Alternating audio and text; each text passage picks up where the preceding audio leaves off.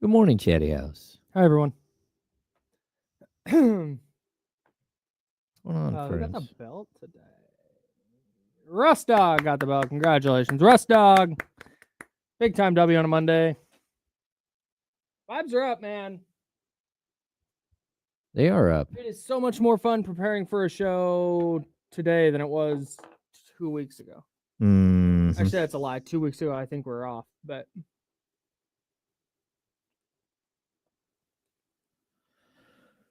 good morning, everybody. What's up, Katrina? What's up, Mrs. Mac? What's up, Jay? West Sac was good, bro. Germs in the building. Russ Dog. We got Chris Ochoa down on Oxnard. Cousin Pete. DBD. Yep, you got me. What's up, Will Z? They caught you, Kyle. Morning, Marcus. What's up, Greg? 60 seconds to showtime. What's up, Johnny G? There's $1 million idea in there, Kyle. What's up, Dave Garcia? What's up, bro? Yeah, everybody smash that thumbs up button right there. What's up, David? What's up, Wheezy? Right below the video, just hit that little thumbs up for us. That would be dope. And subscribe to the channel if you haven't. Although if you're here, I'm guessing you've probably subscribed already. Mm-hmm. Seems like it. What's up, Moshe?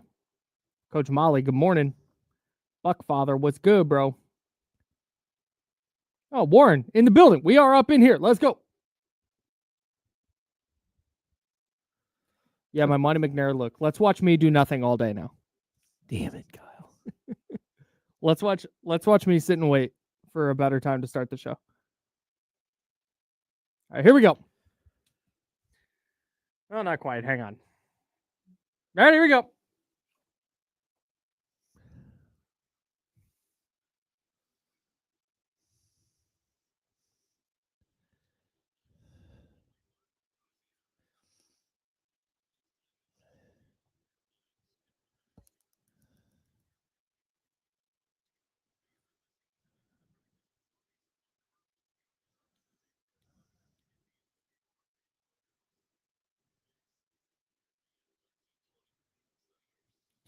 All right.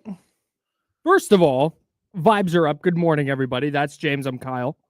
We're hanging out with you until noon right here on ESPN 1320, Sacramento Sports Leader. A shout out to Jiffy Lube. They sponsor the program. If you'd like to join the show, please do.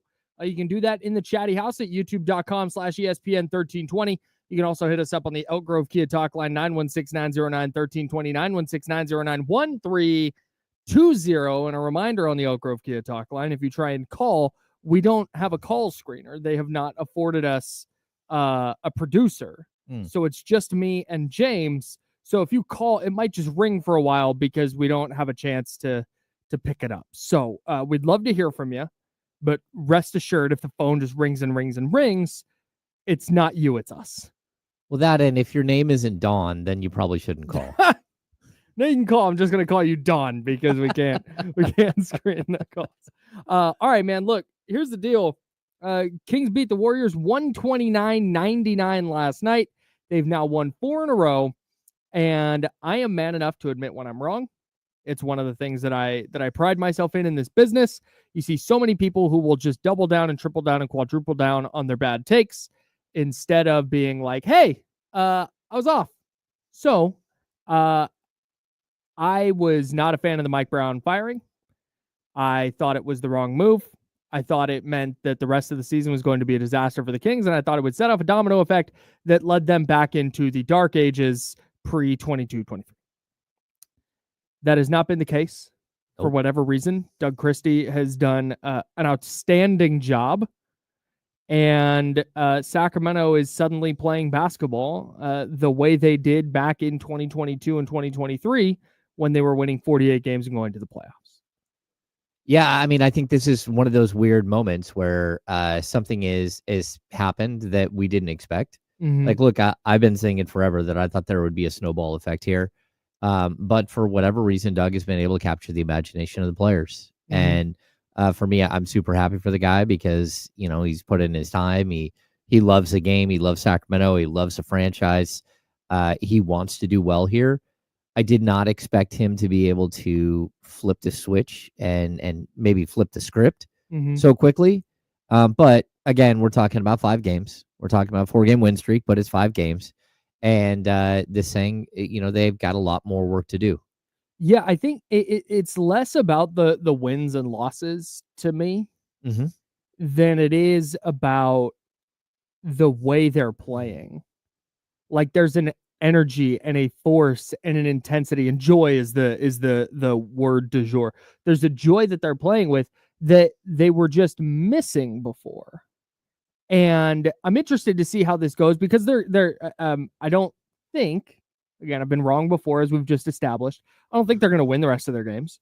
And they're going to lose a few. Well, it's possible they could win all of the rest. Just win out. Yeah. But they are playing with a level of intensity right now that's easy to play with when you're winning. I'm really interested to see what happens when they lose a couple and how that goes. But all signs point to Doug being the right guy, at least for this moment. And whatever they needed to get out of the doldrums that they were in from the opening tip this year, he has brought it. And I thought last night was a culmination of just kind of what we've been seeing throughout the 4-game win streak, except last night they went on the road and just start to finish put their foot on a team's neck in a way that they kind of really hadn't all year. No, I think the one thing that I would point to is that I felt like towards the end, it was Mike Brown against like fighting with the players, trying to get more out of them. Yep. I feel like what we're watching here in the first 5 games, certainly last night, is Doug Christie fighting for his players. Yes. And I think maybe Mike lost sight of that just a little bit. And I don't also think it's an indictment on him because his players weren't playing up to their potential. And it got really frustrating. I could see why Mike was being that way, but I also, there are certain coaches that handle the officials a certain way. Mike's never been a guy to go out and get a technical just to get a technical. Sure. And that's something that like at some point you have to do. Like I remember we called for it like 2 years ago, and then Mike like a day later went out and got a technical. It was like, hey man, at some point you do have to fire. You have to get fired up and fight for your players. His Fox, you could see him wearing it. The officials had got under his skin. Yeah.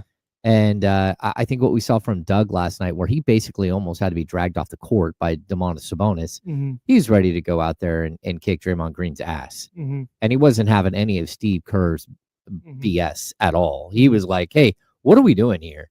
That dude just clubbed my shooting guard and, basically gave him whiplash. And you're sitting here saying that he flopped. You're calling for a flop. And I loved that fire that we saw from Doug, and it's the same fire we saw the night before, the 2 games before, or 2 days before, when De'Aaron Fox was taken out by Jaren Jackson. And that's something you're watching Doug out on the court fighting for his players in the moment. Yeah. And everyone is sitting here like, okay, the Rick Fox thing wasn't fake. No, Doug Christie does want to fight you. Did anyone think that was fake? No, but I think it's so long ago that some people are like, some of these players weren't alive when that happened. Sure. But now they're like, wild. Okay, so that was real. That would he was angry, and this is what we're seeing. Yeah. And I think they're following their leader at this point. They have the fight that he has. Yeah, it was really clear. Like that's you made an important point up top there. Is Mike Brown wasn't wrong in what he needed from the Kings players. He was wrong in the way he was going about it. And we talked about this. We talked about this when Sasha Vezenkov talked about how Mike Brown, he wasn't going to criticize a coach who was coach of the year and criticize his knowledge, but the way he communicated was not honest. And I think that communication is so important. How you're getting through to players is so important. Being able to adapt what you're saying and how you're coaching a player to what their needs are or what your team specific needs are, instead of just going, hey, this is my one size fits all approach. This is how I'm going to approach coaching an NBA team. Come hell or high water, I'm just going to, however you want to say Mike went about it, this is how I'm going to go about it. And it was really clearly not resonating. So I think I will go to the grave thinking that the way the Kings did it was terrible. And I agree. the machinations of how Mike Brown was let go sucked. But I am ready to walk back the idea that firing him was the wrong move, because I just don't think you can argue with the results so far. Just forget the numbers. We'll get into some of the numbers. But forget the numbers for a second and just watch the Kings play. The Memphis game, I think, is a game that they probably lose a couple weeks ago. Yeah, probably. What was the game before that? Help me out. The game before that was one I thought they probably lost a couple of weeks ago too. The Philly game. Oh yeah. The game against Philly. That's another one I think they probably lose a couple of weeks ago. So the fact that they stack a couple of wins like that, where stole a couple of wins, and then you go last night and you win a game by 30, where you controlled it the entire time. Mm-hmm. It wasn't a fluke 30-point win where you just pulled away at the end. I don't know how you have any other takeaway from the first 5 games of the Doug Christie tenure other than Doug Christie was the right guy. Yeah, and look, he's got to prove it for long term, and that's where, again, I try to take as much of a measured approach with these things as possible. Mm-hmm. But you can see how he certainly has captured the imagination of the locker room. Mm-hmm. And it's funny because he was there the whole time, but having your voice and being the voice are two totally different things in this scenario. Mm-hmm. And for me, again, I watched the last couple of games of the Mike Brown, era, mm-hmm. and I was disappointed in the players, but also disappointed in the fact that you could see that he had lost the locker room. Mm-hmm.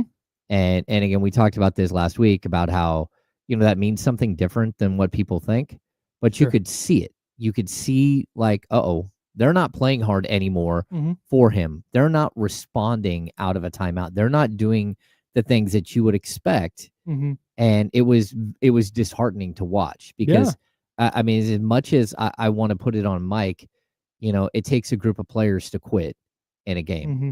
And that's something that's on them.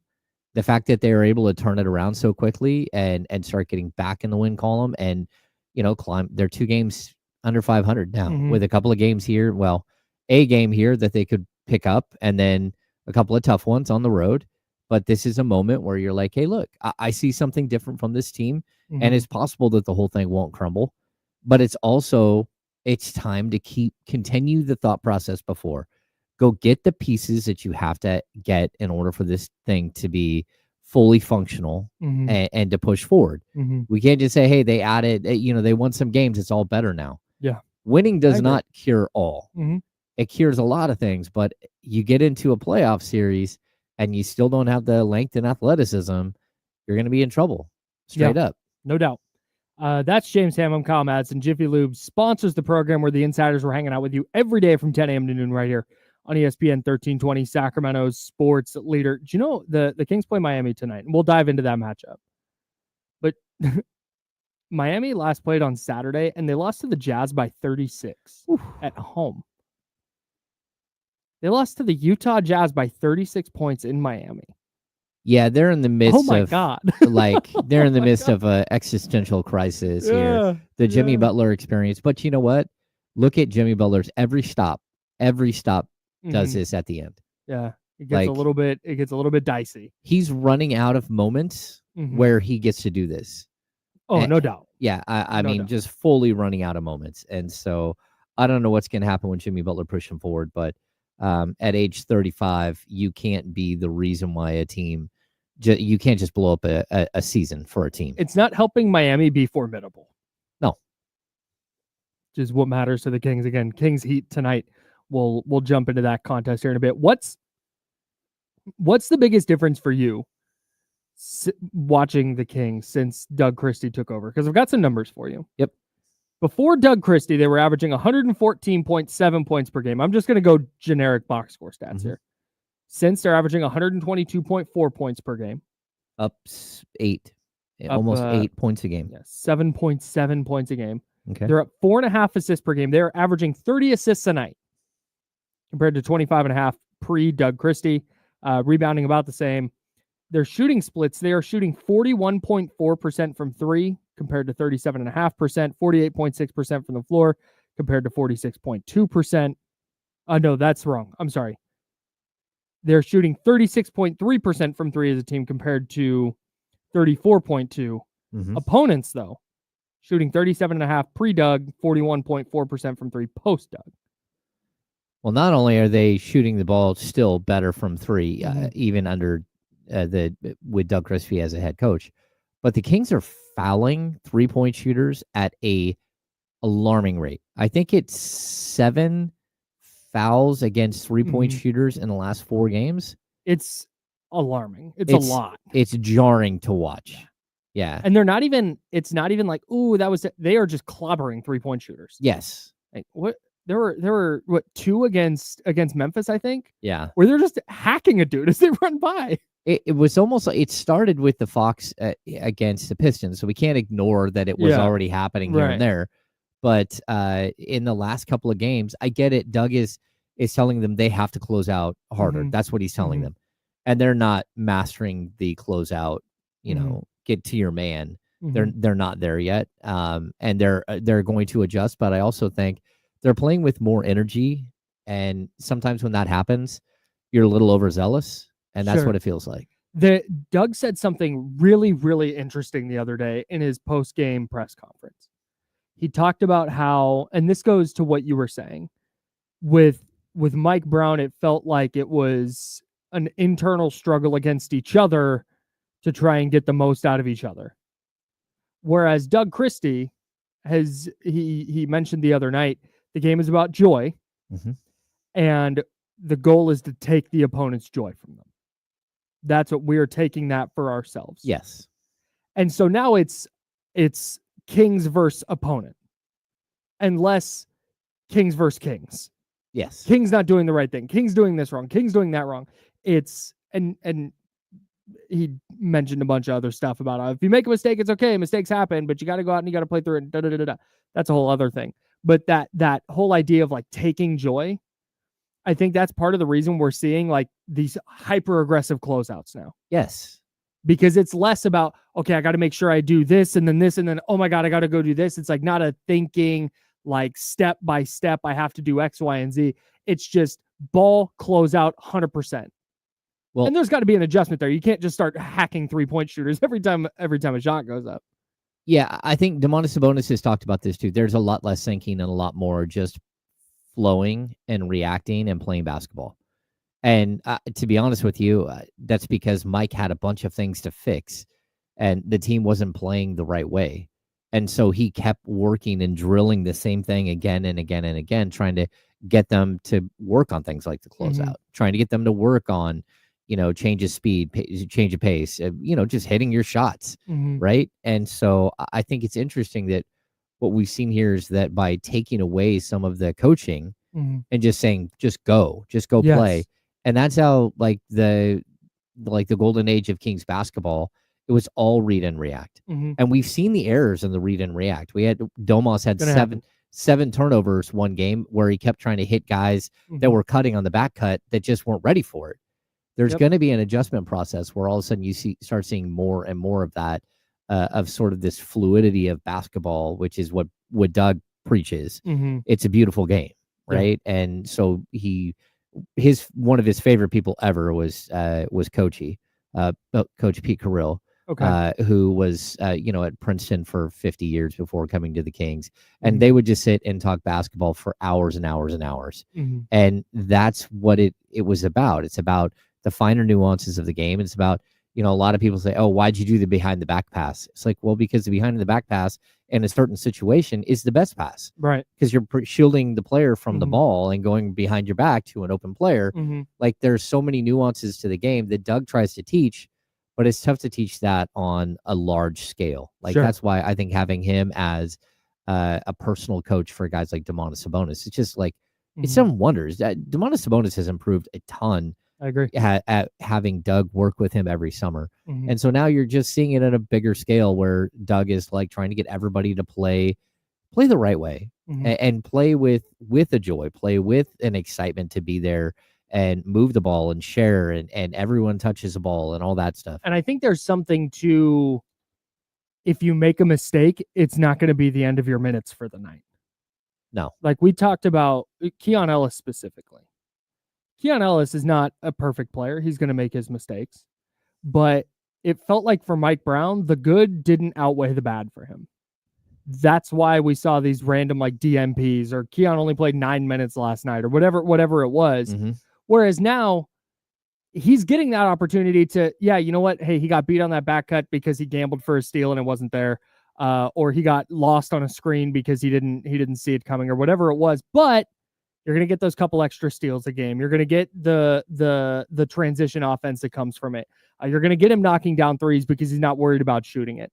I think that approach, specifically with Keon, has helped a lot. And I think you're seeing it where guys aren't afraid to make mistakes anymore, or guys aren't as afraid to make mistakes. Mm-hmm. So they're okay playing read and react. They're okay playing off their instincts because they know, hey, you know what? If I make this mistake, I'm just going to go make up for it on the other end. I made a bad pass. It's okay. I'm going to go help get a stop now. And they're being empowered to do that. No, I totally don't think get they that. were before. I get that, but I would also say like the reason why Keon Ellis has played 30-plus minutes 3 games in a row is because Keegan Murray missed 2 of those games and De'Aaron Fox missed 1. So there will come a point where Keon Ellis is back to playing 18 to 20 minutes a night, or some nights he'll play 13, some nights he'll play more. Mm-hmm. It's going to be situational, and it definitely has a lot to do with the fact that you're missing 2 starters over the last week. And so you don't think he's been impactful? Oh no, I think he's been tremendously impactful. But what I'm saying is that I don't think he's going to play 30 minutes a night moving forward. Sure. And for that matter, I don't know how many minutes every night he's going to play, especially with Devin Carter coming back. But my point is that what we're seeing is like Doug almost has no other option but to play Keon a whole bunch of minutes, and Keon has responded and been absolutely wonderful, except for in transition where he's been a little shaky as a passer. That's fine. But like I said, he's not perfect. Yeah, I'm not going to nitpick his like what he's doing as far as like trying to get as one aspect of his game, but also just know that we're getting to see like the full-fledged version of Keon Ellis because there is a hole in the lineup and he's getting an opportunity. And Keon's taking advantage of that opportunity, but that doesn't change the fact that he's probably played 100 minutes in 3 games. To me, it's more about consistency of role than number of minutes, though. Yeah. I think Keon is playing because he knows, whether it's because Keegan Murray or De'Aaron Fox is out or not, I'm going to get these 18 minutes. I'm going to get these 20 minutes, whether I go 0 for 5 from 3 or 5 for 5 from 3. Yep. Whether I have 6 steals or no steals, whether I have 3 fouls or no fouls, I'm going to play. Mm-hmm. And that's helpful, man. If you've ever played a sport, it is so difficult to go play when you're afraid of making a mistake. I had that all the time. I not to brag, I played travel baseball. And even at that level, I was trying to learn how to catch. And like play catcher, not catch the baseball. And that's a really difficult position to learn on the fly when you're 13, 14 years old. And the coach would always tell me, don't be afraid to make a mistake. You can't be afraid to make a mistake. Mm-hmm. I'm not going to put... And when I was given the reins to just like, hey, you're playing. You're going to play. You might have 9 pass balls today, but you're playing. Yep. I got a lot better. Because you're not just worried about that. It's not constantly in the back of your head. And I think Doug is empowering these guys in that way, where maybe it is because maybe Keon is going to have a DNP CD once their lineup is fully healthy, because he made a couple of mistakes in one game and Doug can't stand for it. I just don't see that happening. I don't think that's the way he's going to approach this. No. And I think you're going to see guys continue to benefit because of it. Yeah, I agree. And I know here in the chat, Jay Cliff says, I'm tripping. He's going to play 28 minutes a night. Tell me where those 28 minutes are coming from, because I don't know where they're coming from. And that's all. It's like the reality of the situation. You've got, 35, 36 minute per game point guard. You got a 30+ minute per game shooting guard. You've got, again, a rookie you're bringing in. You've got Kevin Huerter that still needs minutes, who still has an impact on this roster. Like, there just aren't that many minutes. And that's just, it's a reality of the situation. Malik Monk's playing 30 minutes, that gives you 18. If De'Aaron Fox is playing 36 minutes, that gives you 12 minutes. So, like, where are you going to find all those minutes? And I hope that he plays a ton, because I think he's very impactful. And I'm the guy who kept saying I think he should be the starter coming out of training camp. Yeah. Like, again and again, I think he gives you the best opportunity as that starting position. But once you make the Malik Monk move, it is what it is. Like, you got to push forward with this thing the way it's going. But still, I would play Keon a ton. I'm just saying, like, don't be confused if he's out there for 13 to 18 minutes on a regular basis when everybody's healthy. And, like, look, I think the team is playing the right way. I think they're moving the ball better. I think we are seeing fewer minutes for some guys that are probably surprised by that. But also, if you're not going to play the right way, Doug's going to go in a different direction. And I like that. Like, you don't have to, like, stick with a veteran player that's just because. Like, you got to do what's right for the team and what gives you the best opportunity to win each and every game. And that changes from one night to the next. Yep. But you have to figure it out every night, what it is that makes your team move. All right, let's get a caller in here before we step aside. That's James. I'm Kyle. This is the Elk Grove Kia Talk Line, 916-909-1320, 916-909-1320. Don, you are on the Insiders. What's up? What's up with it? Kyle, Hammer, what's going on? What's up, TC? What's up, man? Hey, check it out. So listen, I'll be the first to, admit I was wrong. I felt some type of way about the Mike Brown, situation. Not nothing against Doug, because I was all for Doug in the beginning before we even hired Mike. When it was coming down to Doug, Mark, I was saying about Doug. I was like, get Doug the job. When everybody was like, nah, we might not want to do that. James, remember that when we're talking about old school Kings players. But anyway, the team is taking off. What I got to say about what's different is, bro, they're not thinking a lot. Just like you guys are talking about we need paint touch, and we got to spray the ball and spray it out, and we got a bunch of actions off of that. The guys were thinking too much, man. And if I mess up, I get my minutes pulled, and I might not play for 2 days. Mike didn't get out of his own way, bro, and he was stubborn in his ways, and that was his main issue, stubborn in his ways and not knowing how to change and overreacting instead of just letting the guys play. That's what Domas was talking about. The offense is too complicated now, and I think Mike overreacted when teams were throwing those doubles at Domas. Remember, we ran into a pickle when we were like, wait, the teams are blowing up the DHO, and they're starting to double Domas.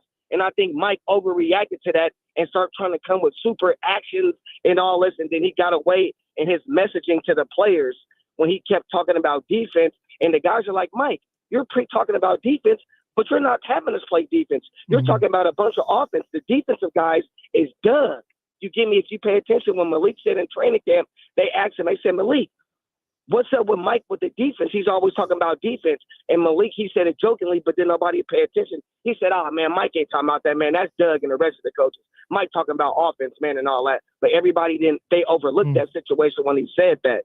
That's all I got, man. Mike, he brought this team up, bro, but he had his faults, man, and it was trying to get to the players, and he couldn't get to the players anymore because he was stuck in his ways, big dog, and he didn't want to change. That's all I got. Thanks, TC. Appreciate the call. Yeah, man, sometimes like a coach just kind of runs its course.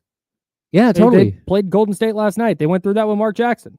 Mark Jackson got Golden State to heights they hadn't been in a really long time, and then he just kind of that was it. Yeah, and the chat, they're saying the same thing. Doug continues to say, I need paint touches, I need spray threes. He keeps saying the same thing. And then he says, I want 43s a night. And the first couple of games, 45, 41. Like, he wants 43s a night at a minimum. It's the same exact thing Mike was saying.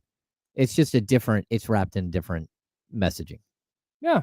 And that's like, I know that sounds silly. I saw somebody in the chatty house said, so these grown men needed a cheerleader. It's not that. I don't think Doug's a cheerleader. He's just more accepting of a mistake. And he is giving players the runway to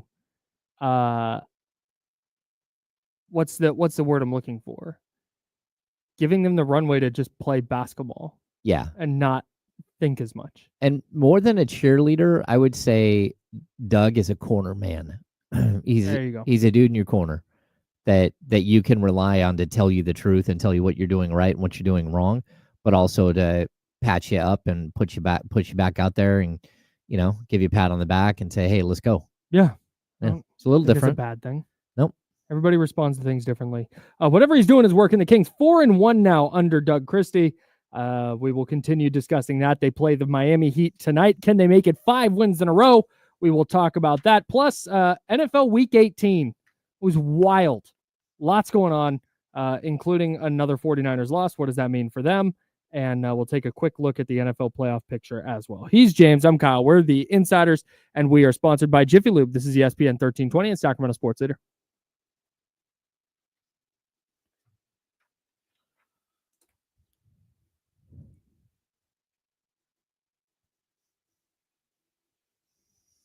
Bryce, I got my pin. Thank you. Thank you very much. I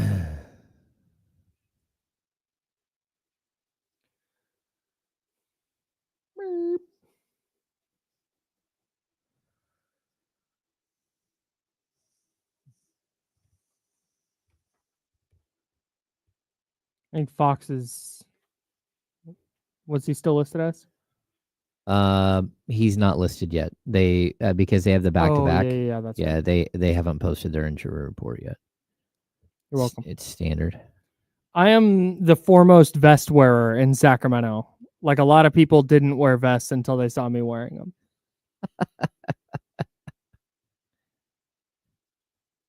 When people see vests, they think Kyle Madsen for sure.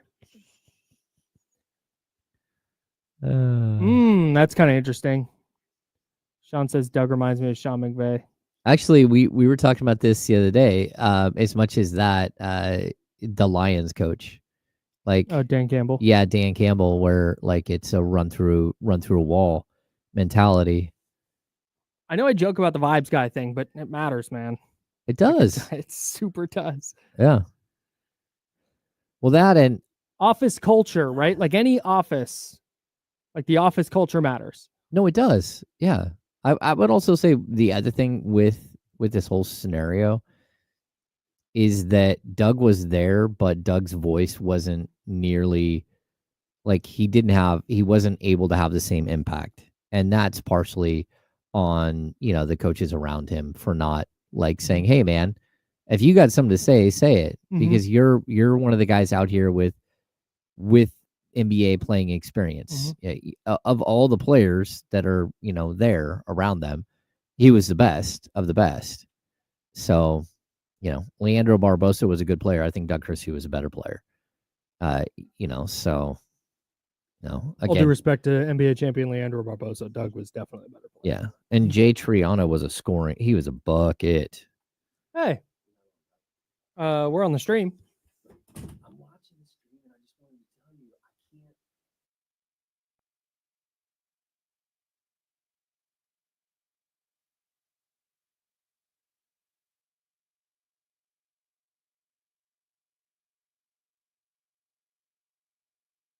Oh, that's a new boss. Aaron. No, appreciate you, man. Thank you. That's weird. Oh, we should ask the Chatty House because they know better than us. Yeah, why? So Bossman just said he's trying to hop in the chat and it won't let him. It says subscriber only. He's subscribed to the channel and it's still not letting him in. Yeah, he's a good dude. He's a good dude. Boy, did he. Yeah. The Swift, Kirk, and the Dickers we lost in the playoffs, but man, we were definitely a force to be reckoned with. We have superstars everywhere. What did you finish with?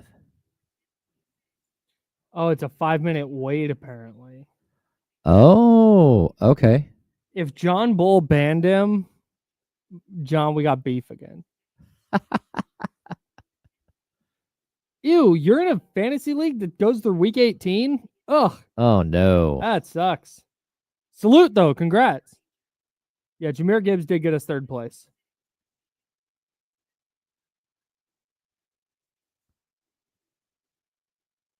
Wow, he finished with 20 touchdowns. Yeah.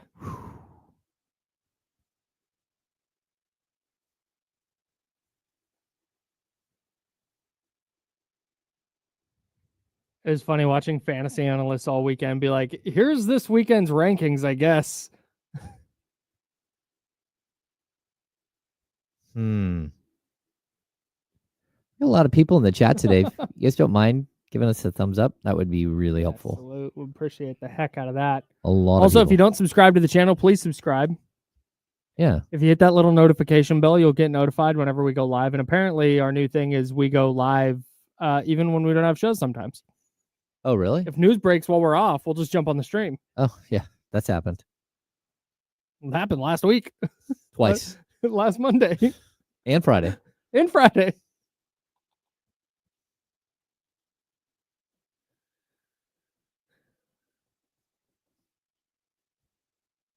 Oh, here we go.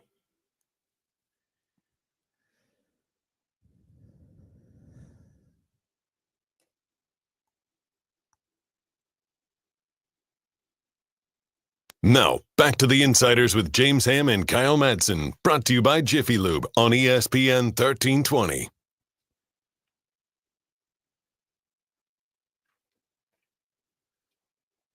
James Ham there. I'm Kyle Madsen. Jiffy Lube sponsors the program. The Sacramento Kings taking on the Miami Heat tonight. Golden One Center, Sacramento, looking to make it 5 wins in a row. You know what's funny about the Doug Christie era and what it has kind of done, and this just really rapid turnaround for Sacramento. They're still 2 games under 500. They're still not in the playoffs. There's a long way to go for sure. Mm-hmm. But on the other hand, However, the urgency of this season feels a lot different now. There's still a lot of urgency. They still need to have success this year. You still need to go to the playoffs this year. That's still the goal. That's why Mike Brown was fired, because they didn't think that Mike Brown was going to be the guy to get them there. And so they plugged in Doug Christie and said, give it your best shot. And so far, he's 4-1 as a head coach. 4-0 when coaching games where they didn't just board a plane after the coach got fired. yeah. FYI. Huh. But I was going into every game starting in early December. Like, man, if they lose tonight, it feels kind of like the end of the world. Like, hey, they can't lose this one tonight. Oh boy, you got to win this one tonight. Yet, All of a sudden, like, if they lose tonight, yeah, it wouldn't be great. You wouldn't love a loss to a struggling Heat team that just got beat by the Utah Jazz by 36 at home. But it wouldn't feel to me like everything is awful. This season's cooked. Where do they go next? It would just feel like, oh, they lost a basketball game. And I think that's worth something. no, I totally agree with you. But momentum is something that is important. Mm-hmm. And they're about to go on a 3-game road trip that includes stops in Boston, Chicago, and Milwaukee. And that's not an easy trip. That first game, the Kings haven't beat the Celtics in a long time, it feels like.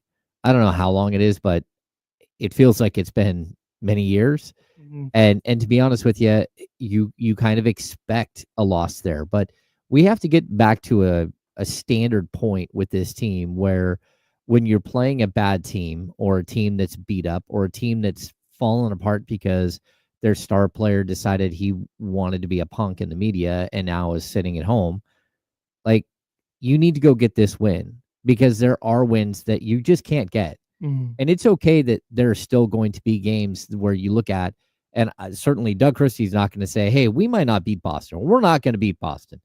I'll say it. You're not going to beat Boston. Maybe you do, but if you did, it would be like, Right. it would be like, oh my that one gosh. up as a loss. Yeah. So if I'm chalking that up as a loss, what I can't have is this one here be a loss, because there's a big difference between dropping to 3 games under 500 tonight and 4 games under 500 on whatever it is, Friday, Mm-hmm. and sort of like backpedaling and starting over again and like Sure. having to say, okay, how do we build momentum again? Sure. I know one time Paul Westphal was asked about momentum and like, how do you build momentum? How do you like harness that? And he said, if I knew how to do that, I would do something much better than coaching NBA basketball. Like, I'd be ruling the world, basically. Yeah, I would be right. like a financial genius, whatever it is. Like, if I could figure that one out, I wouldn't be wasting my talents here. And I thought it was hilarious, but the same thing is like, hey, momentum is like it's very important, and you can feel something building here in Sacramento. And so, like, you can't say that this is a must-win game, but it kind of is. It kind of is when you drop 6 games under 500. You want that idea that you have to continue to build. I don't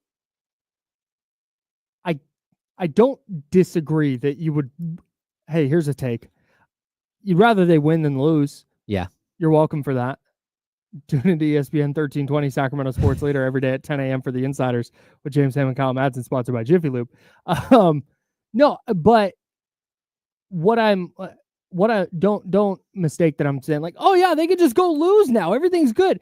But it felt for a while because everything felt like Mike Brown's job was hinged on, oh man, win or lose. And oh my God, if they lose tonight, they might fire the coach, and then who knows? And oh my goodness, like there was this angst, this dark cloud just following them around like they're Charlie Brown, raining on them, right, like, all the time. Right, no, I'm with you. So you'd love. Obviously, it's a not great Heat team that is not playing great right now. You'd love to go win this one, especially since you beat him in Miami earlier this year. Yep. It'd be much better to win than lose, but a loss would feel more like, okay, let's reassess. Why did they lose? What happened? Was it turnovers? Was it bad 3-point shooting? The conversation is so much different than blow it all up, trade De'Aaron Fox, trade Keegan Murray, fire the coach, fire the GM, tear it all down. Like, am I making sense? Yeah, Doug bought them a reprieve. Doug is the umbrella. Yeah. Now you can't go lose 5, 6, 7 in a row. Yeah. But one loss now feels way less dramatic than it did this time 3 weeks ago. Yeah. I mean, there has been a dark, stormy cloud following them around, and Doug has one of those giant golf size umbrellas, and he popped it up, and all of a sudden it's not raining on them anymore. Mm-hmm. And he's letting them figure it out, all huddled together, figure it out as they're walking around. There's still a dark rain cloud out there, but you got to figure out how to get through it until that rain cloud goes away. And the way you do that is by continuing to push and continuing to win. The more wins you get, the closer to 500. Once you get to 500, you get over. How many games over 500 can you get? You have to start building some momentum here. And that's where I feel like they've started the process of that. And again, I think Doug, for whatever reason, has been that shelter in a storm for them. And it's good to see that they haven't just splintered, and there aren't people who ran for cover over there and ran for cover over here. They're all huddled under the same umbrella and sort of moving together at one pace, trying to figure it all out together. You want to talk about a team splintering? The Miami Heat, since Jimmy Butler got suspended, lost to the Pacers by 13 and then lost to the Jazz by 36. Both of those games were in Miami. You want to talk about a team in disarray? It feels like Miami's in a really, really bad spot. And that's why I think I get what you're saying. You don't want to go lose to this team. If this is a full strength Miami Heat team and they come into Golden One Center and they knock you off, yeah, okay. But A, they don't have Jimmy Butler. B, they are just in shambles. Oh, yeah. They're in a really, really bad spot right now. And so if there was ever a time to get the Miami Heat at home where you've not been super successful this year, now's the time, man. I think I'm officially at a point where I would be surprised if the Kings lost tonight. I would be too. Yeah. Before it was they could lose literally any night. But yeah, that's where we got in December was every single night feels like it's a coin flip at best. There's some ladies who sit outside the arena every day that are waiting to get in first into the arena. And they always ask on the way in, are we getting a win today? And a lot of times I give them a thumbs up. Sometimes I give them a thumbs down. And then sometimes I'm like, this is, right I don't know what to tell you. You got me. I don't have a pulse with this team. I think we're starting to get the pulse of this team. And I think it's good. They're moving the right way. No doubt. Starters tonight, the usual suspects for the Kings with Monk, DeRozan, Murray, and Sabonis. Still waiting to hear on De'Aaron Fox's status. He didn't play in Golden State. I would assume Keon Ellis starts. Yeah, if Fox is out. Yeah, Fox is out for sure. Keon Ellis and Malik Monk moves right over to the point guard position where he had 10 assists last night in the first half, 12 for the game. Man. Tied his career high with 12. Couldn't get above 12. But if that game's closer, he's upwards 15, 16. You would hope so. Yeah, he has a ton. Miami Heat starters: Terry Rozier, Tyler Hero, Nikola Jovic. Haywood Highsmith is questionable, but he has been starting, and then Bam Adebayo at the center spot is likely where we're at. The injury report: no injury report for the Kings just yet because they played last night. Jimmy Butler, of course, is out. Josh Richardson, he is doubtful with a right heel injury. And then Highsmith, who we just mentioned, is questionable for personal reasons. Is there any matchup you're looking forward to more than Domantas Sabonis and Bam Adebayo? No. Or one you're watching closer than that? Okay, I'm not watching closer, but the other one I kind of want to see is Keon Ellis versus Tyler Hero. Yeah. Because Hero is done some damage against the Kings. He's cooking this year. Yeah, and what we've seen from Keon Ellis so far is spectacular. He did take a pretty big shot last night, and I'm hoping that he's fine today. And also, you kind of have to be a little bit concerned that Keegan Murray missed a couple of games with an ankle injury, and now we're talking about the second night of a back-to-back, and you got to see how he responds. Although I thought he was very, very good. It doesn't matter if he scored 18 points or 20 points. He scored 11. But the blocks, the steals, the charges that he took at the beginning of the first quarter and the beginning of the third quarter set the table for this team. Yeah, no doubt. I almost wonder if they'll throw Murray on Hero and then have Keon on a guy like Terry Rozier, who is not a great player, but just good enough to beat you. Bonafide Kings killer. One of those dudes. The image I have of Terry Rozier is him hitting like a fall away corner dagger 3 with 2 hands in his face behind the basket, and it just goes in. Oh yeah, that's my lasting image of Terry Rozier. He's a hooper. He is. He's one of those certified hooper dudes. Yeah, but Sabonis against Adebayo. That's kind of the one. Spectacular. 2 really good centers, 2 very different styles. That's always a really, really fun matchup. And they usually get each other in foul trouble, and we never really get to see the full matchup that we were hoping for. So the real matchup of the game, Alex Len v. Orlando Robinson, or I don't know who their backup center is. It used to be Orlando Robinson. Yeah, who are we? Khalil Ware. Oh, yeah, former future Kings legend, Khalil Ware. Yeah, there we go. Yeah. Anyways. Heat legend Orlando Robinson. Revenge game? Maybe. All right. I'm Kyle. That's James. Can the Kings make it 5 in a row tonight? At Golden One Center, we'll have Keys to Victory coming up in a bit right here on ESPN 1320. This is Sacramento Sports Leader. I want to put a pin in Kings stuff very briefly. Yeah. Speaking of games from last night, I was second screening Vikings Lions. I was so disappointed in the Minnesota Vikings last night. You just looked up and watched the team turn into a pumpkin. It was at least like here's it because at least it was close. It was the Kings Warriors game was never close. The Vikings Lions game was at least close into the fourth quarter.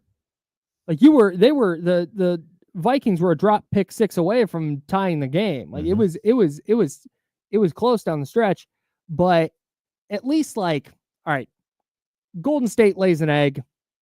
They're not a good team. The Vikings are 14-3 with the number 1 seed on the line.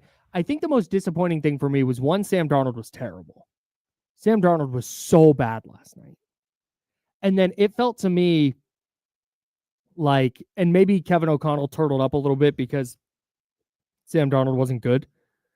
But there were a couple of spots late last night in that game where they opted for field goals where they should have been going for it. I don't think they approached that game like it's that really fine line between playing to win and playing to not lose. It felt like the Vikings from the jump in that game were playing to not lose. Like playing just to not make a mistake. Same thing with Sam Darnold. It was playing to not make a mistake. And the Vikings offensive line wasn't very good. But I watched the 49ers, and again, different scenarios, but I watched the 49ers go up and down the field getting whatever they want against the Vikings, or get whatever they want against the Lions in week 17. Going, all right, the Vikings are going to put up some points.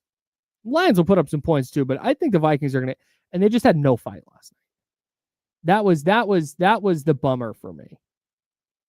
6, 7, 8, 9. It's crazy because they just rattled off 9 straight wins. Yeah, they were cooking. And then when it happens that you're up against something big and you got a team that, it was a big moment, right? The bright lights were on. Mm-hmm.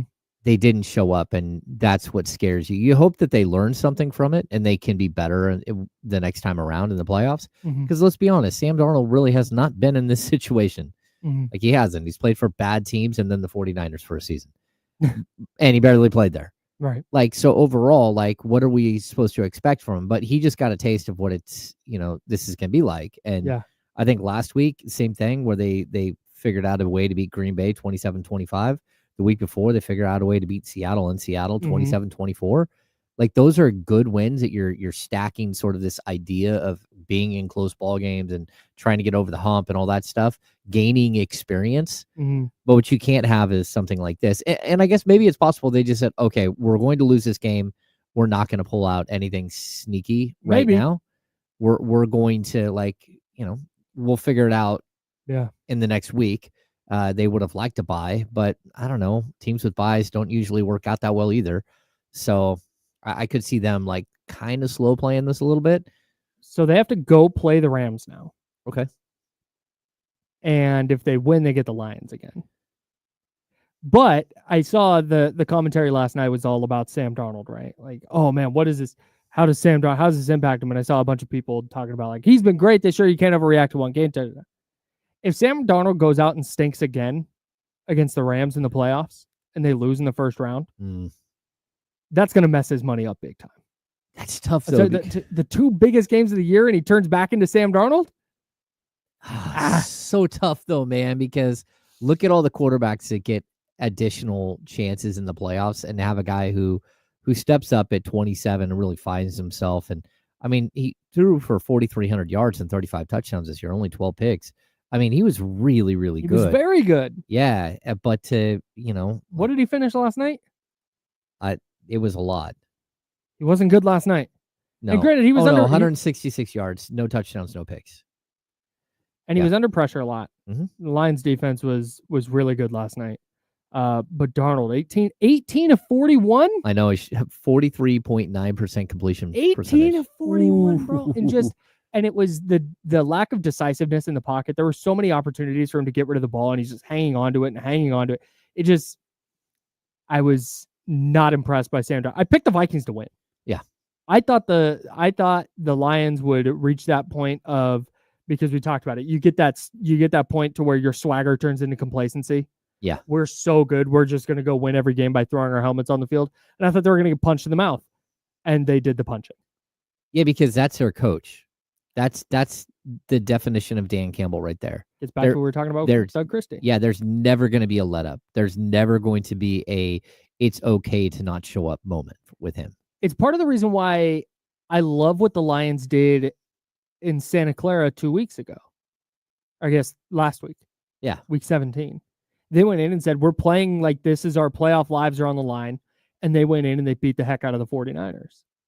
And that puts you in position to go into this week going, okay, hey, another must-win game. Nothing's different. Every week is must-win. Every week is huge. Whereas a team like the Chiefs goes in, they rest their starters against the Broncos and get beat 38-0. And now you get a bye week. And I know, okay, regular season doesn't matter. Maybe the Chiefs go on and cook and go win the Super Bowl for a third year in a row. But man, the difference in approach to me, I'm so interested to see how it works. Where the Lions really clearly, their approach set them up to go win 31-9 last night and be really, really good in the biggest game of the year so far. And then you've got the Chiefs resting their starters, treating it like week 2 of the preseason. Yeah, but how I look at the Chiefs is a little different because, I mean, we're talking about they won the Super Bowl, they lost the conference championship, they lost the Super Bowl, they won the Super Bowl. That's their last 5 years. So in the last 5 years, they've played 2 Super Bowls in a row. Yeah, they won a Super Bowl, lost a you were going backwards. Sorry. Yeah. Okay, go on. So the last 5 years, they've won 3 Super Bowls. They've lost a Super Bowl, and they lost a conference championship. Mm-hmm. They have played so many more games than anyone else. That's a good point. And if I'm going to get to week 17 and I can buy my team not 1 week, but 2, where everybody, just all starters, anyone who Yep. really matters, you're going to take the week off. Mhm. You're going to get 2 weeks off. Yeah. I mean, that is such a spectacular luxury to have. No doubt. Yeah, because now basically they're going to walk in the freshest team. Now they might not be it might not look perfect, Mhm. but they're going to be fresh. I take less issue with resting the starters, especially like Patrick Mahomes got a high ankle sprain. Yeah, keep him off the field. Oh yeah, no way. Travis Kelce, your pass catchers are iffy to begin with, and he is one of the most prolific postseason receivers of all time, pass catchers of all time. Yeah, rest them. They looked like they approached that game with no urgency, like no game planning on either side of the ball. That was go out there, play the 60 minutes, and then pack it in. That's the issue I have. They looked non-competitive. Juxtaposing that with the Lions going to last week. Again, I'm not talking about this week. I'm going to last week, where the Lions very easily could have been like, this game doesn't matter. We're playing for the number 1 seed next week, no matter what. So we're going to Jared Goff, you're sitting, and they already have and the Lions have a ton of injury problems to begin with. They have like 19 or 20 guys on IR now, had a couple more guys get hurt last night. Oof. Terry and Arnold, one of their only healthy starting corners, out. Kevin Zeitler, their starting right tackle, out. Like, goodness me. They would have been so justified in going, we can't afford more injuries. We're ostensibly throwing this game. We are resting our starters. We'll get to the game that matters. But instead, they approach it. Every game matters the same. Yep. And I think that that's going to bode very well for them moving forward. Really interested to see how the Chiefs getting 2 full weeks off, whether that impacts them in terms of, man, they're super well rested, they're super fresh. Look at the Chiefs kicking everybody's ass. Or is it, wow, the Chiefs look super duper rusty. And oh my God, they do not look ready to play. Yeah, I just think when you bubble wrap half your team and just put them on the side. Yeah, you're sending a message. There is an advantage to that. Like, hey, all of these guys, 38-0. Yeah. You can't get me a touchdown? You can't get me a field goal? I mean, was it Carson Wentz? Maybe he can't. I don't know. Dude. Yeah. Poor Carson Wentz, man. Tough. Really, really tough. Salute to Baker Mayfield as well. Damian Barling's Bucks. Got a big win last night. That Mike Evans moment where Bucky Irving scores a touchdown with 1:52 left or something like that for the Bucks to put them up 27-19. And you're going, man, they're not going to get the ball back. The Saints have 1:53. They need to score a touchdown. This is going to be tough.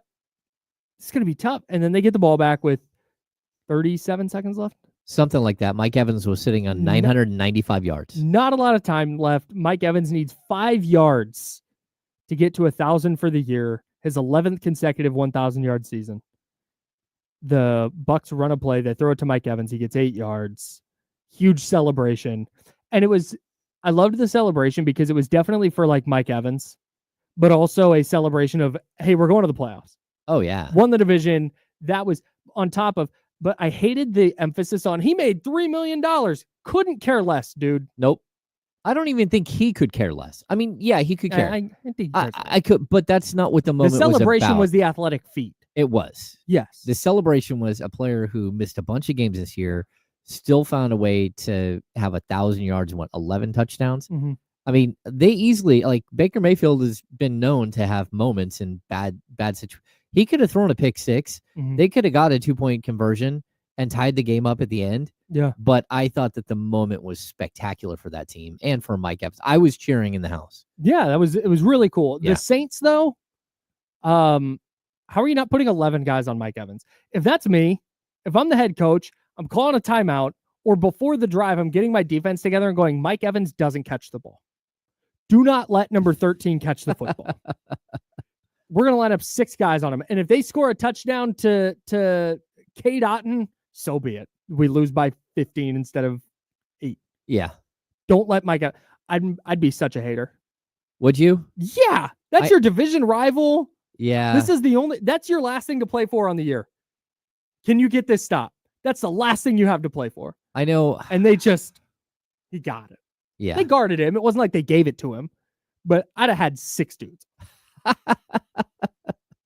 And Bucky would have caught a pass and gone for 6. Fine. Like, I don't care. Woo! I don't care. Everybody on his team I don't care. bro, what are No, you but doing? Mike Evans fell short of 1,000 yards. I'd be such a hater, but salute to Mike Evans. That's right. He ties Jerry Rice for the most consecutive 1,000-yard seasons. 11 of them things. Amazing. Insane. Remarkable stuff. We'll get back into the Kings, their matchup against the Miami Heat tonight. And we did a lot of trade discussions.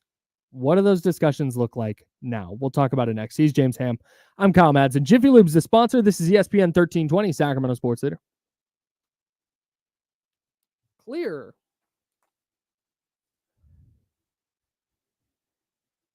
Oh, yeah, it's definitely Hall of Famer Mike Evans. Oh, yeah. Like, we had him in fantasy football this year, but we've had him quite a few times. He's not someone you keep because you're always thinking, well, it can't keep going. You know, he's getting older, and you're worried that he's not going to be able to, step up. He only missed 3 games, but yeah, he's incredible. And he's not like a crazy big yardage guy for his career. Like, he's got one 1,500-yard season, a 1,320, and 2 1,200-yard seasons. But then it's a lot of thousands, it's a lot of 1,100-yard seasons. 12,684 career yards and 105 receiving touchdowns. He's only halfway to Jerry Rice. Was Jerry Rice 208 touchdowns total? Receiving touchdowns, I want to say it's like 198 or something like that.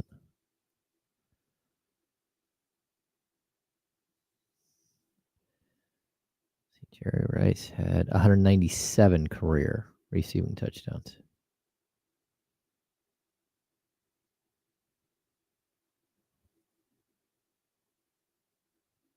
$207 total touchdowns.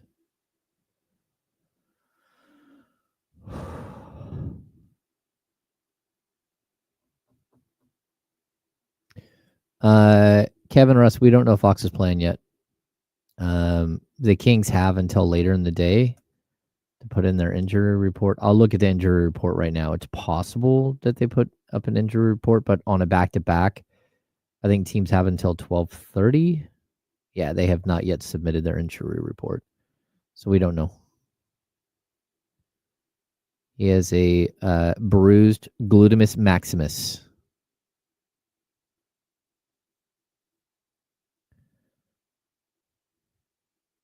You don't even want to know what Kyle and I's opinion of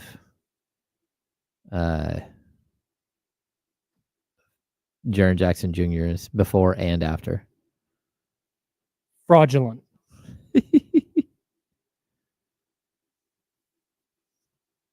That's been the take, by the way. That's not a exclusive to the chicanery the other night.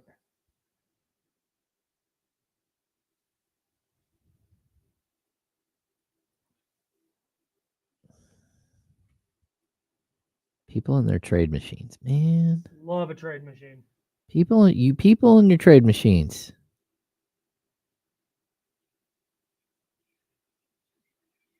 Somebody put out there Kevin Huerter, Colby Jones, and a top 3 protected pick for Matisse We're Thybulle back. and Robert Williams, Time Lord. I am not giving up a first-round pick for Robert Williams. Like, in all honesty, he's played 11 games this season, and he played 6 games last year and 35 the year before that. Like, I get it. I get the love of Robert Williams, but that dude's missed a ton of time.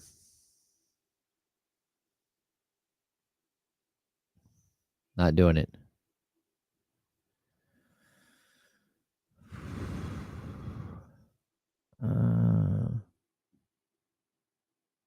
Yeah, Soren, the way that, like, while I'm watching, he's a slob on the court.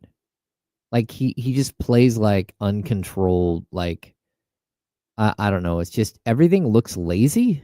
And I know he's a very good defender. I don't think he's a defensive player of the year defender, but he just kind of like he looks like he doesn't miss like the weight room days, but he does miss leg days. He just doesn't look like he's in great shape. I don't know. And it kind of comes across as uncoordinated.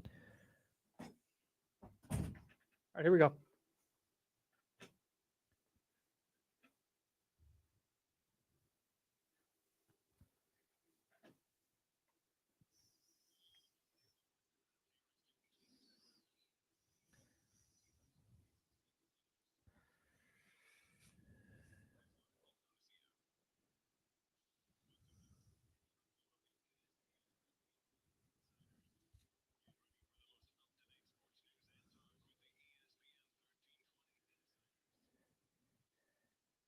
Hour number 2. That's James Ham. I'm Kyle Madsen.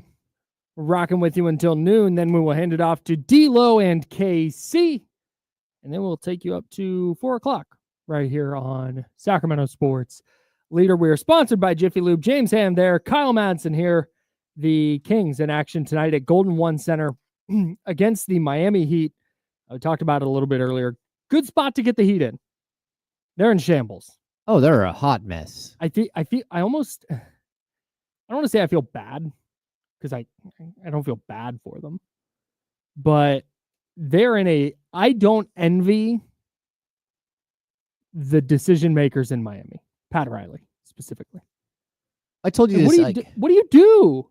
I was sitting courtside with Paul Westphal my first years towards the end of the season, and I looked over and they were playing the Utah Jazz. They had just traded Darren Williams, and Jerry Sloan was like in his last couple of games coaching. And I looked over at that team and I said, man, I just feel so bad for Jerry Sloan, like to go out like this. Like he's been so great for so many years, and like look at how bad this team is, because that team that they played that night was so bad. And Paul looked at me and said, James, have you looked at my roster? He's like, if you feel bad for him, what do you feel for me? And I'm like, all right. Good point, Paul. Good point. R.I.P. Paul Westphal. Yeah, Jimmy Butler clearly wants out. The solution is clearly to trade Jimmy Butler. But there's just no way you're getting back anything of note by dealing this version of Jimmy Butler at this point.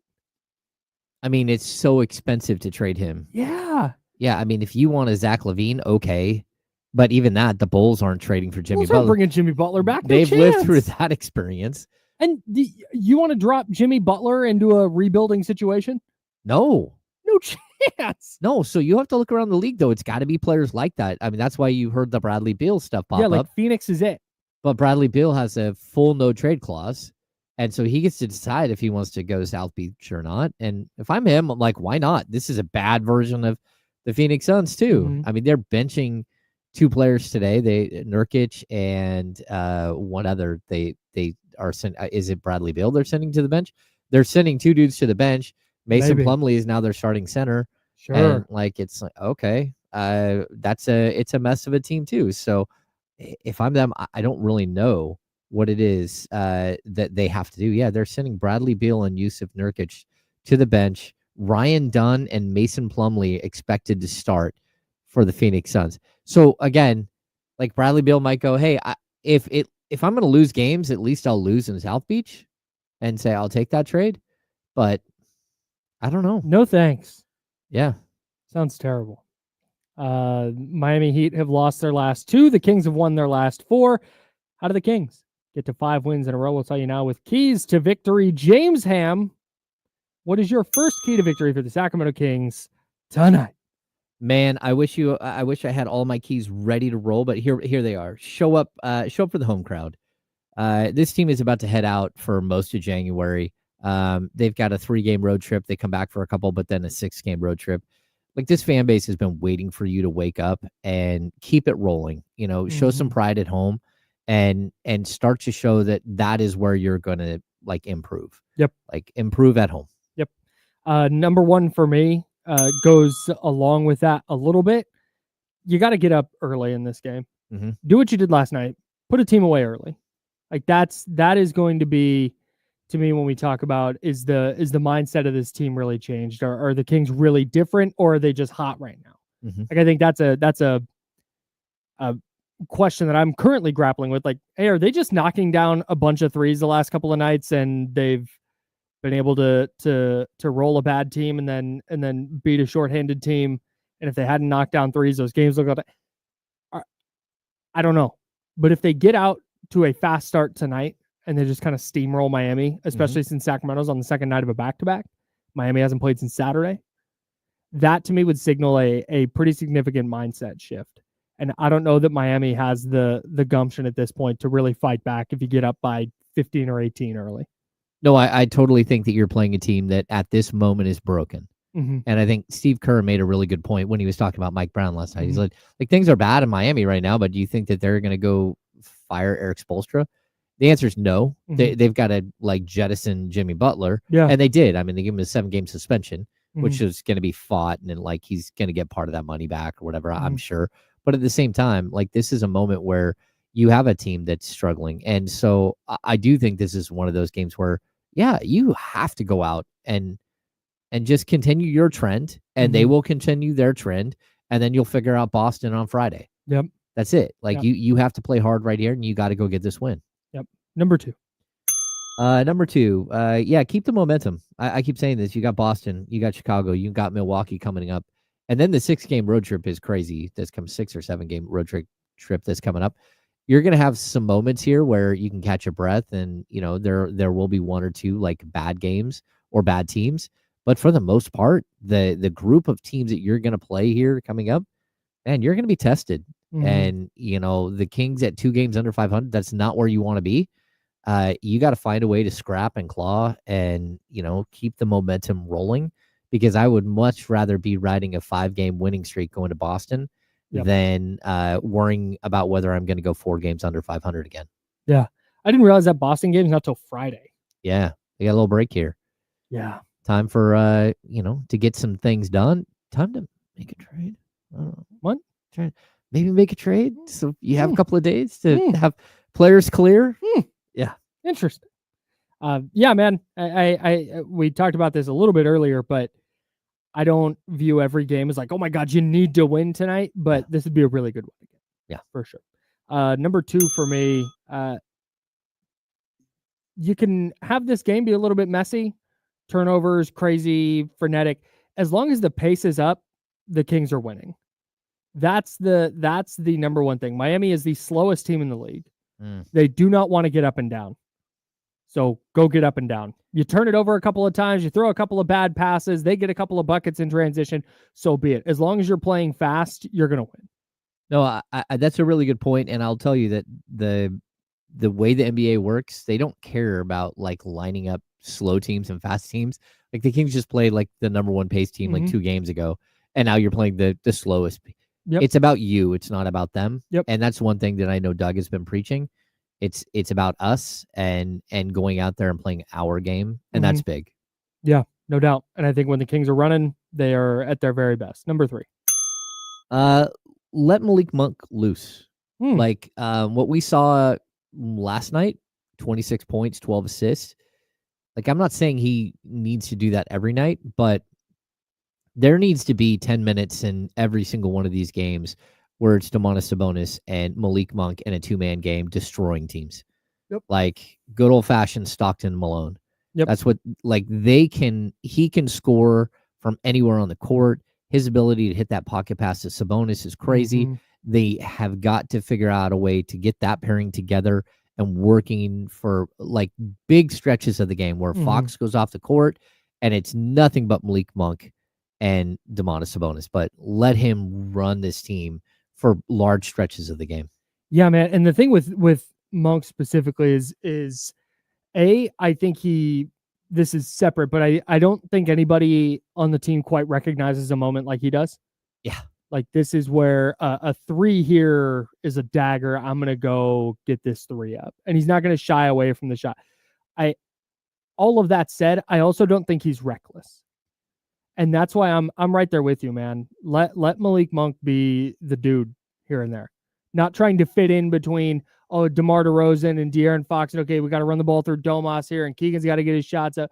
Not any of that. It's just here, Malik, you're the point guard. Ball's in your hands. You're going to initiate.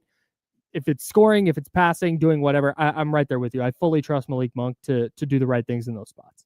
Yep. And the Kings are very clearly better when he's doing it. Oh, yeah. He's incredible. Incredible in the pick and roll. Yep. Good player. Number 3 for me, stay hot from 3. 44.7% against Memphis. 44.2% last night against Golden State. You shoot 44% from 3 and you're hoisting 40 of them a game, you're going to win a lot of those games. That's right. We talked about that scoring margin for the Kings and how they were losing the 3-point line by 15 every single night. Well, if you're hoisting 40 and you're shooting 40+%, you're gonna win the 3-point line more nights than not. That's right. So flipping that math, that's just very forget basketball strategy and all that. That's just basic math. 3 is more than 2. Getting outscored by 15 points every night from the 3-point line is a recipe for a loss. Yeah, you're going down 15-0 basically. Yeah, you will lose. Not a good way to a good way to win games. 80% of the games that you're going to get outscored by 15 from the 3-point line. I think they win tonight. I think you talked momentum earlier. I think they're in a good spot. I think they're going to go win. Give me Kings 118, Miami 101. Yeah, I'm with you. How about that? 118, 101. We'll just say it right there. All right, take it to the bank. He's James. I'm Kyle. Kings looking to extend their winning streak to 5 games tonight against Miami. We'll dig into that game tomorrow at 10 a.m. on the Insiders, right here on ESPN 1320, Sacramento sports leader. You mentioned in there talking trade. Started floating, hey, maybe a good time to make a trade. Yeah. I feel like the trade conversation is a lot different now. I still think they need to make one. I still think length athleticism is still a problem. Or certainly will be a problem when you get into these games against Oklahoma City, against Boston, when you get into the games against the best of the best. But also I guess my worry out of this is that the last few nights is ammunition for Monty McNair and Wes Wilcox to go, all right, well, let's hang on. Everybody slam the pause button on all the trade stuff. We got to see what this looks like now. Devin Carter's back and healthy. He's making an impact. Let's got to see what Devin Carter's doing. Oh, Kevin Huerter knocked down some shots last night. Okay, hang on. Maybe this is the scoring. Trey Lyles is back. Trey Lyles is knocking down shots again. He's going to be the backup 5. Okay, we like this. Everybody just hang on. I am terrified that's what's going to happen. That can't be what happened. It cannot, dude. You still see the flaws. Yes. Like the vibes are up right now. That doesn't mean they're perfect. No, and they ran over a Golden State team that just looked listless and not ready to play. I don't know what was going on. They should fire their coach. Yeah. But just go back to the Philly game last week and remember what happened when Keegan Murray was out and Paul George was just like running roughshod over you. Like it was not good. Yep. Like you have got to figure out a way to build the depth, the athleticism, the length, this just purely you need taller people. It sounds so rudimentary because we're so deep in the weeds with basketball analysis now. Yeah. You can talk about usage rate and PER and offensive rating and defensive and all these insane numbers. Raptor, whatever the hell that is. Still don't know what Raptor is. I just know people smarter than me cite it. But sometimes, like basketball, at its very base level, is about tall people. Yeah. And having more tall people is better than having less tall people. Yeah, and we can always go to the Jared Reynolds saying, fewer right? Tall people. You need are you a tall person who plays basketball or a basketball player who happens to be tall? Right. They need basketball players who happen to be tall. Yes. They don't have a lot of those. And it's really hard to mask that. And for me, it's about a 7-game series. If you can get to the playoffs, that's it. It's about who are you going to match up against and how are you going to stop when they have a bunch of dudes who are 6'9" with 7'2" wingspans that play, that are starters, that like you got to go up against, whether it's Denver, whether it's Minnesota, whether it's OKC. I don't care who it is. Every team has a surplus of this type of player. Dallas, the Clippers, like they all have those players. The Kings don't. And you got to find those players. That's it. The small ball revolution worked when most of the guys who were 6'9" and above couldn't really hang. Yeah. Where it was a bunch of 6'7" to I should say 6'10" and above. Couldn't really. It was a bunch of 6'7" to 6'9" guys, switchable on defense, knocking down threes. It didn't matter that you didn't have a center because you were going to be able to run the other center off the court because they couldn't move. That was the Warriors that really started that, and the Rockets who really started that. It was 10 years ago. Yeah. They've had a decade to adjust, and now all of a sudden you have so many players who are 6'8", 6'9", 6'10", and super skilled. Well, all of a sudden the being small thing, it might work for a stretch here and there, but you just have teams that are so much better at combating it. Yeah, if you're super long and athletic at the college game, but you can't shoot the three, you don't get drafted. Yep. That's it. Yep. And the NBA will work with some guys, but you better have every other skill. Yep. The fact that the Kings haven't been able to load up on that style of player. It's honestly, I would love to ask Monty and Wes about that, the GM and the assistant GM, because it feels like every team that comes into Sacramento or that Sacramento goes to visit, we talk about, man, they found this guy, this undrafted guy. They found this guy in the second round. Oh, this is a 27th overall pick who just plays 28 minutes a night and he's awesome. And they're all 6'9" and they all have 7'5" wingspans and they all hit threes and they all play defense. How does every team find these guys except Sacramento? I don't know, but it's insane. Like if we're just looking at like the 3-4 combo guy, right? The 6'7", 6'8". You could say Robert Woodard. We could lump in this a little bit, but I think Robert Woodard was 6'5", a little over 6'5" with a long wingspan. The only other guy that the Kings have brought in is Jalen Slauson. That's it. Like in the second round, like that's not good. Isaiah Crawford. Okay, maybe 6'5", 6'6", undrafted. Isaac Jones. But Isaac Jones, again, undrafted. Right. Like, that's what I mean. Like, you have to go out and find these guys. Yeah. And, like, an undrafted player, that's not a slight on these guys, but their path to the league is different. Their path to the league is going through the G League. Straight up. So, yeah, I mean, Isaiah Crawford, yeah, I'm okay with him. But 2 years from now, after he's played in the G League a ton and learned, you know, the pace and speed and everything else, like develop some of his other skills. Okay. But that's not where the Kings are as a franchise. Ben's little bro says, Keon, 6'5". Would love a Keon who's 6'8". Yeah. And I know that sounds silly. It's like it's a 3-inch height difference. It matters, dude. Yeah, it does. There's a reason the Pelicans went 6-0 against the Kings last year. Yeah. I mean, realistically, and you bring up the Pelicans, it's literally his college teammate. It's Keon's college teammate that we're talking about. Like Herb Jones. You need Herb Jones. Like that's what the Kings need. They need a Herb Jones. Yep.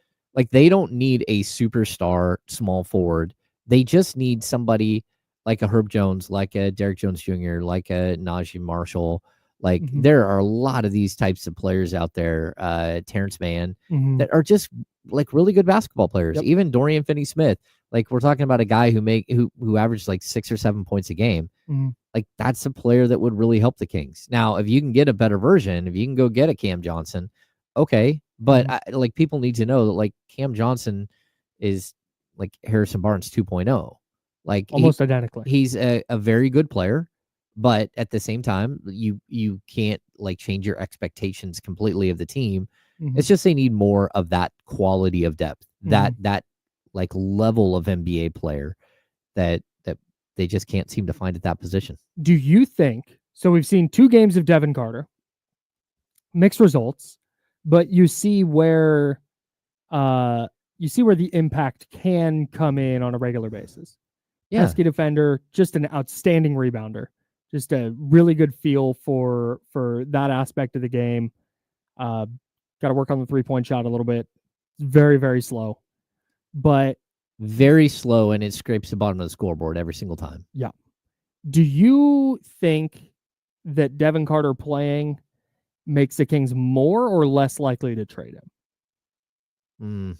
I mean, it's got to be the right deal. And no, like, of course. Yeah, I mean, I don't know. I think maybe one thing they're doing is they're showing right now that like he's able to play. Yeah. Like he's ready to step on the court. And the reason, just real quick, sorry, the reason I bring this up is not because I think I want to get rid of Devin Carter. We had just talked about before he returned that the trade discussions with the Brooklyn Nets, because of the Kings' lack of draft capital available, involved Devin Carter. Yeah, I mean, there were murmurs that it started to involve him. Mm-hmm. We've heard also, I think Mark Stein put out this weekend, the Kings are not yet willing to put Devin Carter, prized rookie Devin Carter, in any trade. Look, I don't know that that's completely the case, but I think for right now, you need to prove up like who he is, whether it's for you or for somebody else. And that's it. Like you've got to see what he's got as a player. And like the rebounding thing to me is like wild. Like it's uncanny how good he is as a rebounder. Yeah. Like you watch it all the time, and all of a sudden it's these long arms that just fly out of nowhere and snatch the ball. Like however he's such learned, good feel. Yeah, it's a feel thing exactly. Like I've always like with shot blocking, you can have a 7'2" dude who can't block a shot at all. Yeah, but happens a lot. Somehow. Yeah, and then it used to be like put a hand up. Malik Monk is an outstanding shot blocker for a guard. Like you don't have to be super tall to block a shot. You have to have good timing and instincts for it. And I think rebounding is kind of the same way. There are guys who have come in the league like Kevin Love, who doesn't jump over a phone book, but averaged 13 assists a game for a couple of seasons. Like just so good. Like Dennis Rodman could just read where the ball was going off the rim. And so, just and for me, no, if you're a guard and you're on the baseline and you see a guy shoot a floater, you can tell the way that floater comes off his hand. Yep. Whether that's going to be long, that's going to go this way, or that's going to be short, I'm going to get up in front of it. There's a like watch him rebound. Like next, if you're going to the game tonight, watch just Devin Carter on defense, and when he goes in for a rebound, it's just you can tell it's not even basketball IQ. It's just an innate feel for the game. It also is the fact that he is attempting. We talked about that funny line that Jerry Reynolds had about Kevin McHale. Kevin McHale, was asked about his rebounding, and he said, "Oh, I'm a horrible rebounder." Like, what do you mean? He's like you average more rebounds a game than Larry Bird. It's like, yeah, because he goes for 8 rebounds a game and he gets 8. He's like, I go for 25 and I get 9. He's like, so no, I'm not good at it. And for me, that's part of it with Devin is that he's trying to go get the rebound all the time. You're like, hey, look there he goes. Or you don't even notice him. All of a sudden you see these long arms leap up at 2 hands every time, snatch the ball out of the air. Yep. You're like, look at that. Where did he come from? Yeah. Yeah. So really, really interesting player. But at the end of the day, Kyle, if you're a team that needs to get better right now and you have a surplus of guards and Keon Ellis is also playing extremely well, maybe there is a way that you still do look at it. But I mean, it might cost more now than it did before. And, at the same time, the Nets were sitting on Cam Johnson, waiting. Dude rolls his ankle. Hey, today's price is not yesterday's price. Yep. Like, so I don't know what you're going to do there. You need to, adjust, any trade with the Nets lost some value. And that's where you instantly hear the Nets come out and say, oh, well, we would love to build around Cam Johnson. It's like, a dude will be 29 in like a month and a half. I'm sure you would love that. We would love to build around. He can be part of the next build. We're retooling. We're not rebuilding. I've never seen a team like actively in the playoff hunt trying so hard to tank. You just traded 2 of your rotational players for picks. Don't tell me that you're trying to win games. We all understand what the scoreboard is. Unbelievable. Yeah, wild. Before we get out of here, Mitch in New Jersey is on the Elk Grove Kia talk line, 916-909-1320. Mitch, what's up? What's popping, guys? Hope you guys had a good weekend. Had a great weekend. What's up, Mitch? 4 games. My boy, Sam Darnold, did not look good last night. But I'm thinking the Chargers are going to surprise somebody. I think it's going to be Chargers in Detroit. Chargers defense is terrific. I think they can stop Kansas City and or Buffalo, hopefully. What do you think? And thanks for taking my call. You said Detroit and the Chargers? Yeah. Perfect. Thanks, Mitch. Wow. What's popping? Wow. Look at Mitch deep in the vocab bag. Look at that.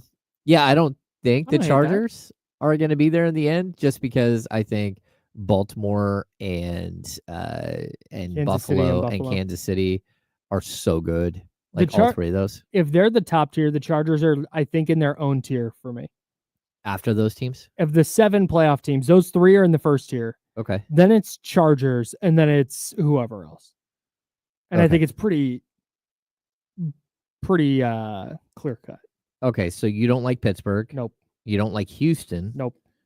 And you don't like Denver. No. Okay, so that's it. That's not insane. No, that's not insane. No, I mean I like Houston a little bit. I probably put Houston and the Chargers in the same tier. Hey, do you want to know what's funny? Baltimore, Buffalo, and Kansas City all have 12 or more wins. They're the first tier. Yeah. LA is the only team with 11 wins. They're the second tier. The rest of them all have 10. Oof. So I have very smartly tiered them by record. You're all welcome. Yeah. No, I actually, if you're going to go off the beaten path, I don't hate that. No, I'm with you. Shout out to Mitch. Shout out to the Oak Grove Kia Talk On. And shout out to Jesse Toppy, who's going to join us next. We got mad props to go through. We'll talk about NFL playoff matchups. We'll talk maybe a little Celtics. Mm-hmm. Jesse's a big Celtics guy. Is he concerned with the Kings coming into town? Mm-hmm.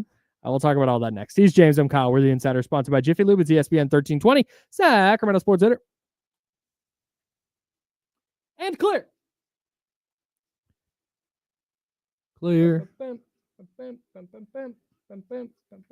Hey, there's just like while we're on the break here, there's a weird nuance to the salary cap that's coming up. That happens tomorrow.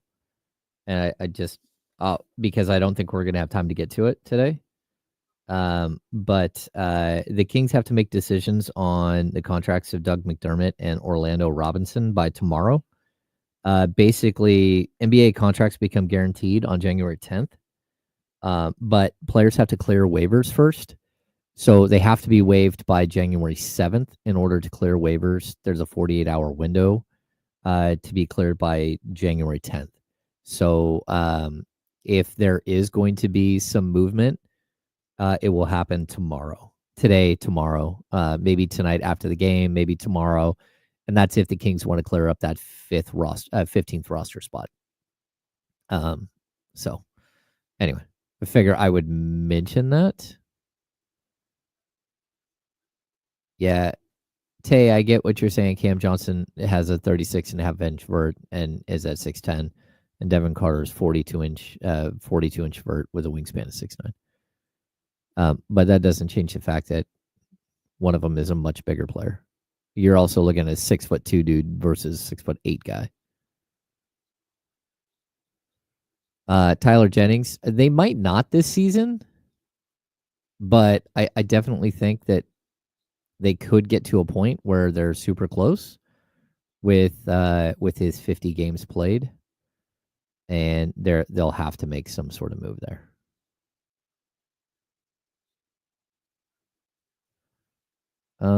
Tom, I think that they would revisit Lauri Markkanen talks, but again, if you're going to improve your roster now, you're probably not going to have the assets to go out and get a Lauri Markkanen this summer. And I would warn everybody, like watch Lauri Markkanen play. I've watched him play a few times this year, not just against the Kings, but against other teams. He is not moving well at all. And I would be pretty leery on like going all in on Lauri Markkanen. Maybe I'm crazy there, but yeah, there's definitely something I just don't like. He's super like stiff.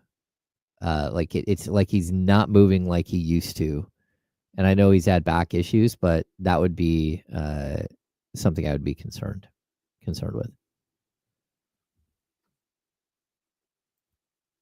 And like people are saying that like Isaac Jones deserves a spot. I get that, but you also have to remember he's under contract the entire season, and the Kings still have rights to him after this season. So even if they don't upgrade him to the main roster, it just means that there's going to come a point where he runs out of games and he can't play anymore at the pro level, and also two-way players aren't available for the playoffs. So if somehow they make the playoffs, he would not be eligible for the playoffs. Hey, interesting question, Kyle. Maybe we'll ask tomorrow. Have the Kings done enough? Because we talked about this before, but to deserve a trade? Have the players done enough? Because you remember we talked about this, like, I'm not trading future picks. I'd be leery on trading future picks to save what could be a lost season. That's what I'm saying. Is like, that's why Like- I'm very concerned that they're going to be like, hang on, we're not going to do anything. But all of a sudden, you win tonight and you got 5 in a row. I think you put yourself right back in the conversation to deserve the opportunity to make a trade. I agree. Hey, Jesse. Here we go.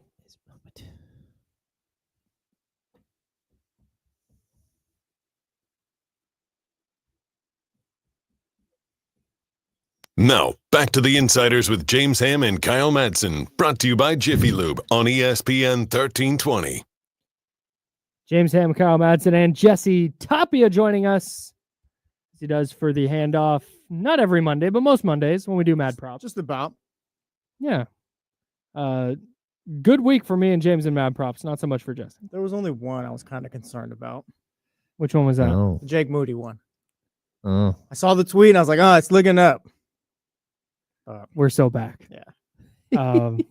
Let's get into it now, and then we can talk about some other stuff. MadProps, here it is with myself, James Hammond, and Jesse Tapia. It's time for Mad Props. 2 games, 2 props. Which number will he hire? That's for Kyle and James to decide. And Jesse. Here's And Jesse. Mad Props. Also Jesse. Jesse Tapia in the building. He produces D-Lo and KC. That show is coming up next. Let's get started. Josh Dobbs pass attempts or DeMar DeRozan points. James and I both thought Josh Dobbs would be putting that thing in the air. Pause. Or DeMar DeRozan points. Which one is going to be higher? 43 pass attempts for Josh Dobbs. 29 points for DeMar DeRozan against the Memphis Grizzlies. I'm not going to lie. I feel still good about that. I wasn't expecting Josh Why do Dobbs you to throw feel the good ball. about that? Who's expecting Josh Dobbs to throw the ball 40-plus times? Clearly, James and I. No, just relax. No, you Me and weren't. James. No, High you five. weren't. Not Yeah, we 40. did High it. five. Whatever. I'm just looking here. It says we both picked it, and You didn't. and you hadn't. It's fine. I'm just saying 29 points I figured would have been enough going into the weekend. So if we had told you, that's the thing. That's interesting. If I had known for sure, if I said, "Hey, DeMar DeRozan is going to score 29 points," does Josh Dobbs go higher or lower than that? Does Josh Dobbs throw the ball 43 times if Isaac Rendo doesn't get hurt? Yeah. Yeah? I think they had to. They were getting smoked. Oh, that's true. You probably would have had to. Whatever. Also, Patrick Taylor was really good. It's true. 109 yards. Salute to Ooh. Patrick Taylor. Sometimes you lose some. Bad beat here. Isaac Rendo rushing yards or Kings total after 3 quarters. Yeah, huh? I don't think I won this one either. No, you didn't. Yeah. James and I both went Kings total. Jesse went Isaac Rendo rushing yards. Just 5 rushing yards. Isaac Rendo got hurt. I might have not if even we got wanna on the do board this weekend. If we want, no, you did. If we wanted to go like spirit of the game instead of like rules of the game, the Niners starting running back Patrick Taylor had 109 rushing yards, We're on the which right is track. more than the Kings' 102 points that they had through 3 quarters against the Grizzlies. 102 is a lot of points through 3 102 quarters. is so many points, Yeah. I didn't and they take into didn't account. like, and they didn't like bury them. I didn't take into account the Kings might be back. They Yeah. might, They might be back. they might be. I had some thoughts. Ricky Pearsall targets or De'Aaron Fox points, rebounds. De'Aaron Fox rebounds and assists. James and I both went De'Aaron Fox rebounds and assists. He had 8. Jesse, you went Ricky Pearsall targets. He had 8. We're bang on the number. Bravo, Kyle. Bravo. Thank you. That's big time. That's a Jesse actually.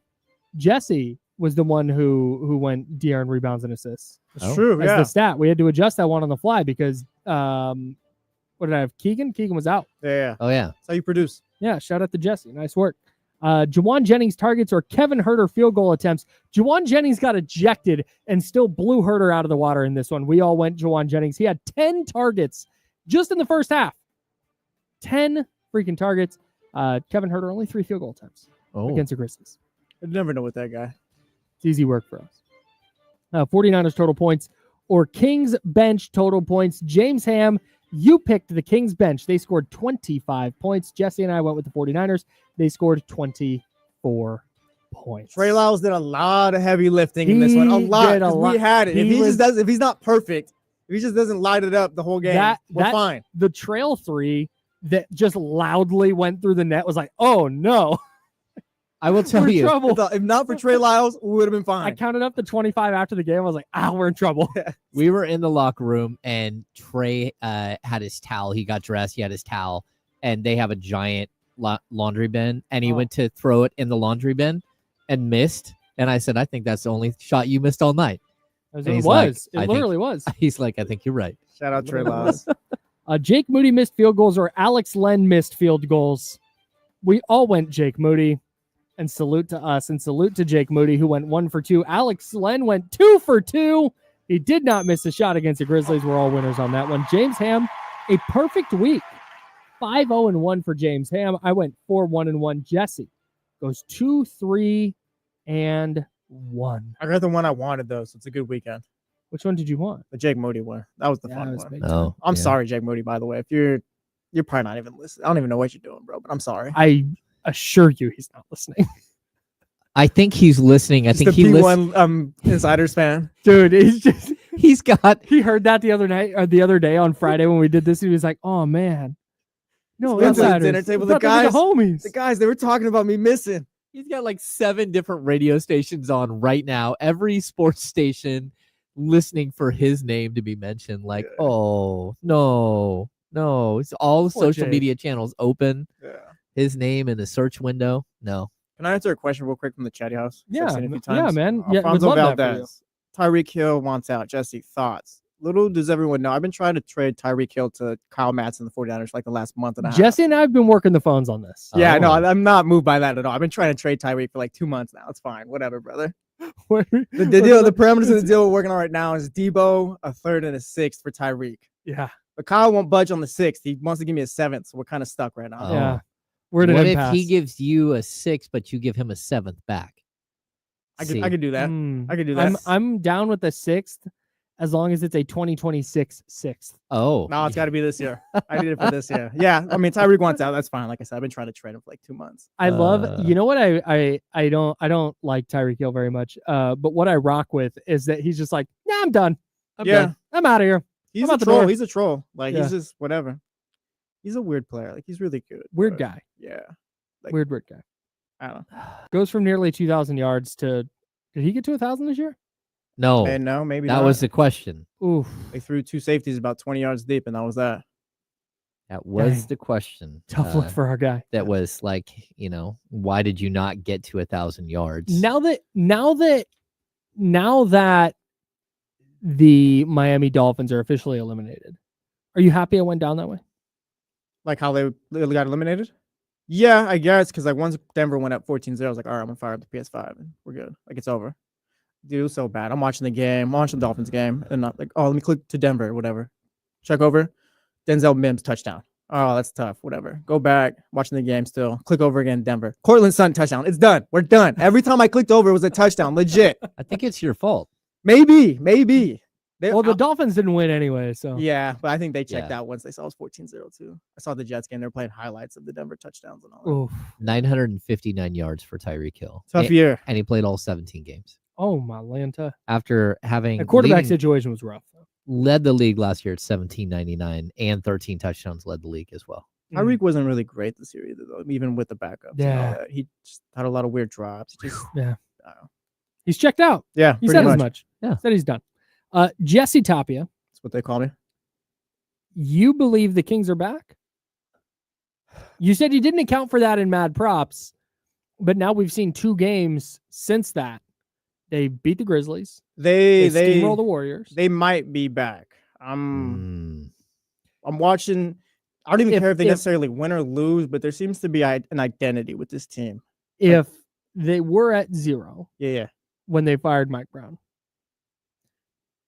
what if 100% is all the way back? What percentage are they of that scale are they on? I'm feeling off the top of my head about 80-85%. Mm. Because I a feel good like number. I feel like the issue with the Kings before this was just there was no rhyme or reason to how they played. It was always just ugly, and you didn't know what you were gonna get. Last few Mhm. games, I feel like all right, like they've won obviously the last 4, but it's kind of just looks the same now. There's an identity to it. It looks very 2022-ish. I was texting the guys, dealing with yesterday, whatever. It's like, oh yeah, Beam Team 1 might be back. That's Yeah. kind of what it looks like. Intriguing, isn't it? How it's just like a tweak here, tweak there, and boom, like you're off and running. I And hated firing Mike Brown too. I said it on Thursday yeah. last week. I hated it again. Might have been wrong. Maybe. I'm fully on board with being wrong. Might have been wrong about that. Like I'm just even if they finish this season 500, it's just really clear that change needed to happen, regardless of how the rest of this season goes. Whether they and that's why I said I'm not necessarily concerned with the wins and losses. Because if Trey Lyles doesn't hit a bunch of threes against Memphis, maybe they lose. But it's like the energy is different, the vibe is different, and I think that's super, super important when you're just trying to get back to just get back onto like level footing. yes, Just stop falling. And not only have they stopped falling, I think they've landed, and now I think they're climbing back up. And that was, I don't think that was going to happen until they moved on from. I don't think they're back in the sense though. Where it's like, all right, yeah, this is the squad we're running with the rest of the season. Like, no, you should probably still make a couple moves. yeah. Yeah. And I think one of my biggest concerns was I did not want to see them do, like fire Mike Brown, insert Doug Christie, and then just let Doug fail. Like, because that was on the table that like he didn't capture the imagination of the locker room, and that we saw a 7-21 stretch like Tyrone Corbin. That's kind of honestly what I felt like it was going to be going in. Yeah, I mean, I really like Tyrone Corbin. I think Tyrone Corbin's always been a good coach. He was a really, really solid NBA player, the type of player that usually becomes a really good coach. And to watch things spin out like they did in, 2015 or whatever, it felt like we're heading towards that. And maybe here in Sacramento, we are trained to see the failure after the coach gets fired because it's happened so many times. But maybe it's different this time. And I'm at least intrigued. And I'm glad that, Doug has an opportunity here to potentially fight his way into the job long term and show that he's the guy that can, sort of deliver them from what was like a season heading towards a catastrophic end with, good chance that De'Aaron Fox is gone, a good chance that Monty McNair gets fired, a good chance that they have to blow most of this thing up. Maybe you retool and try to rebuild around Sabonis, but you could see where this might be heading.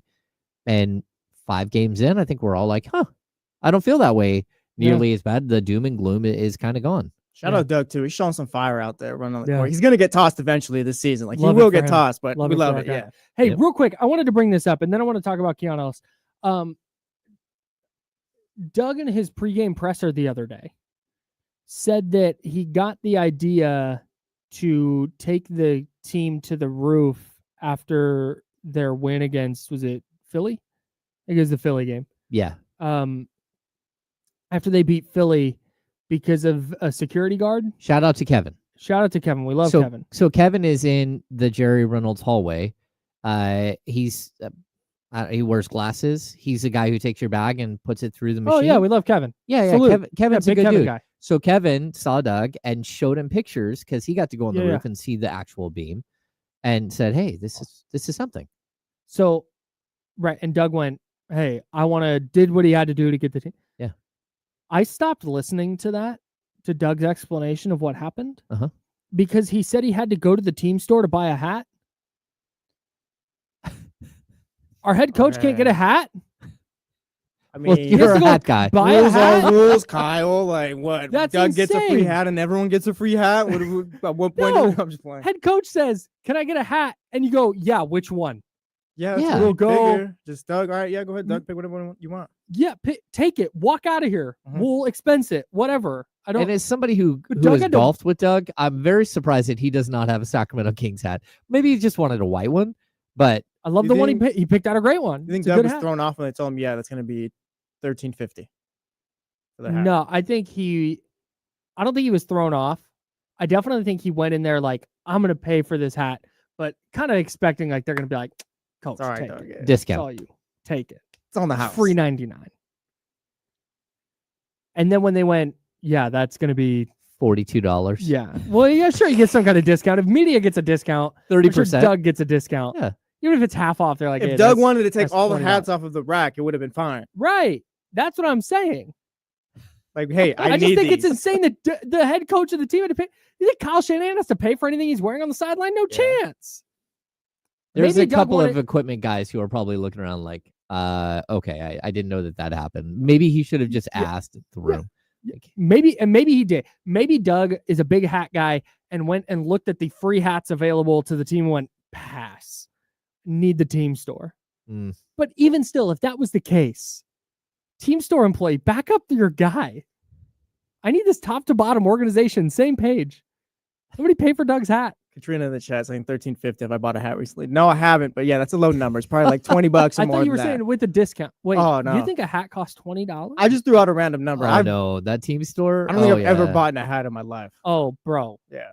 We're talking. You used to. So back in the day, you used to be able to get it fitted for like $20, and that was. Are they like $40 now hats?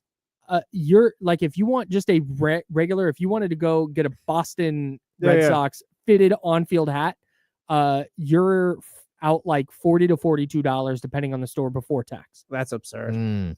Yeah, you could go like the cleanup brand or the cleanup style from 47 brand. That's like the Sax Day one I'm wearing right now. A dad hat, as it's often referred to. This at the Lids, it inside Doco. I was actually going to buy a hat before we met up for coffee the other day, James. $34 for this style of unstructured hat. Yeah, and that's about the cheapest you're going to find from like a name brand. When I went to the River Cats game, I bought a hat. It was expensive. Yeah, man. I have a lot of hats though. Why are hats so expensive?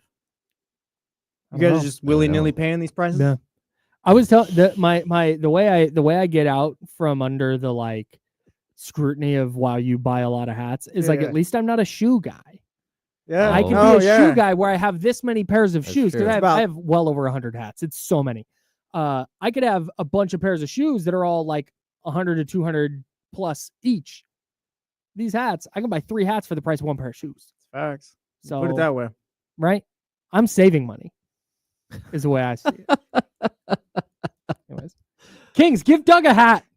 That's amazing. I'm gonna go into the team store and I'm gonna buy a bunch. Like, oh, it seems like that's how the team store makes their money. So I'm surprised he didn't have a beanie. I am surprised that Doug didn't go with the beanie because they were going on the roof and it was cold. Yeah, so I would have not gone with a baseball hat. I would have gone with a. I love that he's rocking the hat in the presser though. Well, if you're gonna spend $40-something on a hat, you better wear it. There's no way. Okay, so hang on.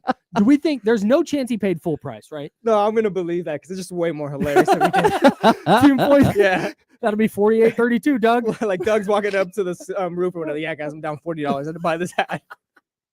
Okay, so do we think he expensed it? No, I think he just bought it, Doug. I don't know. You think Doug he's just Christie? good guy? Exactly. Doug Christie is like, yeah. I'm giving the team my money. Yes, exactly. That's what I think. Yeah. Go get me Cam Johnson. Go get me Cam Johnson. Put this toward the luxury tax. I saved you on the hat. Oh, I can't believe Doug Christie had to buy a hat. And maybe he didn't. Maybe he just said that for the media and he walked in there like, yeah, take whatever hat you want. That's the story we'll tell. Yeah, it's a lot more. Doug Christie paid full price for his Kings hat. Yeah. You heard it here first. That's right. Can you ask him tonight? I'll ask him. I might go. I'm going to be down there. I'm not planning on attending the game.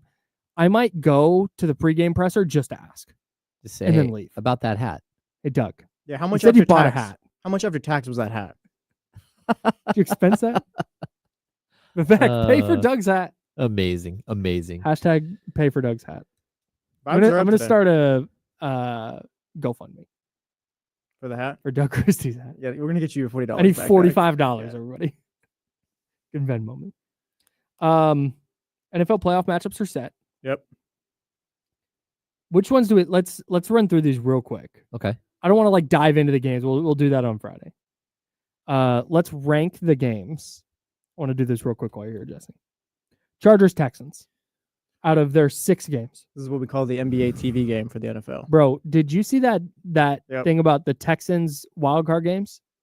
Every single wildcard game in Houston Texans history has taken place at 1:30 p.m. Pacific time on Saturday. Oh. That is the Texans time slot. Oh, that's brutal. That means they don't care about you. Correct. I definitely think that's like a top, for this weekend, a top 2-3 game. Yeah. Chargers Texans? Yeah, that's going to be a great It'll game. be a good matchup. It's going to be boring because it's Chargers Texans, but I'll be watching that. Yeah, I'll be rooting for the Chargers in that one too. I think Chargers take that. That's at number 6 for me. Oh. Well, okay. We haven't gone through the list. Yeah, what else do we got? Steelers at Ravens. Yeah, I don't want to watch that at all. I can't wait. That's number 6. Give me Hines Ward and Ray Lewis, and maybe I'll be tapped in. Steelers don't look good. I think the Ravens are going to win that one. Okay. Broncos at Bills. Bills should steamroll them. Yeah. Not because of the Broncos, but just the Bills. That's are actually that going to be good. 6 for me. Okay. I'm putting Chargers Texans at 4 That's 6. I'm going or to 5. put the Ravens at 5. The Although the that Steelers- could change. Yeah, the Steelers aren't holding their weight anymore in that matchup right now. No, they're kind of cooked. Uh-huh. They feel cooked. Where do we land on Bucks Commanders? Oh, That's see, your I, 5 o'clock Sunday game. I want to watch that. Yeah, I like that one. Okay. Yeah. Vikings Rams Monday night. Oh, yuck. Yuck. Don't do that, James. No, Yuck! don't do that. I'm not. That's Yuck! I can see either team That might winning be that one. one Yeah, for me. that'll be a good one right Oh. there. I'm hyped for that one. Packers Eagles should be really good too. Packers Eagles would be fun. That's the my game. greatest That's my one. my greatest fear is that the Eagles are gonna punk those dudes. and just go all the way back to the Super Bowl. Yeah. Packers Well, have I been- don't know about going to the Super Bowl necessarily. I think the Packers there's real like 28-6 potential there. Mm. Packers have been the team I've been kind of watching. Like, no, watch out for them. Like they're gonna do something. So I think don't that's let the me game. down right here. But But I like those really like two teams that are equally matched games. That's why I like the Chargers, okay. Texans, and See, I think the Chargers are pretty significantly better than the Texans. we'll see. I don't know about significantly, but I'm with you. Like I think the Chargers are gonna win that one. I think they're favored. Herbert has been quietly really good this year. He's been awesome. His numbers aren't necessarily the best, but I feel like just the way he's played this season, pretty good. Jim Harbaugh's such a gangster. Yes, yes.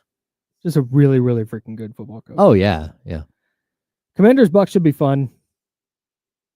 I'm trying to decide. I think I'm gonna go Vikings Rams 1, Commanders Bucks 2, Eagles Packers 3. That Yeah. feels fair. Yeah, throw Chargers Texans at 4. Okay. I'm going Chargers Texans at 5. I just love the Steelers Ravens matchup. Even without Hines Ward and Ray Lewis and all that. Yeah, but we've I seen know Mike it. Tomlin's gonna have those dudes ready to play. I don't know, bro. Yes. Russell Wilson, kind of like he the ass? first few Is he weeks. not The back? first Is few he weeks op- were is cool. he the Yeah, opposite of back? he was about 70% back. Now he's about 30% back. George Pickens, you never know what you're gonna get on any given Sunday with that guy. But you know what you're getting out of Derrick Henry every single time. Yeah, I think the And Lamar Ravens Jackson. win that one by 2 but- scores. What I am looking forward to with the Ravens, I need the Lamar Jackson narrative to change. Oh yeah. Because the face plants in the playoffs, even if you lose, because in the way we discuss these things and the way these things get discussed, you can't even lose. You can't even play well and lose. No. So I'm rooting for Lamar Jackson. I would love to see the Not the first round. He's perspective get How do turned we around. feel about Mike Tomlin if we're up against it right now? Too? How do we feel about Mike Tomlin if they're one and done again? Thumbs down. Okay. Yeah. Good coach. Is he a great coach? No. he needs some time to rebuild that thing. D'Lo and KC coming up next. That's James Ham. I'm Kyle Madsen. Jiffy Lube has sponsored the program. Want to remind everybody we have college football tonight. The FCS championship. The Big Sky's own Montana State Bobcats against the North Dakota State Bison. Be there. Be there right here, 4 o'clock on ESPN 1320, Sacramento sports leader. Until tomorrow at 10 a.m., that's James Ham. I'm Kyle Madsen. Drink water and be nice people. Woo! Thanks, Chatty House. Appreciate you guys. Good show. Bye, friends. Vibes are up. See you tomorrow.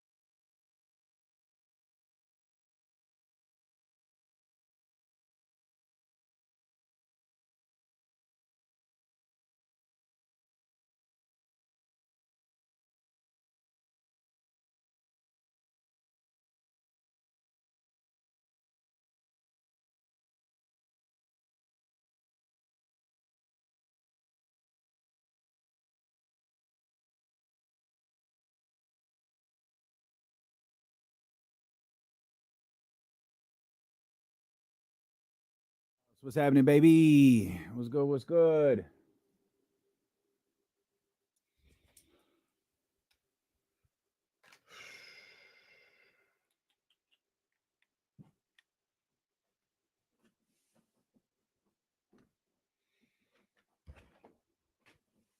What's up with y'all, man?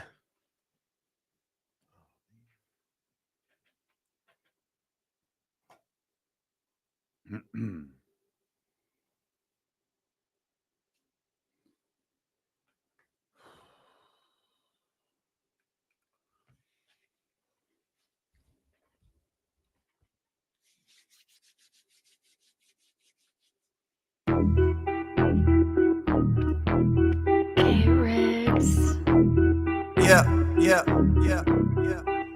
We got them screaming D-Lo, KC, D-Lo, KC, D-Lo, KC, D-Lo. We got them screaming D-Lo, KC, D-Lo, KC, D-Lo, D-Lo. We your number one spot. We your number one spot for some sports, huh? Got the city going crazy when we work, huh? We top 2, but we ain't 2, we in first, huh? And when you need the real, we is who you search, huh? D-Lo, KC, D-Lo, KC, D-Lo, KC, D-Lo. We your number one spot. Let's go, baby. Y'all know what time it is. Hey, y'all know what time it is. You've been calling for it. Yeah. We saw y'all calling for it. 4 straight wins. Yeah. 2 verses. Young Zell, let's go. They do not know what Sacktown brings. When on the low, that's a Sacktown thing. Talking about us, it's a bounce out thing. Must they forgot we some Sacramento Kings. Whole squad going crazy, yeah, we back with it. Northern Cali going crazy, one sack winning. If you doubted us, then ain't no back spinning. This is real right here, ain't no catfishing. So tell me what you see now. Coming down the lane off the rebound. It's 9-16 now. Look towards the sky like the beam now. Tell them like the beam, like the beam now. You can tell them like the beam now. Tell them like the beam now. You can tell them like the beam now. Tell them like the beam, like the beam now. You can tell them like the beam now. Tell them like the beam now. If you reppin' that Kings like the beam now. Sack crowd, make sure everyone knows. Let me tell you how this thing really goes. Yeah, we travel deep, whether we home or on the road, we lit. You don't want that smoke with the team of the year. We shaking things over here, don't doubt. We believe over here, we don't bleed over here. And let me just speak real clear. I only deal with real kings over here. So tell me what you see now. Coming down the lane off the rebound. It's 9-16 now. Look towards the sky like the beam now. Tell them like the beam, like Hey, baby, it's been a minute since we heard that second verse. But we in here, man. We're happy that you are here with us on this Monday, January 6th edition. Dealing with KC, I'm Damian Barling. The ultimate needle mover in God mode himself. He's Kenny Caraway. Yes, sir. Acknowledge me. And we are live. From the worst slums of The Sacramento. absolute worst, but man, Sacramento looking nice right now. Woo! Anytime you can beat the Warriors' ass by 30, boy, Sacramento looks good. Hey, they beat the brakes off the boys last night. Hey, Just smack the hell out of them, boy. Just beat the hell out of them one time. Just smacked them up. let's call it what it is. We fired our coach and still look better than they do.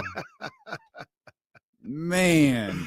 I was beat down, and look, I wasn't predicting that. I was talking to Bonte and them on Friday, and I was like, the Warriors are the Warriors, man. It always worries you when you go up against them. And I said, look, I'm worried about Buddy Hield. Mm-hmm. We be talking crazy about Buddy Hield. It'd be just like how they talk crazy about Harrison Barnes, and then what he have 39 that one night. I was like, man, I'm worried. There was nothing to worry about. There was nothing to worry about. Indeed, there wasn't. Just smack the hell out of him left or right. That's almost what happened when Doug Christie walked on the floor last night. They're gonna stop playing with Doug. Yeah, someone's going. They're gonna stop playing with Doug. It's that old Mark Henry song. Somebody gonna get their ass whipped. We'll start playing that. We'll start playing that when Doug Christie walks out. Somebody gonna get their ass kicked. Somebody gonna get their wig split. That's 2 straight games It's 2 straight games. Doesn't look like he was about to whoop somebody's ass. And look, we're going to talk. We said on Friday, hey, if the Kings can get a win, man, great. Kings can beat the Warriors, man, that's great.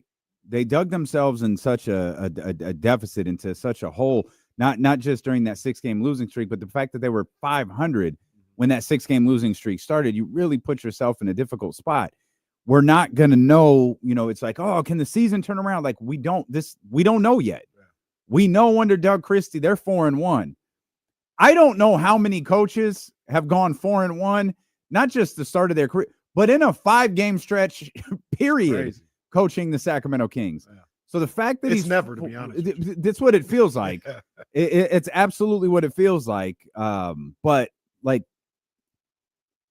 the overall, this thing is turning around. Like, it's turning, sure, turned, not yet, not yet. And you're not going to know that answer tonight. You're not going to know that answer against Boston. It's going to take 10, 12, 13, 14 games before you really have a feel of, okay, this team is very, very different under Doug Christie. Yeah. And it's not, oh, Ja didn't play, Luka didn't play. It's not that. It takes time to truly get a feel for what a team looks like under a new coach. It takes time to really dig yourself out of a deficit. We saw Dallas do it last year. Mm-hmm. Dallas was able to do it last year. Now, they didn't do it. Their big change came at the trade deadline where they added more pieces. The Sacramento Kings change, at least right now, is solely at the head coaching spot. And I did not, we knew, shoot, you and I, we thought Mike was gone after Indiana. That was the first time in the 2 years and some change that it was like they quit. Like they quit. Like they just stopped playing. And he survived that. You go on to lose, to the Lakers. You go on to lose to Detroit. And the way that Detroit game went, the way the 2 post-game press conferences went with Mike and De'Aaron, it was like, okay, whether I like it or not, something's going to change, and the easiest change is the coach. I might have been wrong about whether Mike was the problem or not.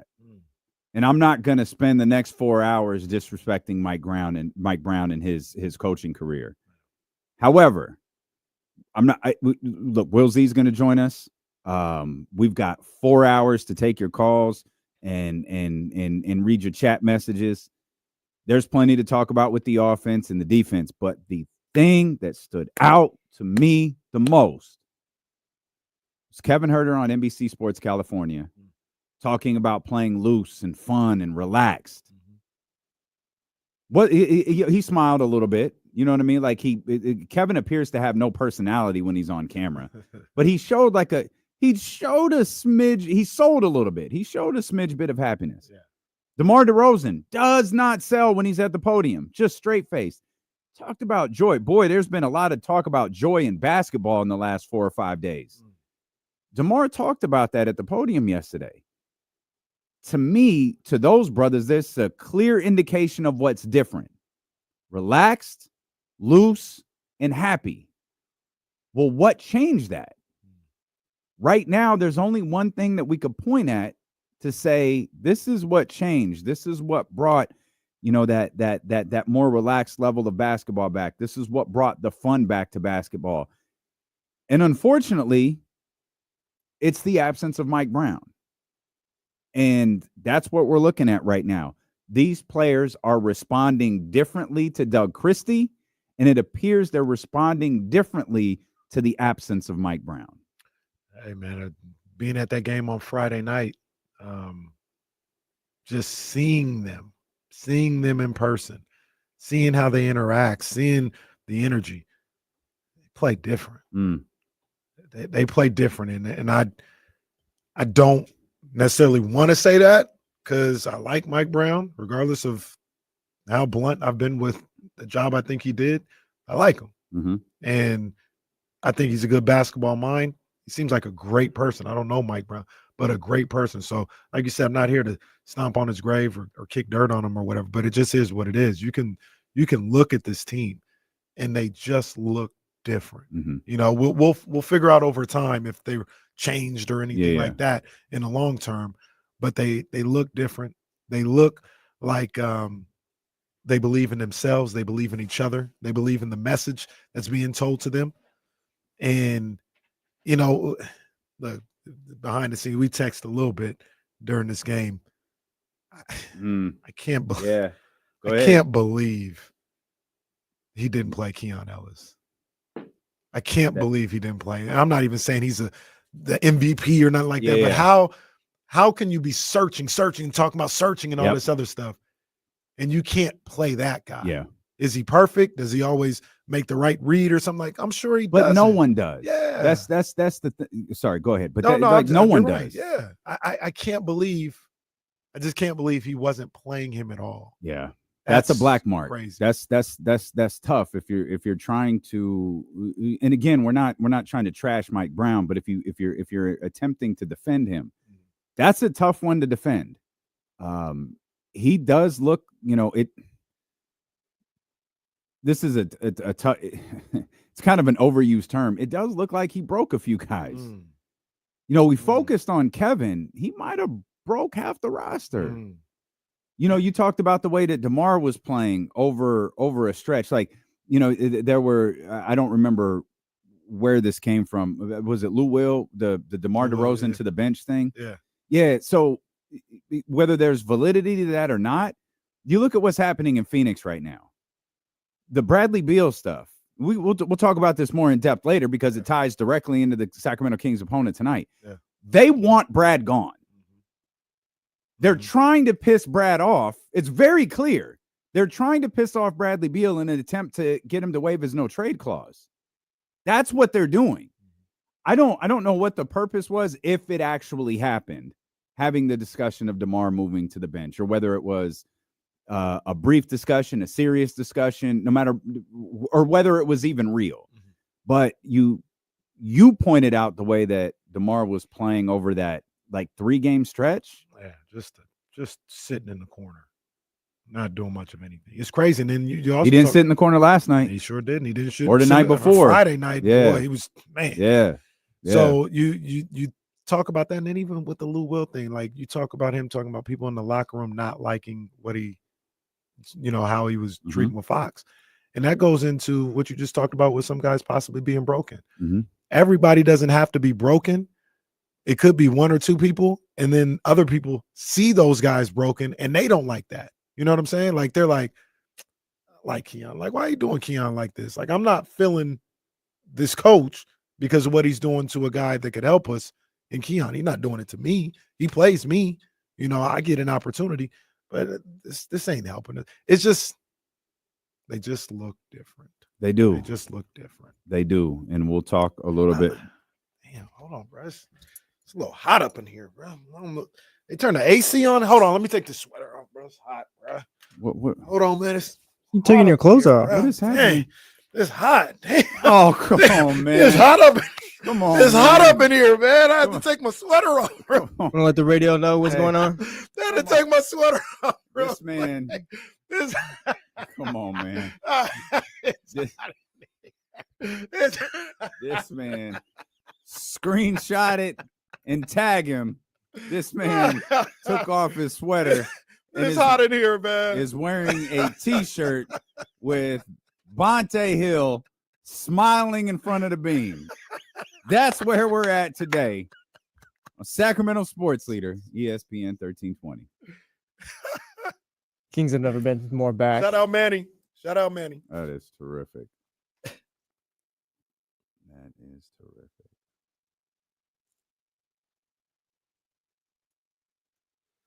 Johnny G, they're still right here in the studio.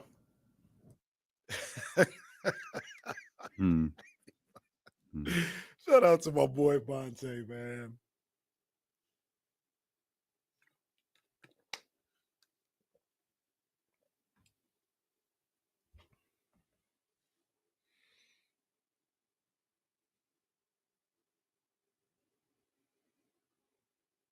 That is amazing. Tag that man on social. That's a shoot, though. It is hot in here. I already know about 2:30 though. Yeah, for real. It's the freezing again. Mm-hmm.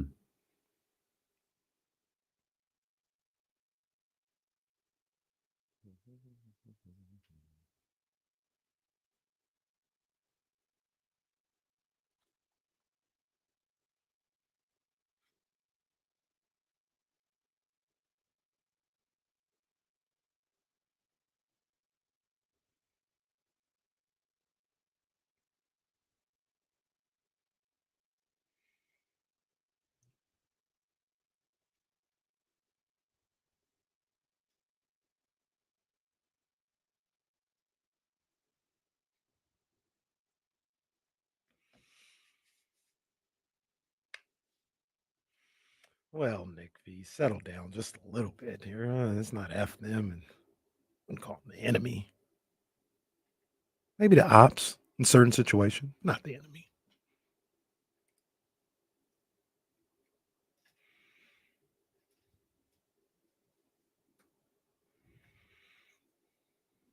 Damn, he ready to go early.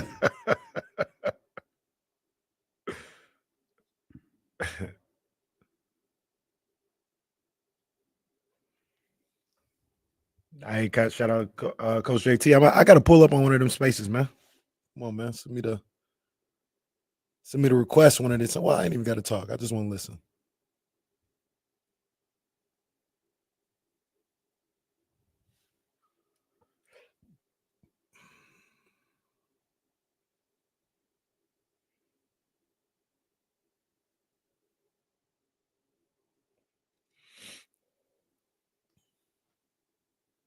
Do we think that the kids switching jerseys, is that a shoot or a work? How do we feel about that? I think that was a shoot. I think that was 100% a shoot. He had no idea what was going on. They found him. I don't know how that happened. I don't know how that happens. How do you go to the game? I feel like that happens a lot now. I'm sorry, Mondo. What? Mondo, Hey, come on, man. go take a lap, Mondo. Go take a lap. Mondo is 12 Then you seconds. can join the class chill, after. Man, chill, What are we Mondo. doing? You got to relax. I feel like Mondo's been here long. Yeah, like, see, let's pause. You've been here long enough, Mondo. You should know. Oh, no.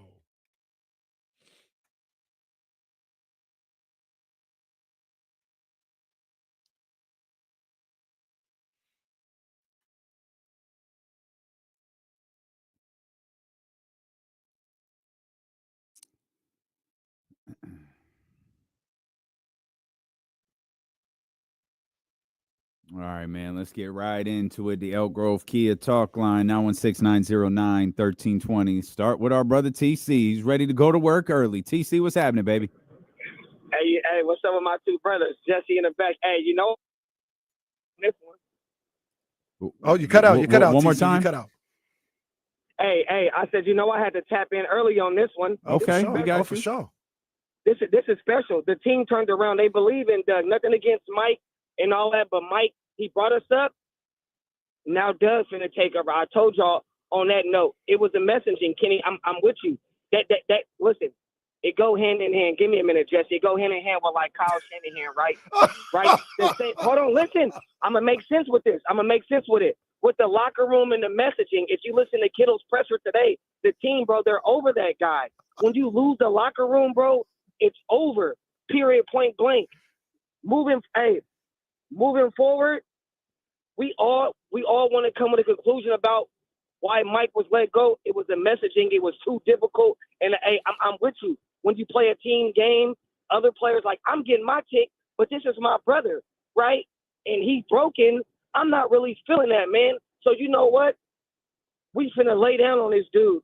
And that's kind of what happened, man, because his messages wasn't getting through. The whole paint touch, spray threes, everybody got a super thing, this and that. If you're not doing what I'm doing, you bench, you're not going to play a couple games here and there. We was all talking about Isaac Jones, Kenny. We talking about Keon, like you said. How he ain't playing, Mike, but you up here talking about searching. I know we ain't going to beat Mike up, but we got to be honest, bro. You get me? He was in his own way. That's what the problem was. And the players is believing in Doug because he played the game and Doug's the dog. I called in the 95-7 a day. Joe Stats, so he was so mad at me. He was so mad. I said, Joe, why you mad at me that a kid on national TV put a Kings jersey on over a Warriors jersey? How you gonna get mad at me over that, dog? I'm talking about Shanahan, but you mad at me about the Kings, telling me about don't talk about the Kings. As soon as I call, they say, hey, we don't want to hear no Kings talk. We ain't got to talk about the Kings. We can talk about Shanahan, but I'm going to be honest. Y'all mad at that kid. That kid took that Warriors jersey off and put that Kings jersey on. Man, stop it. That's all I got, man. I love y'all, man. Rack him. Hey, we gotta. He said y'all mad at the kid. He said, "Don't get mad at me. Get mad Don't get mad at the kid. Don't get mad at. We got a lot of things that we do between the three of us for the show. Right. Dr. Davidson, we usually don't have to say, hey, somebody, hey, can we find TC's call? I want to hear Mad Butcher. I want to hear Mad. Oh, he said Butch got mad at him. Somebody, if you can find the TC call to the morning roast this morning, that might be gold. Yeah, we'll throw that on the stream. Oh man, I love when Joe gets mad too. I love when Butch gets fired up. I think I might have shed a tear as TC was cooking. He tied all his gimmicks in. 95.7, man. Kyle. He said like, Kittle. You can see it in Kittle's eyes that he's done with the dude. He's like a TC call is like DX in the early 2000s. Like they're gonna, are you ready? Like you're gonna get all of the little boys and girls. Yeah, you're gonna get all of that in a TC call. Oh my goodness. Man, look, I disagree with the Shanahan thing, but he lost the locker room. Look at Kittle. He lost the Kittle. Kittle said F Kyle at the press. I mean, that's not what he said, but it is what, if you look at his eyes, you look at him. That's what he said. The thing with Mike Brown, and I do want to say this. If he lost the locker room, if you had guys on there that weren't feeling the way he was going about things, the answer is to not lay down and stop playing. Yeah. That's not it. Like I said, there's so many other things that affect that. Like you got your own goals as a player, as a team, that it benefits nobody to just, oh, we don't like the coach, so we're going to stop playing hard. Like what? I don't subscribe to that at all. That may be what happens in certain cases, like they don't listen or they're human beings, so maybe they don't focus as much or not as energetic. I don't know. But let's be perfectly clear. That's not cool. It's not okay. It's not acceptable. And I don't get behind that. I don't get behind just because you don't like the coach or you don't like what's going on. There's so many other things to play for to keep you motivated and keep you trying to win. That's not good enough. It's not good enough. It's not all right. I understand. I understand what you're saying. I also think it's hard to, if the way you want to play and the way you're being told to play are different. That's true too.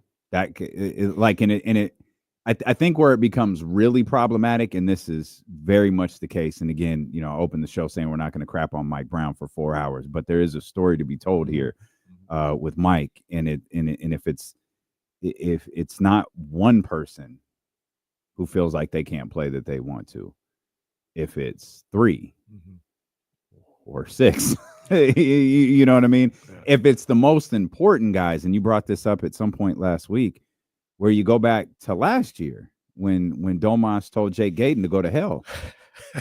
And he was talking about, we had to have a talk about the way that we were playing. And that was like early in last season. Yeah, it was like the 6th game. I remember it was after they got the brakes beat off by Houston. And it was, I think they went to 2-3. And they asked Domas, and Domas told him to shut the hell up. Yeah. And then, or actually, he said we had a talk, and Jake was like, "Well, what was it about?" He said, "Shut the hell up." And that was that's what I heard. Like TC, right? It was in his eyes. It was in his eyes. But yeah, that's a good point, though. That's a good point. Like if you, and again, it's not an excuse to quit. It's just it's hard. It is difficult to execute a vision you don't believe in. 100%. And it sounds like at some point that locker room, collective locker room, the players and the coaches over the last 2 years had discussions about the way to play. And 30 or, whatever, 20 something games into the season, whatever it was, it was clear the messaging isn't working. And that was the one thing that became most apparent during that 6-game losing streak. I feel like it's been apparent most of this year. There is a disconnect between Mike Brown and the Sacramento Kings. and Jay is still here. Luke is still here. To the best of my knowledge, the rest of the coaching staff is still here. The main voice seemed to have been off and perhaps unrelatable. Doug is, I think there's two moments, Casey, that stand out, and they're kind of one and the same. And I'm sure everyone knows where I'm going with this. The De'Aaron Fox play, the Jaren Jackson Jr. play where he takes the fall that causes him to miss last night. Katie caught it quick because we didn't see it. She said Doug Christie had a massive reaction to that play. And you saw him, and you saw the look on his face. By the camera gets to him, it almost immediately straightens out, and he walks out to the floor to check on De'Aaron. So he's out there talking to De'Aaron, and clearly stuff is being said. And Jaren starts talking to Doug. And Doug, as much as Doug, I'd like to step to him and say, fam, who are you talking to? Doug put his hands up and said, I'm assuming, settle down. Yeah. What did everybody else on the floor do? Who are you talking to? Yeah. They all Monk stepped was in there, front of Doug like, who are you talking to? And that caused another separation. You go back to the Keon play last night where Steve Kerr couldn't have looked like a bigger jackass. Just looked like an absolute idiot. And I think it was Professor Oak, or it might have been Drew. Someone was tweeting, he couldn't have believed that. He had to have been trying to get thrown out. He just wanted to get to the locker room and get the hell out of here. But he jumps out there, and Doug walks like he's pissed again. He's walking next to him. He goes to check on Keon. He gets up from Keon and makes a beeline. He starts headed towards whether it was Draymond or Steve Kerr or whoever. And Domas grabs him and walks him over. And you could see Domas with his arm around him in his ear. All the while, Doug's talking. Yeah. And he's saying some stuff too. In my head. Yeah, he's saying so. I read some lips. I know. He's saying some stuff. I know if KC's pulling me away in that situation, every other word is F that dude. I will beat his ass. Who does he think he's talking to? That whole thing. And I can only imagine what Doug was saying in that moment, because he was the calming influence with Jaren Jackson. And you could see it post game. And I'm furious at the NBC team for missing this. He was talking to Anthony Carter, Devin's dad. And you could see him pointing. You could see they're clearly talking about the De'Aaron play. Yeah. And he looks up and you can see what he goes, hey, JJ. And he walks, and I'm assuming JJ is Jaren Jackson. And the camera doesn't follow him. And I'm screaming, go to Doug! Go to Doug. And it wasn't until I saw Sean's video today from last night that I saw like where Steve was on the floor and where Doug was on the floor. Because Domas immediately talks to Doug. Doug walks out towards Steve, walks out towards Keon, gets up, and then steps, and they immediately, not coach. But that, like, watch those two 20-second moments and tell me that those guys don't want to play for that man. Mike, we begged Mike to protect De'Aaron 2 years ago. De'Aaron was getting clobbered game after game. Mike, do something. And finally he did it. He got his money's worth. He did it once. He was out. Yeah. And I don't think he's done it again. And he did it. I don't even remember what he was stalking that poor official for a couple weeks ago. I don't even remember what that was about. I don't remember what that was about. But 2 times in 2 games, you see those players respond to Doug that way when Doug responds to them that way.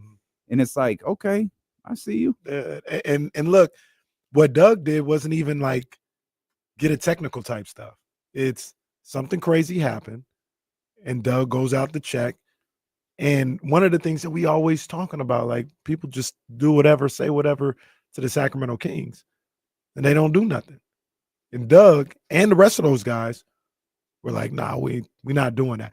The moment you talk about last night, I think Steve, he was already like kind of disgusted at Steve for what happened. And then Steve coming on there talking about flop, right? Like, if you see the video, Doug walks by him and it's like, man, you look like an idiot. Yeah, stop with all that. And then goes to check on Keon. And then, like you talk about, he goes to check on Keon. and I see I'm putting like pieces of tape together when I see what's going on. I see Draymond running his mouth, and he's walking past the scrum. So I'm just assuming he's talking. Doug hears him. And like you said, Doug is like, okay, you're cool, Keon. Hey, bro. Hey, let's and then Sabonis is like, no. And the visual, Matt George had the still photo, and you just see it. The visual of Domas with his arm around Doug saying, we got good. Yep. I got you. Yep. We got you. Yep. It's good.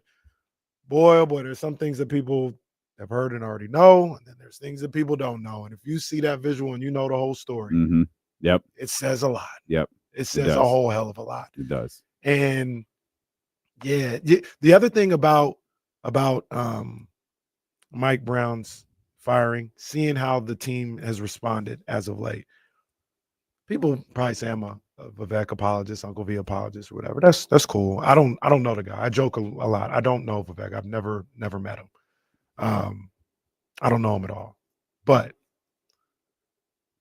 I don't believe, this is just my belief. I don't believe that Vivek woke up Thursday, or they didn't even wake up after the game on that Thursday, after they lost to Detroit. Maybe that was a Wednesday. After they lost to Detroit, and said, I'm just going to fire him. And then wake up the next morning and say, I'm going to fire him, because a lot of the things that we've heard over the course of this whole thing falling down is that Vivek was like, I'm not doing nothing. Yeah, you bring up a good point. He said, I'm not doing nothing. Yeah. We're going to figure this out. And that everybody around, all the media and fans, oh, Vivek, he got a itchy trigger finger. He gonna and everything that we've heard. I'm not doing that. We're gonna figure this out together. And the reason why I'm just checking to see if there's any articles, because they said they went from it was Monty's call to Vivek's call. So I'm just looking to see, because there are a lot of people praising Doug today. I'm just looking to see if there are any articles written about Let Vivek me know when today. you find them. Let me know when you find those. Man, I'll let you know. I'm gonna have to keep searching. Okay, let me Google search. Vivek. Try Vivek was right again. No. What the little? You can't do that. You have to put Vivek Ranadive. Oh, because there's Vivek Ranadive. No. What is that? Okay, here's one. How Vivek Ranadive turned the Sacramento Kings into NBA's biggest losers. Oh. There we go. There we go. And it's like, when you put that in, it's either that article or when like Google says, something's broken. That's what happens when you put Vivek Ranadive was right again. Yeah. Like, something was broken. Flags national security. But keep an eye on this computer in Roseville. We've got an alert, sir. We've got an alert. But the reason why I bring up Vivek and even Monty to a certain degree, I believe neither one of them, whoever's decision it was, did not make this decision without getting them intel. And I believe whether it's directly player to Monty, player to Vivek, or Monty or Vivek to agent or whoever from the player, somebody been told, like, bro, this is not it. This is not it. Somebody in that locker room was telling those guys, this is finished. I'm not even saying they told them you have to fire him. They said, I can assume, that's all I'm doing here, but either Vivek or Monty or Wes talk to somebody in that locker room or indirectly talk to somebody like, yo, what's going on, man? What you think? You think we can get out of this as is? And I'm just, it's not crazy to think somebody's like, no, we can't get out of this as is. We can't. So for everybody, my whole point is people don't just wake up and just start firing the coach. There is more than that general manager, that owner, to the whole story. And they're going to have to wear it. Vivek, I'm going to have to wear it. I'm going to be watching. This is what I'm watching. If the Kings do turn this around, this is what I'm watching. The coverage of, because no one ever, because remember, Vivek wanted Keegan. Remember that story? Yep.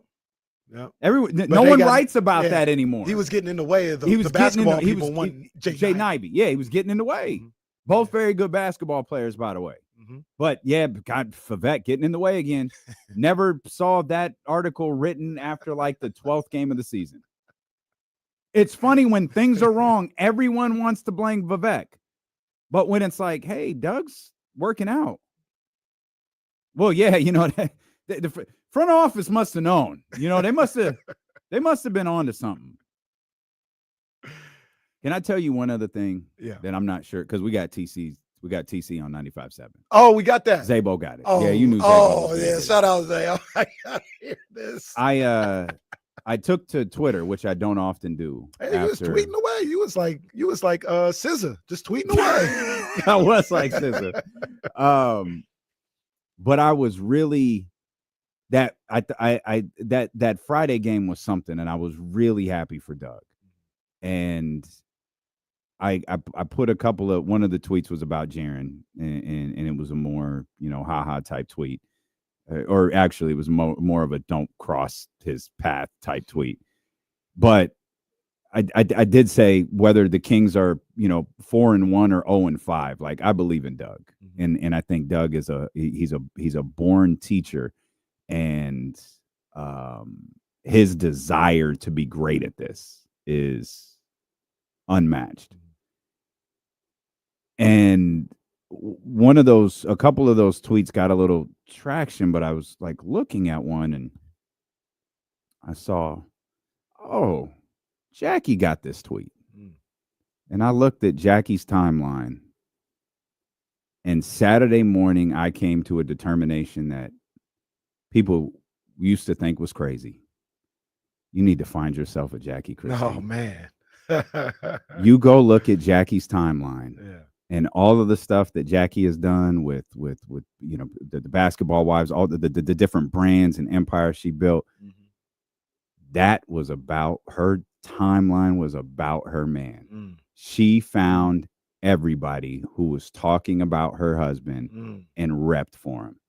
And I just looked at that timeline like, they used to call this woman crazy. Give me that 10 times out of 10. I'm a little bit older than I was, back in the early Yeah. Oh, I get it now. Yeah. Get me. I want a Jackie Christie. Get you a Jackie Christie. Give me someone who will ride for me that way. I thought that was so dope. I thought that was so. I want you to get Jackie on this show. She still ain't playing. Get Jackie over here. Yeah, man. Yeah, not as. I thought that was so dope. Man, just so incredible. It's great to see Doug in this position. It's great to see, because we said it before, but then you see it when he takes the guys to the roof and talks about the city, and he understands it. He gets it. He gets it, man. And this is his opportunity. Somebody asked me if I think he's going to be the coach long term, and I do. And like barring like a big time collapse, I do. And it's not. Some of it is because I believe in him. The other part of it is also because if people are talking about this job the way they're talking about it after Mike Brown was fired, you're not going to have a lot of people running to be here. And Doug Christie is the one that will be in the fire and be like, no, I'll be here. I'll work on this. I'll work at this. I'll work at turning this thing around. And I think he is going to be here for a long time. And I hope I'm right. Yeah, I hope you are too. I believe in that guy, man. I believe in him. I'm with you. I'm excited to hear this. Who's my brother here? That's Joe Spadoni. Okay, all right. This is Spadoni. Joe and Joe. Joe and Joe today. So yeah. But man, that loss hit Bonte hard. Bonte was like, I can't do it this morning. Okay, can I just? Okay, listen. Well, what is that poster doing back there? I mean, we don't.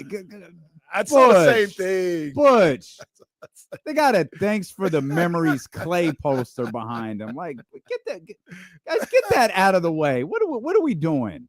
So TC called in to our brothers over at 95.7. Let's see what this is about. Conversation. What's going on, TC? Your biggest takeaway from the 49ers season as it comes to an end, bud? Spadoni, Shassy, what's up? What's up, dog? How about those Kings? Hey, check it out. Hey, yeah. Hey, that was a nice one, but Big Dog told me don't eat. Hey, look, we didn't want to talk Kings, so I'm not even going to talk about that game. All I'm going to say is we back. Mike, I loved you, bro, but it was the right. It seemed like it was shaky, but it was the right move with Doug, bro. Got these guys. Doug is the right coach right now. Mike brought us up. I don't care. I know. I was kidding, TC. I'm going to get in trouble for bringing it up now. About the yeah, well, back to the Niners. Okay, well, Shachi, I got something for you then. Well, let's talk about the biggest takeaway is Shanahan, right? What I always call about, right? He's not going to get out of his way. We get on these airwaves talking about every year about this guy changing 0-40, what you said, Spadoni about coming back. That's alarming. Niner fans, that's alarming. This guy's not getting out of his way, bro. He's not at all. He's not changing for anybody. So do we want to continue to deal with it?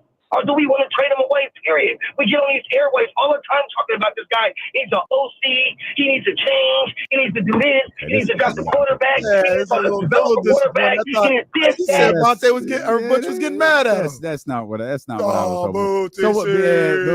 So what you got to understand over at 95.7, they're run a little bit different than we are. Yeah. Someone calls up, talks about the Kings, they might get called into an office. Guys, what are we doing? What are we doing over here? Can't have someone on the air talking about the Sacramento Kings. Ugh. Kings. Yeah, man. Hey, my boy Butch, he got to wear that one today. Oh, yeah. Come on, man. He got to wear that one today. Look at Butch over here. He got to wear that one today. His 49ers are ass. Well, his Warriors. Damn. Settle down. They are, but okay. I don't want to hear it. I'm not talking about your 49ers. I'm talking about Butch's 49ers. His basketball team sinks. Man. He's got this stupid Klay Thompson poster behind right now. Mike brought us up. I don't care. I was kidding, TC. I'm going to get in trouble for bringing it up now. About the yeah, well, back to the Niners. Okay, what is it? That is funny. That is funny. He didn't get mad, but that's funny. Butch, we get so upset with I don't care. I don't care. I know. I was kidding, TC. I'm going to get in trouble for bringing it up now. About the yeah, well, back to. They beat your ass last night. Let's talk about the game. No.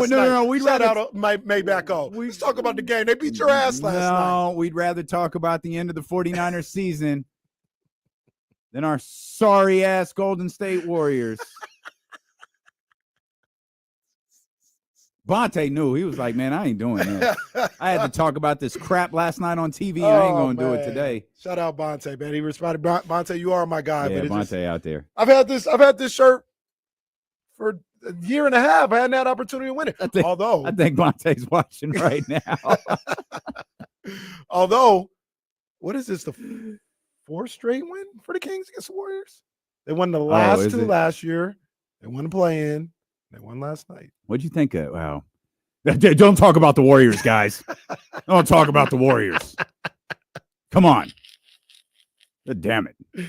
We'll come back. There's a lot more to talk about. We really haven't even talked about the game. We've talked about Doug. We've talked about Mike. We've talked about Bonte. And we've talked about Jackie Christie. The weekend was crazy. The weekend was. Friday was crazy. And then last night, man. Yeah, so we got the games to talk about. We'll talk about it for sure. And they're back at it tonight. Bruh, I have a story to share from my Saturday night. I've got to share this story with you. It's Kings related. It's De'Aaron Fox related. And I think it's funny, but I'm not sure. Oh, boy. Steelo and KC here on Sacramento Sports Leader, ESPN 1320. Bonte, I don't know if Bonte watching. Bonte, what up, boy? Bonte. What up, boy? I'll put my sweater back on, man. Because it's a nice sweater. Shout out Motor One. That's a great sweater, yep. We need an endorsement. Man, that's facts. I think between the two of us, we got damn near all the pieces. Settle down, Steven. I think Steven, isn't Joy a little darker than your preference? Well, she's mixed, so maybe that's good No. enough. Yeah, he usually goes for the Stacys and the Katies. Yeah, he usually goes for the Clarissas. And what's my girl's name? Carissa Thompson. Yeah, Carissa. Were her and Jay Williams married or just dating? I think they're just dating.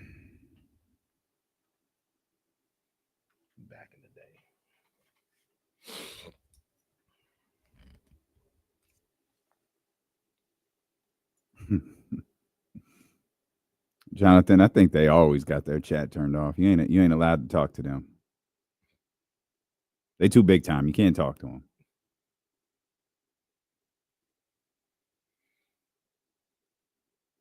Damn, I just realized Mike McCarthy's still employed. I guess he doesn't have to fire him. He could just let his contract expire. Didn't Schefter say they had a segment yesterday of like safe or not safe? And did he say McCarthy was safe? I don't know. I didn't see that. I can't believe Daboll. They kept Daboll. They kept both of them. My God, man. Daboll. They love Daboll. Antonio Pierce still around. I think he's staying, man. I think he's gonna stay. The way he was talking. I think he's gonna crazy. stay. I don't hate that. Just don't fire him this year. Or after next season, I mean. He had a cold ass starter jacket on.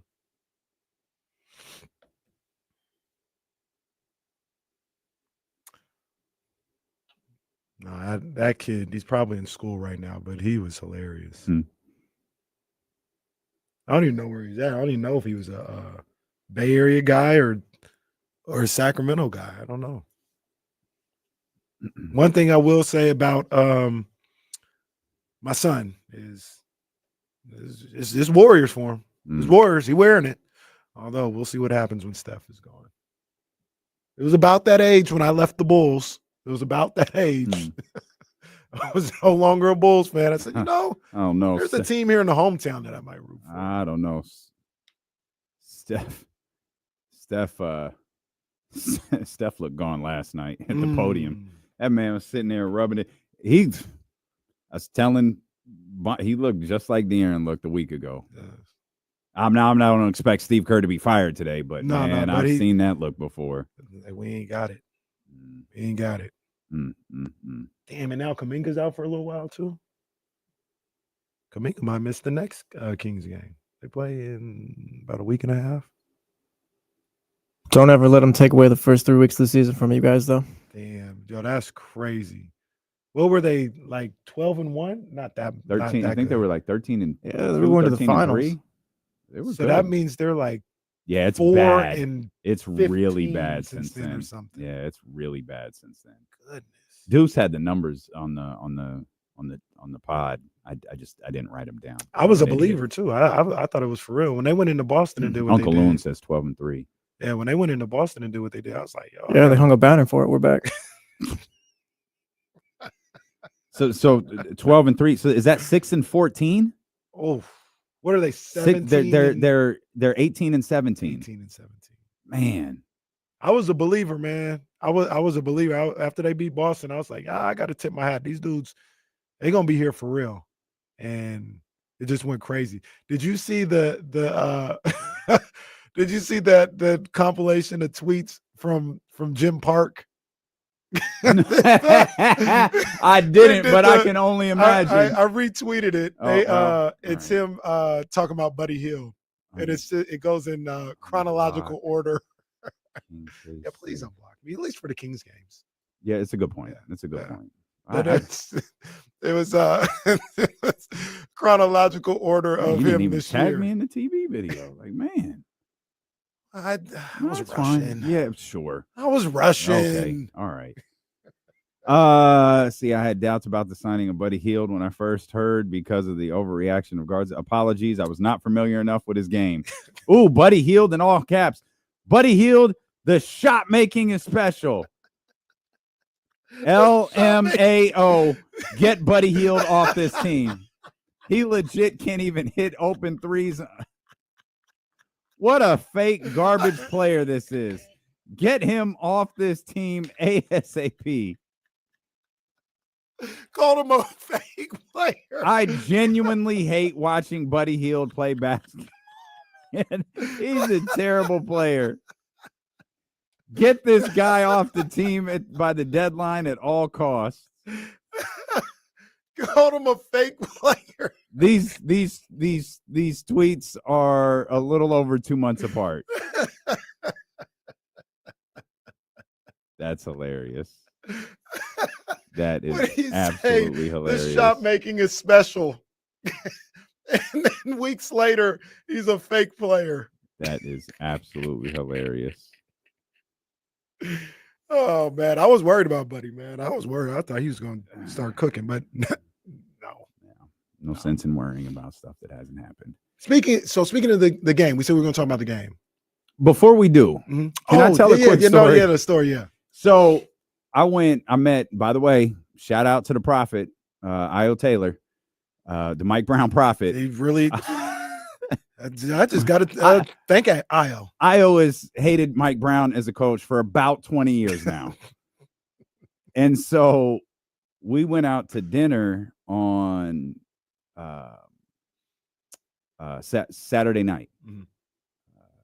And we went to Q, 1227. Shout out to Chef Q. I get there at 8:00, and per usual, my guy, I walk in, and my brother texts me. He's been my brother for 30 years. I knew what to expect. He said, on my way. And I looked at the phone, and I was like, this dude is just leaving Carmichael right now. It's like, it's cool. It's all good. Get seated, sit down, get some wine. You've been in your wine bag lately. Yeah, man. Yeah. I'm all about wine right now. I got some 3x Wade over the weekend. I wanted to try Dwayne Wade's winery. Nice little cab. It was all right. It was cool. It wasn't great, but it was good. Let Damian Barling. I couldn't find Domas's. I wanted to try that, but I couldn't find it. Yeah, we need a bottle. Io gets there, is coming to get there. We sit down, and Chef Q comes over. Chef Q daps me up, and he's kind of like smiling. He's like, hey, I saw you talking about De'Aaron. I saw that clip. I was all over the city. I sent it to him. Woo! And I was like, okay. Now Q is my man on Instagram, so he probably got the Leezy clip. Okay. I know De'Aaron and his wife were tagged in the Twitter clip no less than 15 times. I know he saw it, and that's fine. Q sends it to him, and he's telling me the story about De'Aaron was here, 2 weeks ago, and we were sitting right back there having a conversation about what you guys were talking about. Having a conversation about what stops him from being one of the best in the world. And he said, I texted to him and I said, see, I'm not the only one. And I thought, okay. And I have no idea how De'Aaron received it. Yeah. Like I could not be more confident that De'Aaron Fox does not care what I think. I could not be more confident. Right. But I'm curious to know what he feels about the people that he trusts and that he talks to having similar conversations with him. And I just thought that was hilarious. That is that hilarious. He took that clip and sent it to him. So we're laughing and we're talking about social. There's a picture on Q where they have, I forgot the name of the fish. It's something with a B, a Barcini or something like that. But it's a full fish, head and all, deep fried. And I said, Q, that's kind of where I draw the line. Like the fish is like looking at me, like eyes wide open. Like I don't think I could order that. He goes, oh, it's amazing. Like, to be clear, we will cut the head off, but if you request it, well, that's a request you ain't gonna get. So, the food comes, we're eating, and our guy walks out with the Barcini or whatever, the headless fish, and sets it on the table for us to try. I was like, oh, Q was full of jokes on Saturday night. And the fish was spectacular. I bet it was. It was absolutely incredible. I mean, it was a 10-star meal, but the story was De'Aaron being in there a few weeks prior and that video making its way directly to his text thread from a friend of his. I do wonder what De'Aaron thinks of those type of things. You know what I mean? Like,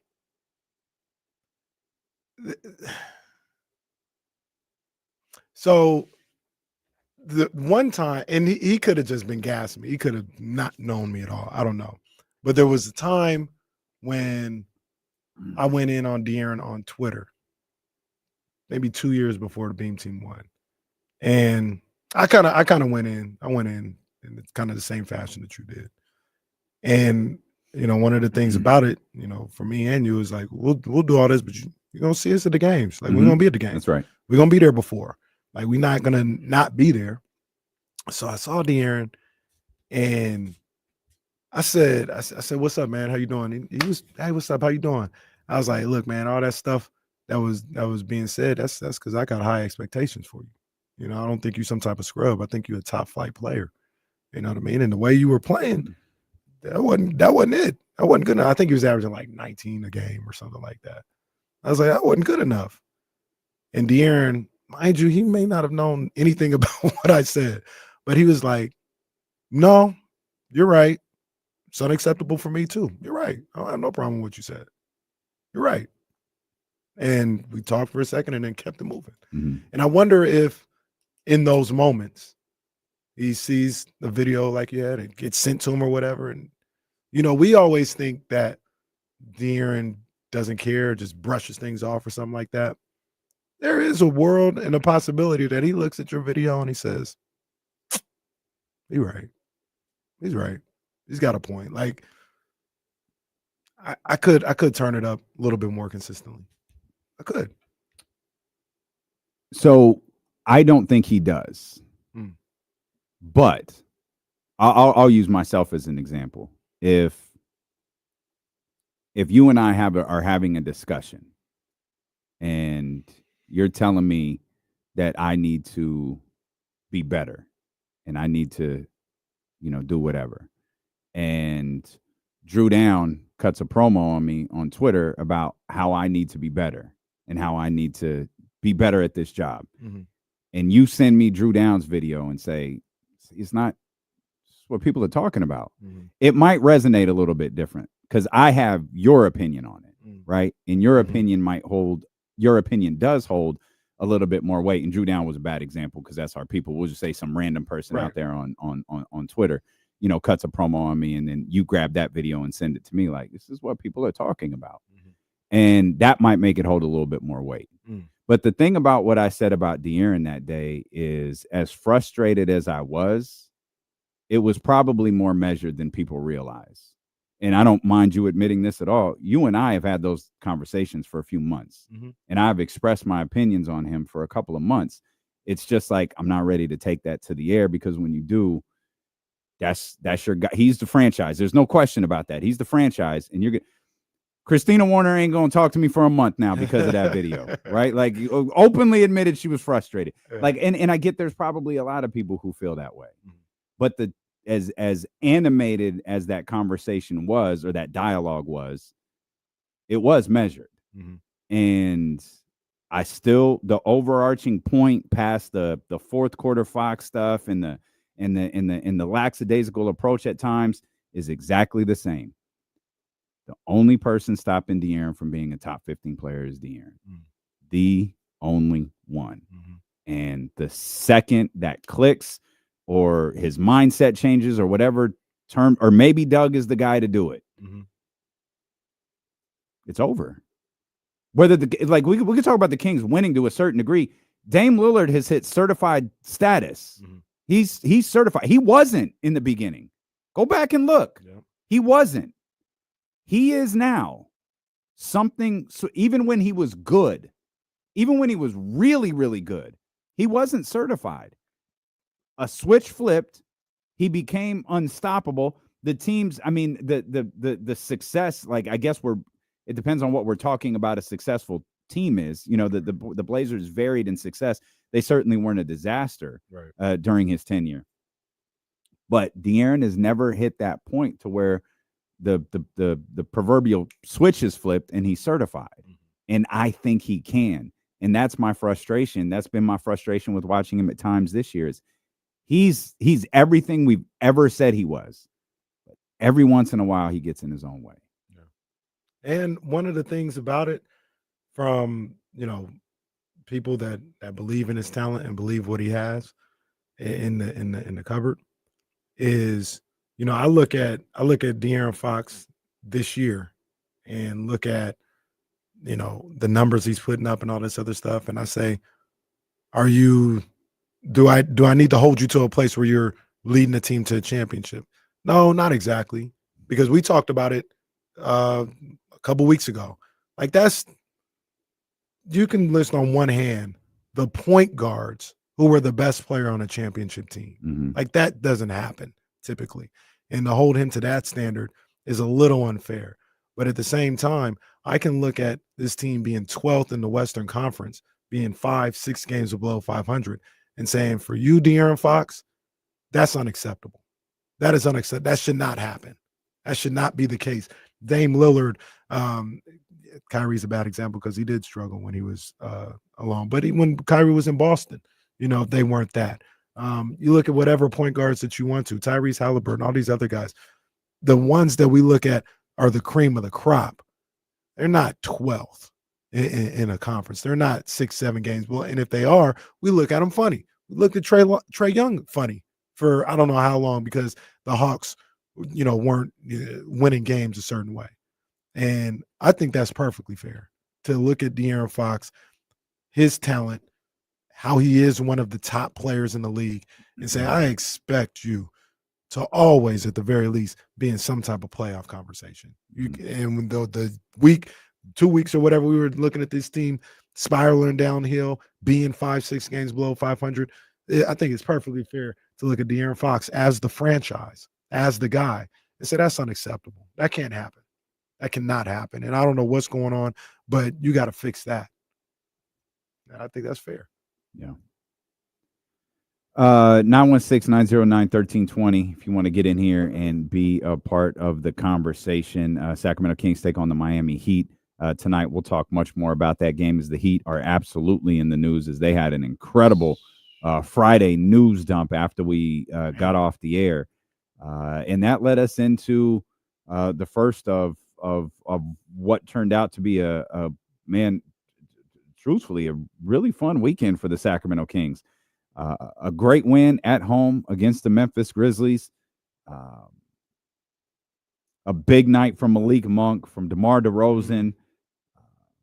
An okay night from De'Aaron Fox that, of course, was capped off by that scary fall that ultimately kept him out of last night's game. But that was, I thought the Philadelphia game was really important in that the way they fought through it and, kind of handled some adversity there. But, man, they look like being Team Sacramento Kings against Memphis. They did. And that game was scary because, the Kings were up, I think, 13, maybe 15 at one point in the third quarter. And Memphis just kept battling back until the point. I think the Memphis took a 1-point lead. They either tied it or took a 1-point lead in that fourth quarter. And that presented a level of adversity in itself, where you had this lead, you lost the lead, you've got to find a way to get back into focus so you can finish this game off.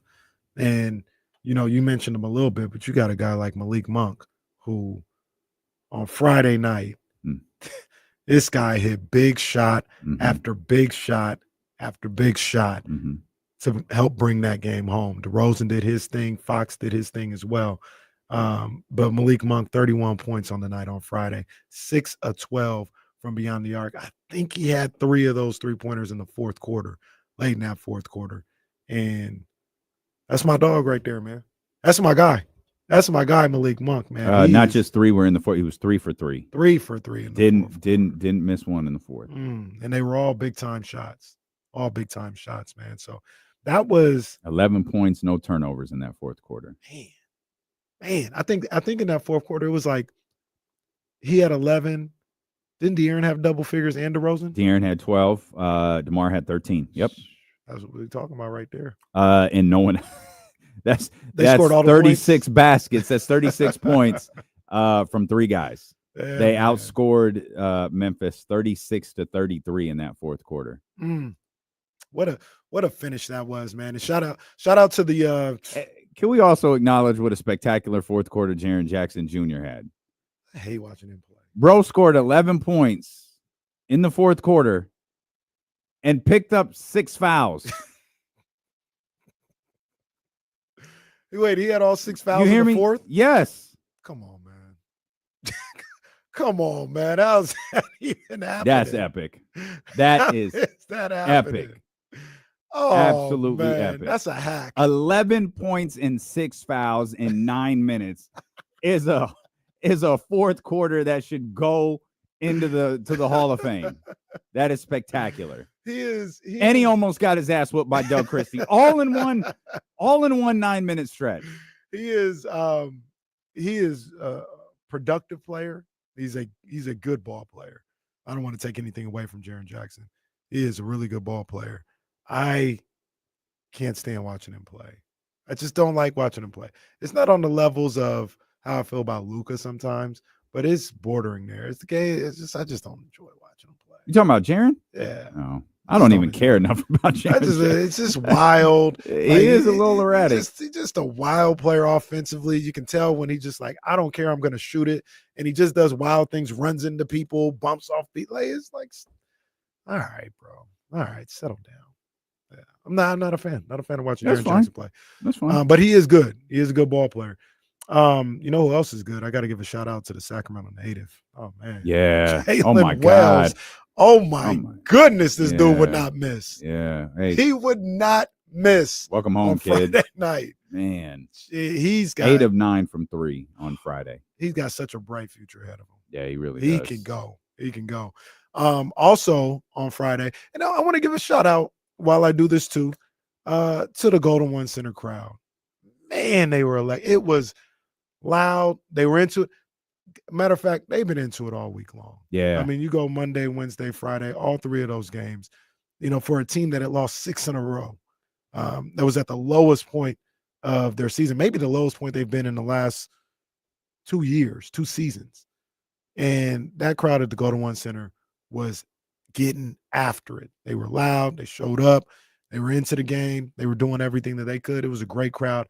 And we asked if, we were going to get the standing ovation from Devin Carter. Yeah. And we did. It wasn't even it kind of got weird because they had a timeout. They had to went straight to a timeout. But it was loud. Everybody got up, the whole 15,000, 16,000.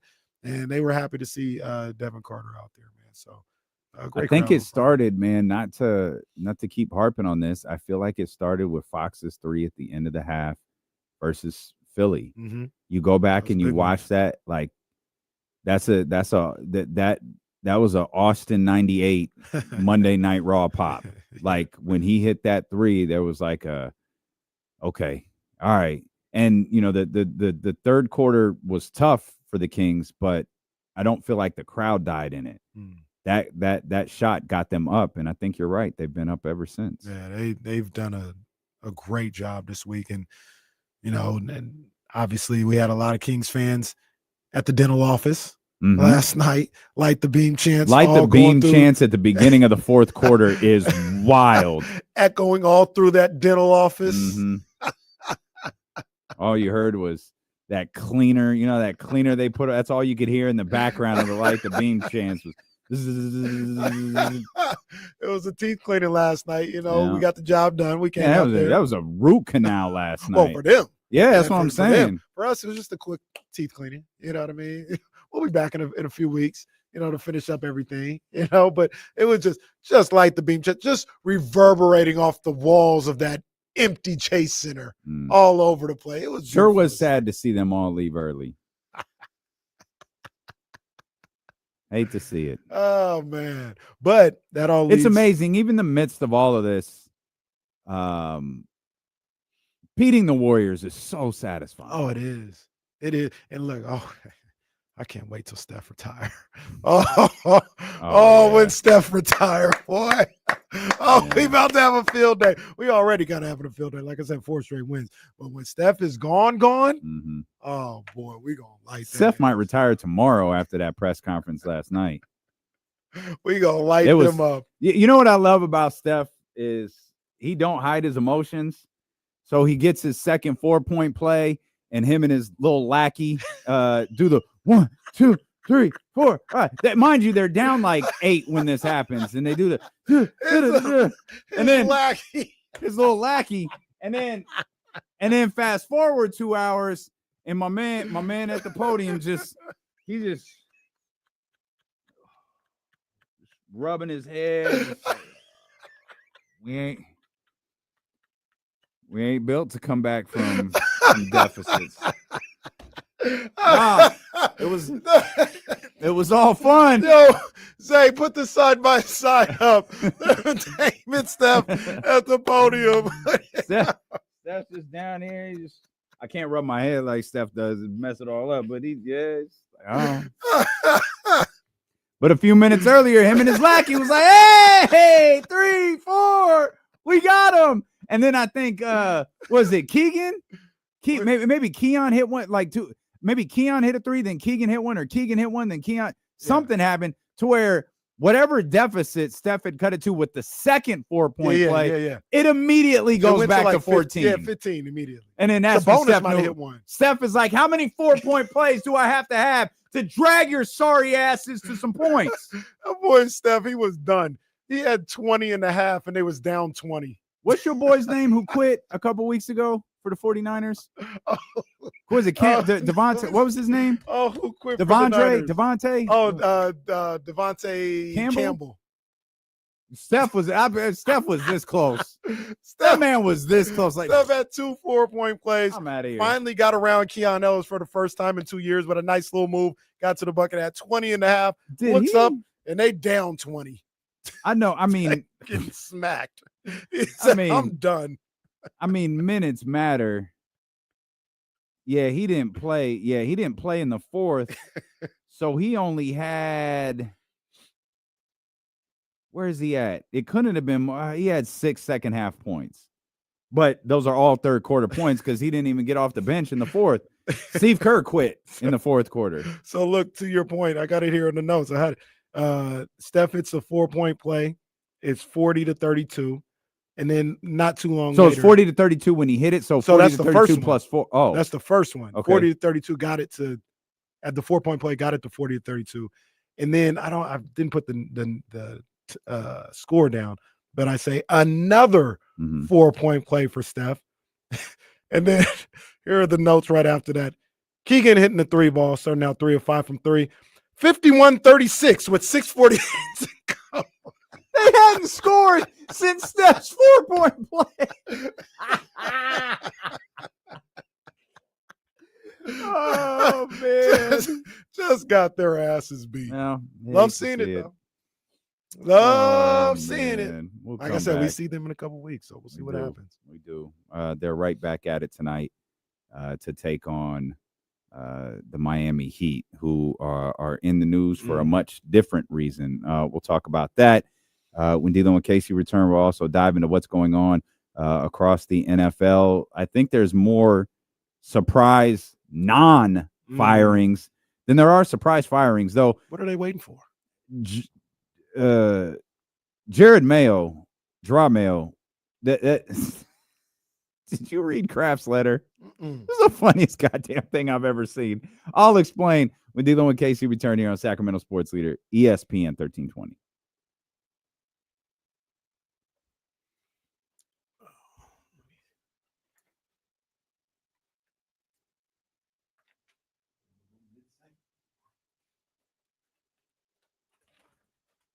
You see Ross supposed to be like 3.5 hours today? I didn't. I have that written in later. I didn't. I think that's interesting. That's interesting because that's not what I expected. But we'll talk about it.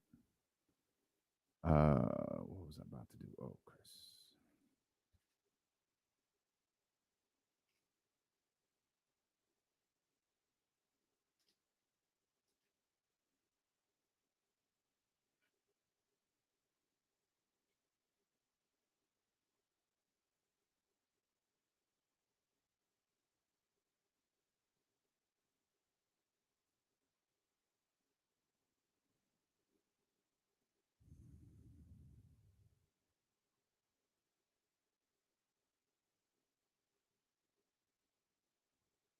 Brian, that's one of the best moments of the. It was one of the best moments of the game.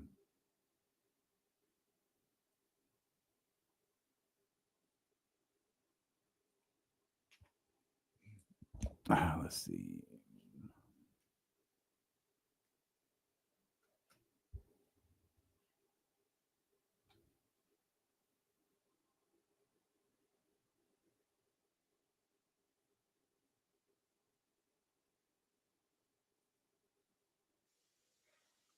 This isn't a good clip, but we'll still use this.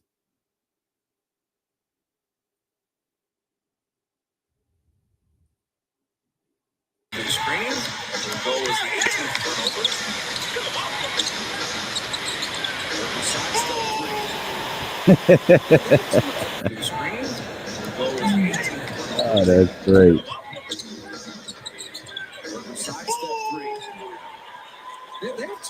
I love that. I love Malik.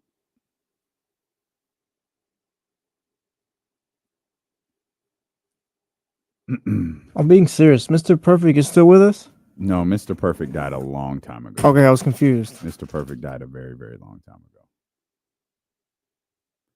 Yeah, Warren. By the way, happy 50th to our boy Warren.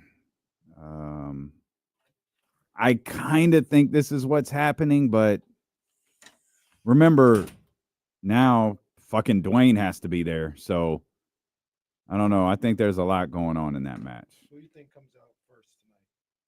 Like just this Hunter. Hunter? Hunter. I was thinking Cena, but you're probably right. Time to play the game. Because remember, before big nights, Vince would always come out first. So I feel like it's Hunter.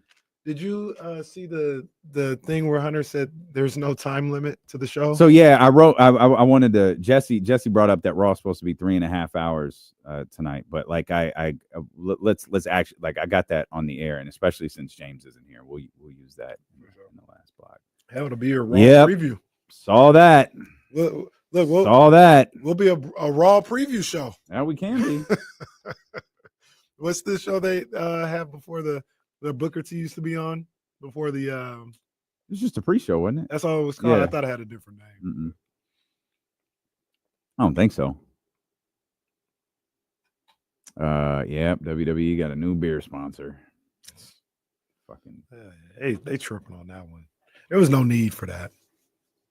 Yeah, absolutely none. Okay. All right, let's get to the Elk Grove Kia Talk line here, 916-909-1320. Our man Troy. Troy, what's going on, baby? What's happening with you fellas? Welcome back. Yes, sir. What up, big dog? Man, did you see Doug Christie ready to give it to Steve Kerr the other night, boy? Well, pause, but yeah, we saw it. Yeah. Like Mark Jones said, he's got one uppercut in the clip. He do. I love that's what Doug's known for. Yeah. It's like is Doug like that? I don't think he cares. Oh no, he doesn't care.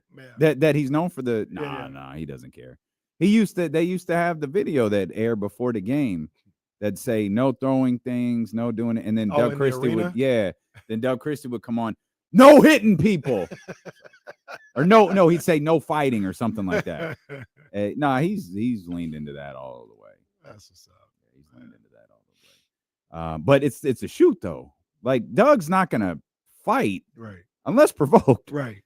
Like he's always, and it's so interesting because Doug Christie, you know him a little bit better than I do, but calm guy. Oh yeah, very respectful of everybody. Mm-hmm. Yeah, like he's not looking for any trouble anytime, but you will not disrespect him. Mm-hmm.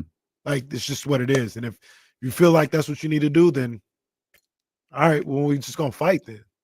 Like it's the craziest thing. Yeah. Like somebody who's never, ever looking to fight is always ready to fight. It was like for the last few years, conversation whether you buy into it or not. The Kings need a dog this, Kings need a dog that, and all that. They haven't been able to find a player to I guess just be that for them. You think you can get that from the Doug? Where that kind of just bleeds over to them? Well, I've never bought that narrative because they have Malik is a dog. Mm-hmm. Like so is DeMar. Mm-hmm. Like his nickname is Debo. That's not by accident. Right. Like they have it. I just think there was a.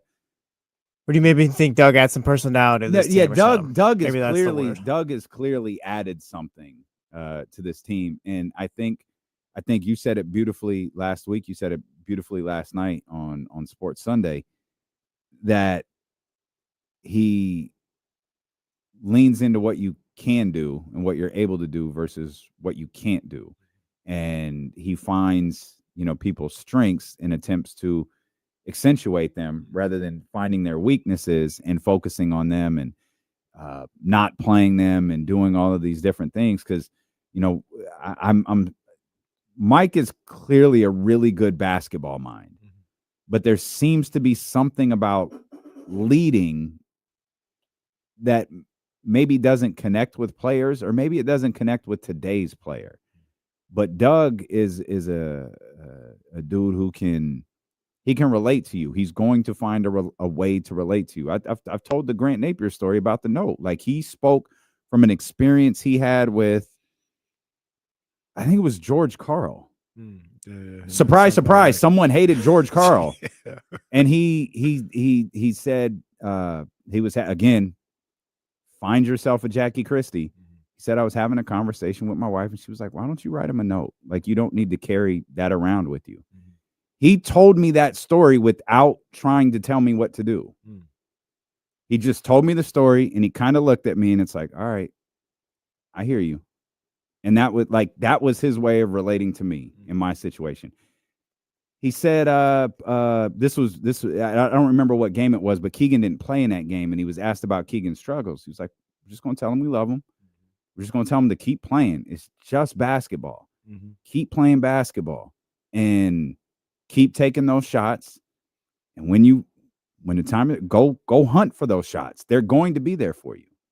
It wasn't, oh, he needs to do this and schematically, and he's got to, we're just going to wrap our arms around him. And we're going to tell him those shots are always there for him. Keep taking them. How did Keegan do last night, by the way? I thought he did pretty good. He was great last night, right? And so he finds a way. He's very personable. He finds a way to relate to people, and it seems to be working. Yeah, and these guys know basketball. Yeah, that's the thing. Like, they know basketball. If you just get them to play a certain way, free, loose, relaxed, joyful, whatever, go to Memphis. Memphis plays gritty and angry. They'll play fast, but they'll play gritty. They'll play angry. They'll play with a high level of emotion. Memphis plays basketball, especially when Ja's on the floor, like they're on edge. But the players buy into it. The coaches buy into it. They're all in on it. Yeah. There's no like push pull with them. That's what great teams have to find, is how do you eliminate the push pull? I think there was a lot of push pull with the Celtics the first half of Ime Udoka's career. And once they got through it, they got through it. Yeah. And I don't want to say it's that simple. It's not that simple, but these are professional basketball players who know the game. De'Aaron, I mean, players joke about everyone's running the same plays.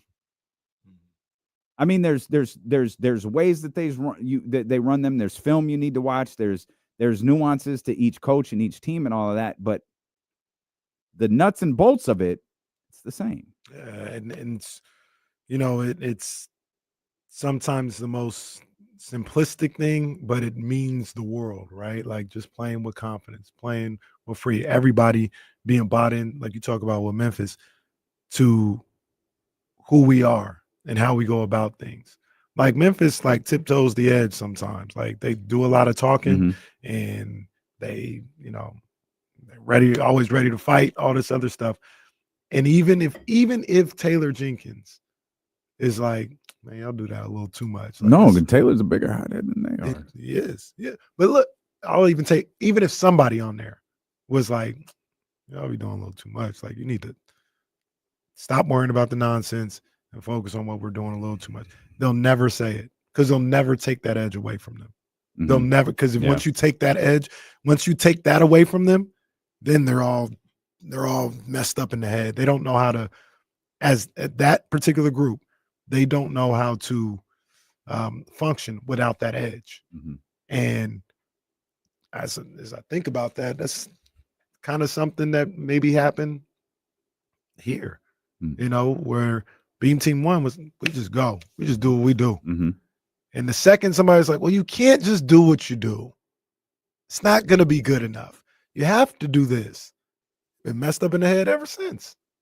And then you bring Doug in here who says, no, we're just going to do what we do. Yeah. We score. We get up and down the court. The pace thing is crazy now. You know, they're getting damn near to 100 points in 3 quarters. Yeah. You know, since Doug has been around, and it fits this group better. Not to say what Mike was preaching was wrong. He was preaching like correct basketball. You know, just the history of the game. Yeah, you got to play. You got to do it. Not saying he's wrong, but for this group, that's what we kept saying for like 2 years. For this group, you got to play to these guys' strengths, and then try to, you know, add the vegetables in as you go along. But let these guys be who they are first. And Doug has leaned into that. Shout out Zabo. He put the side by side up. It's actually It's actually a little funnier than I realized. Now that's pretty funny, Zay. He put the side by side up. Oh, we gotta pull it up, dog. That's pretty funny. That's pretty funny. Hang on, I'll get it pulled up. Hang on. No, this is some good stuff. This is great. Head scratches. That's the one. That's a good one. Yeah, poor Steph was having a hard time last night. It's just just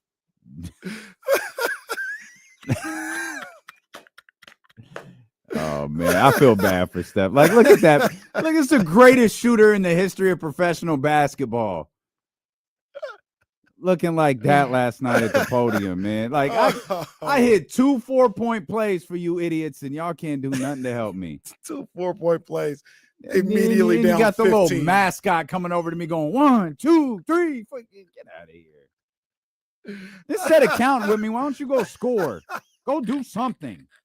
Well, Draymond Allen at the start of the game, what did he take 4 or 5 threes? Like, what are you doing?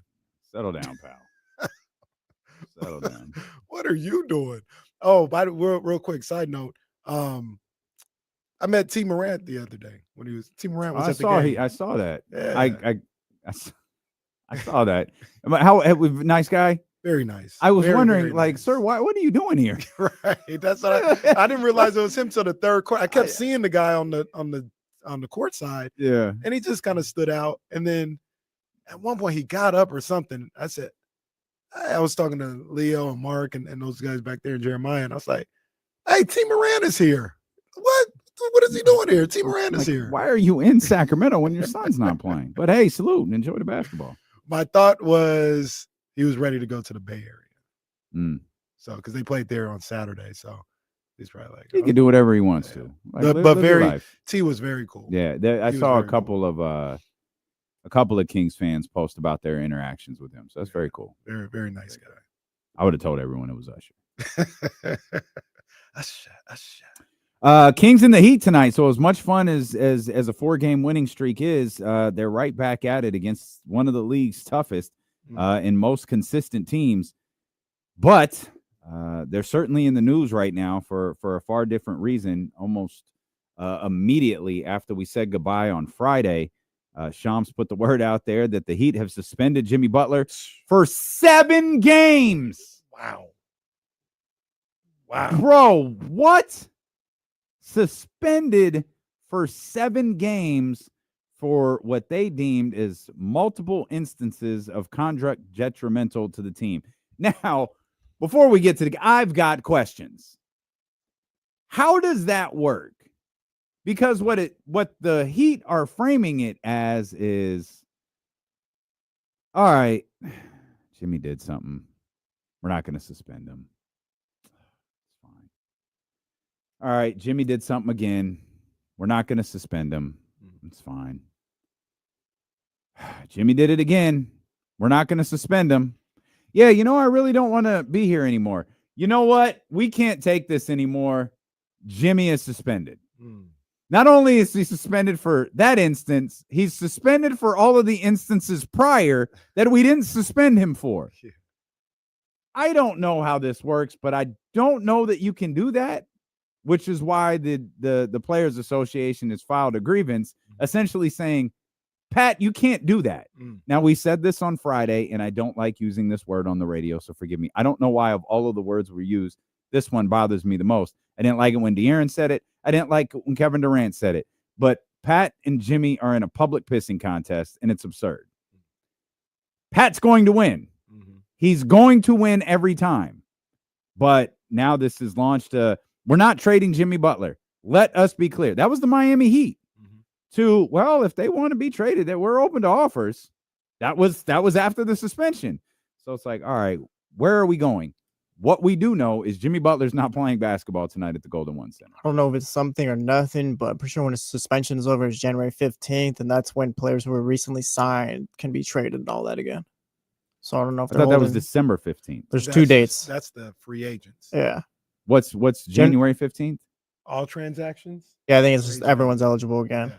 Like DeMar DeRozan, if he were to get traded, they could be traded. Technically, DeMar was a trade. Yeah. That's right. DeMar was a trade. Okay. All right. Yeah, I think what the Heat are doing now is kind of what we talked about the other day, and Pat Riley's doing as well. It's like, first of all, like, you're behaving ridiculously. So just they suspended him. Maybe they could have done something like just go home or something like that. Maybe he didn't want to do that. I don't know. But like you said, public pissing contest. And Pat Riley is basically saying he's going to let him see for himself. Yeah. It ain't out there for you, dog. Nobody's trying to trade for you. Yeah. And then you talk about this extension that you want. Nobody's signing that. Like, it's not happening. So you either get with the program or you just sit out.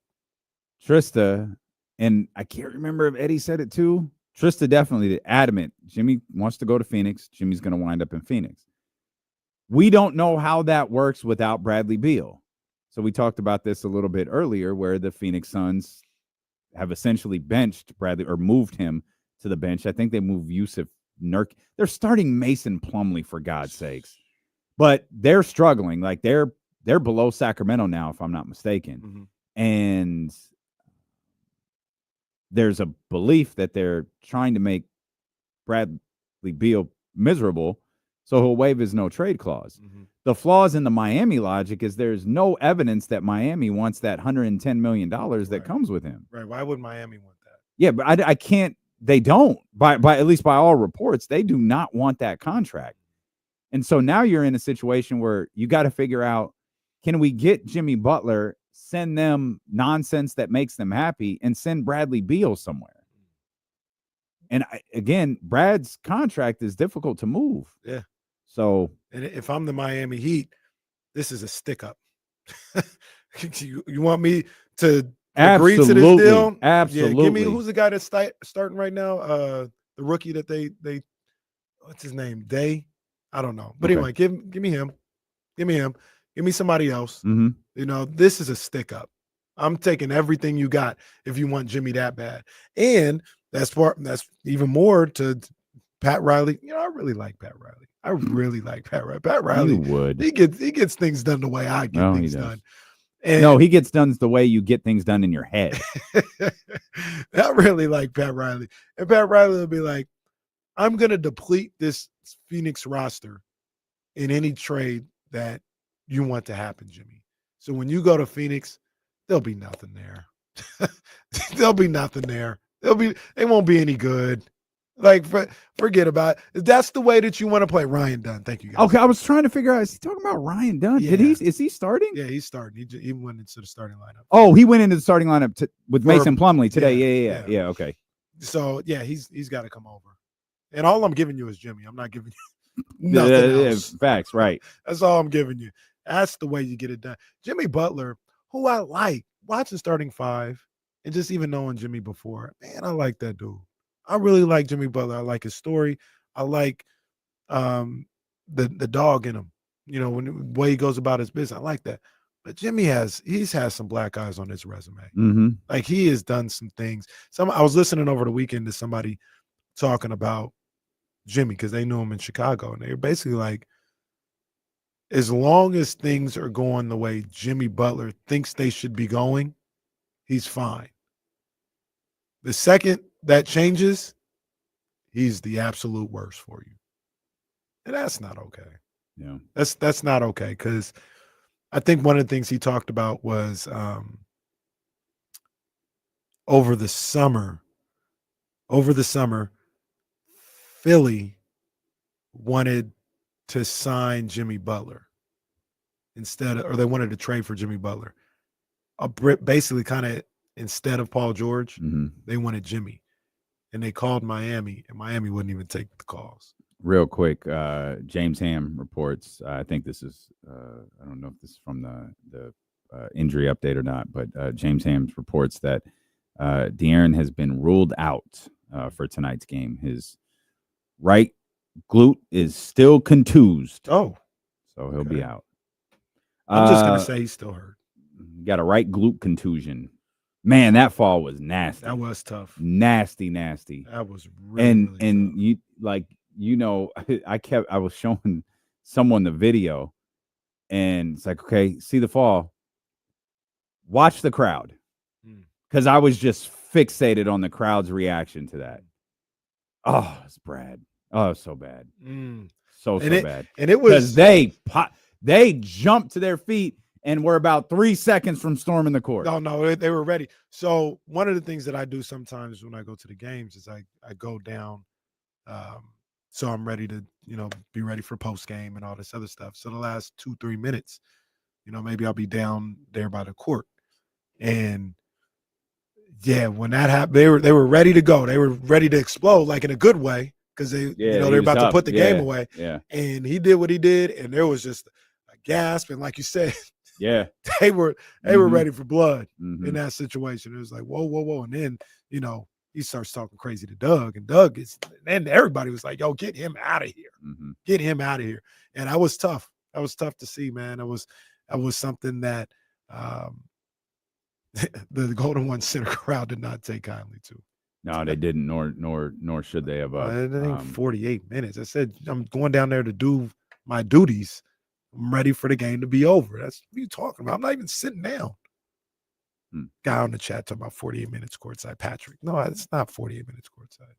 You didn't post an IG story on the court? Yeah. That was before the game. Domas was warming up. Nope, not that one. After the game? No, wasn't after the game. It was during the game. Maybe during lineups. I was with the media. Where? At the Golden One Center. On the floor? No. I don't think this is true. No. I don't think this is true. I saw everyone saw it. I saw our guy Andrew too. He was there Friday night. DeMarcus is Andrew. Oh, our guy. Yeah, for sure. Okay. Yeah, he's in the building. For sure. Yeah, so that doesn't change anything about tonight's Heat game without Jimmy Butler. Like, this is a team that plays the exact same way, regardless of who's on the. Me and you could be on the floor. Eric Spoelstra is going to find some way to. He's going to get you to play defense somehow, and he's going to get me to hit a layup or something. Like, I agree, and what I'm about to say doesn't actually make me feel any better. Just talking about what happened, they got their asses beat. They sure did. The day after, wasn't it by Utah? Utah in Miami. By like 30-something. Beat the crap out of them. So I say that saying I'm expecting the best that this team can give you tonight. I think they've flown across the country. They've had to deal with all this Jimmy stuff for the better part of 72 hours. And I think they're going to be ready to go. They gave up 136 to the Utah Jazz. They lost the game they played before that to Indiana, where they gave up 128. This is a Kings team, and we'll talk to Will Z coming up in about 30 minutes or so, and he'll give us the in-depth numbers. But this is a Sacramento Kings team that's putting up numbers far more reminiscent of Beam Team 1 than anything we've seen since then. Obviously, we saw the big output yesterday, blowing out the Golden State Warriors with 129 points. You go back to Friday night, that was 138, I think. The NBC had the graphic up last night. They're averaging, I think it's 8. Yeah, I think it's 8 to 9 points more per game. Again, Will have the exact numbers for us coming up in about 30 minutes. but they're passing the eye test in terms of what they're doing offensively, and they're passing the data test. They're passing the statistical test. Like, the numbers match what you're seeing, and the ball is moving. And we said this, it was probably during, our break during one of the, the stream only shows, where it was like, so you fire Mike Brown, are you just going to magically start hitting shots? Well, it appears that might have happened. While I don't believe that it's magic, there's clearly something that had these guys more comfortable on the basketball floor. And I think there's one thing important to note when it comes to these numbers. They shot the ball great last night from three, 44.7%. I'm sorry, that was against Memphis. They shot 44.7% from three. That was against Memphis. Against Golden State, they shot 34%. There are games from threes where they've shot in the 20s. They're not shooting the lights out from three, but they're doing something that we saw at the beginning of the year where the three wasn't falling, but everything else was, and they weren't winning games. They're doing it again, except they are winning games. They're hitting that too at a high clip. Shoot, I put the numbers 50, 40, 90. 50% from the field, 40% from three, and 90% from the free throw line. Yeah, come on, man. And it's not always as like. No, they were 40% last night too. I was looking at Golden State's number. They were 44% last night from three. From three. Yeah, they was hitting. So they did shoot the lights out the last two games, but they haven't been doing that every game since Doug took over. What they have 21 threes on against Memphis, I think. Against Memphis, it was 21 of 47. You say magically just start shooting better. Somebody put it on Twitter. Maybe it was Professor Oak. Just talking about like in theory, like, no, you don't just start shooting better. But when you feel better about what you're doing, you may shoot better.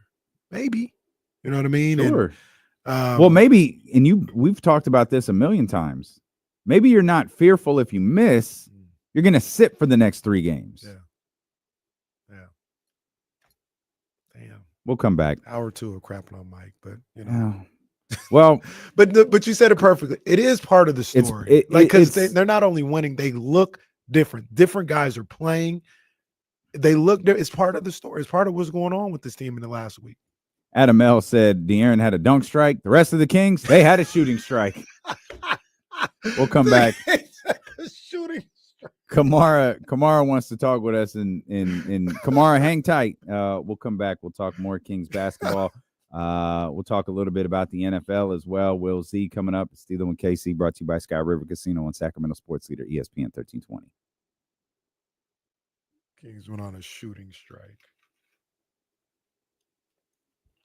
They said, we'll burn this whole bitch down. Mm-hmm.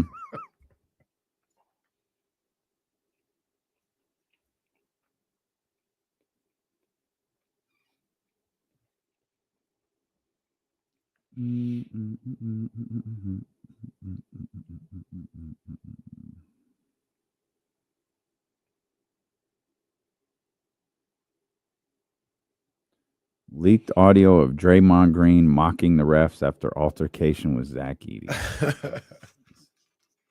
Let's see. Is this Legends? Oh, yeah. I got them on alerts now. Yeah.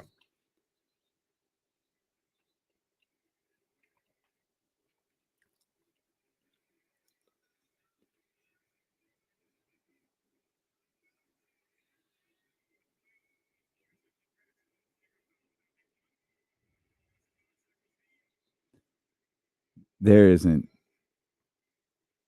a person on earth who could convince me this individual is good for a basketball team right now. He's just not. He's such a jackass. That's funny. He running around yelling boom. That's why Malik got his ass last night. This is funny. Just the still shot is funny.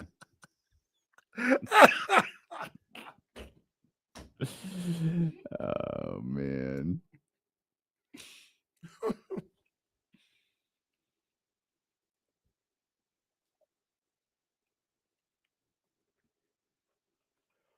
What's that song they used to play on wrestling? Here comes the boom. Here comes the.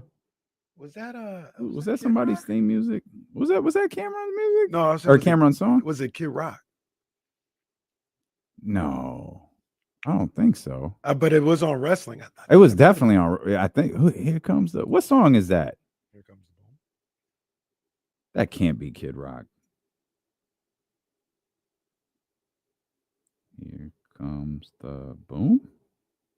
Oh no, it wasn't. I think this is it.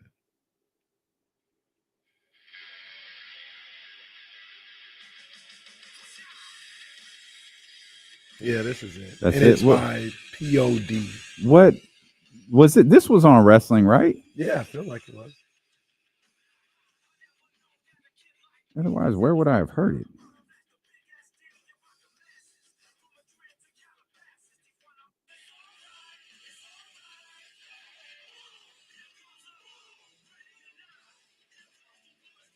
Yeah. This is a good song. Wait a minute. You know what I was listening How do to I all get weekend? The damn pause button. I was listening to Bobby Brown all weekend. Hey, That Don't Be Cruel album is crazy. Bobby Brown he is that dude.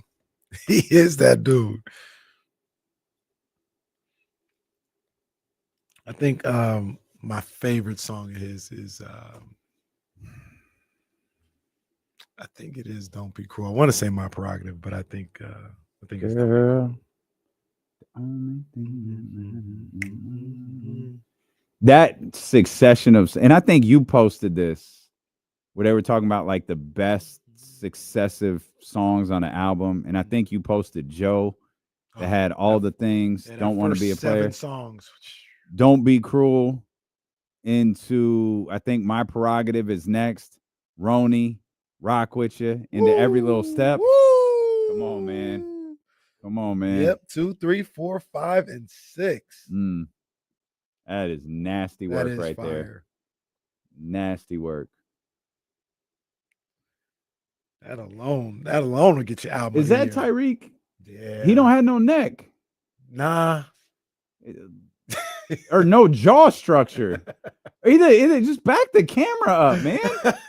Man.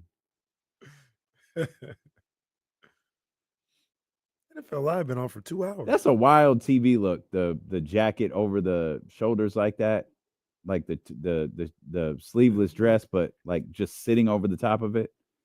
Because she has to be very delicate with how she moves. They can't move the arms. Yeah. Too much.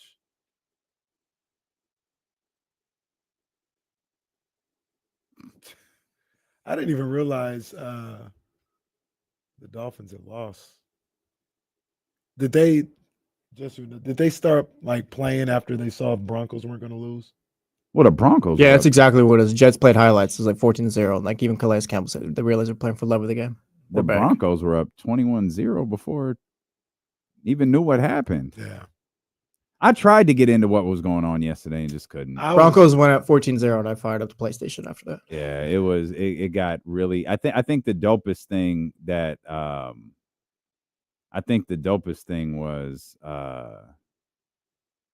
Mike Evans.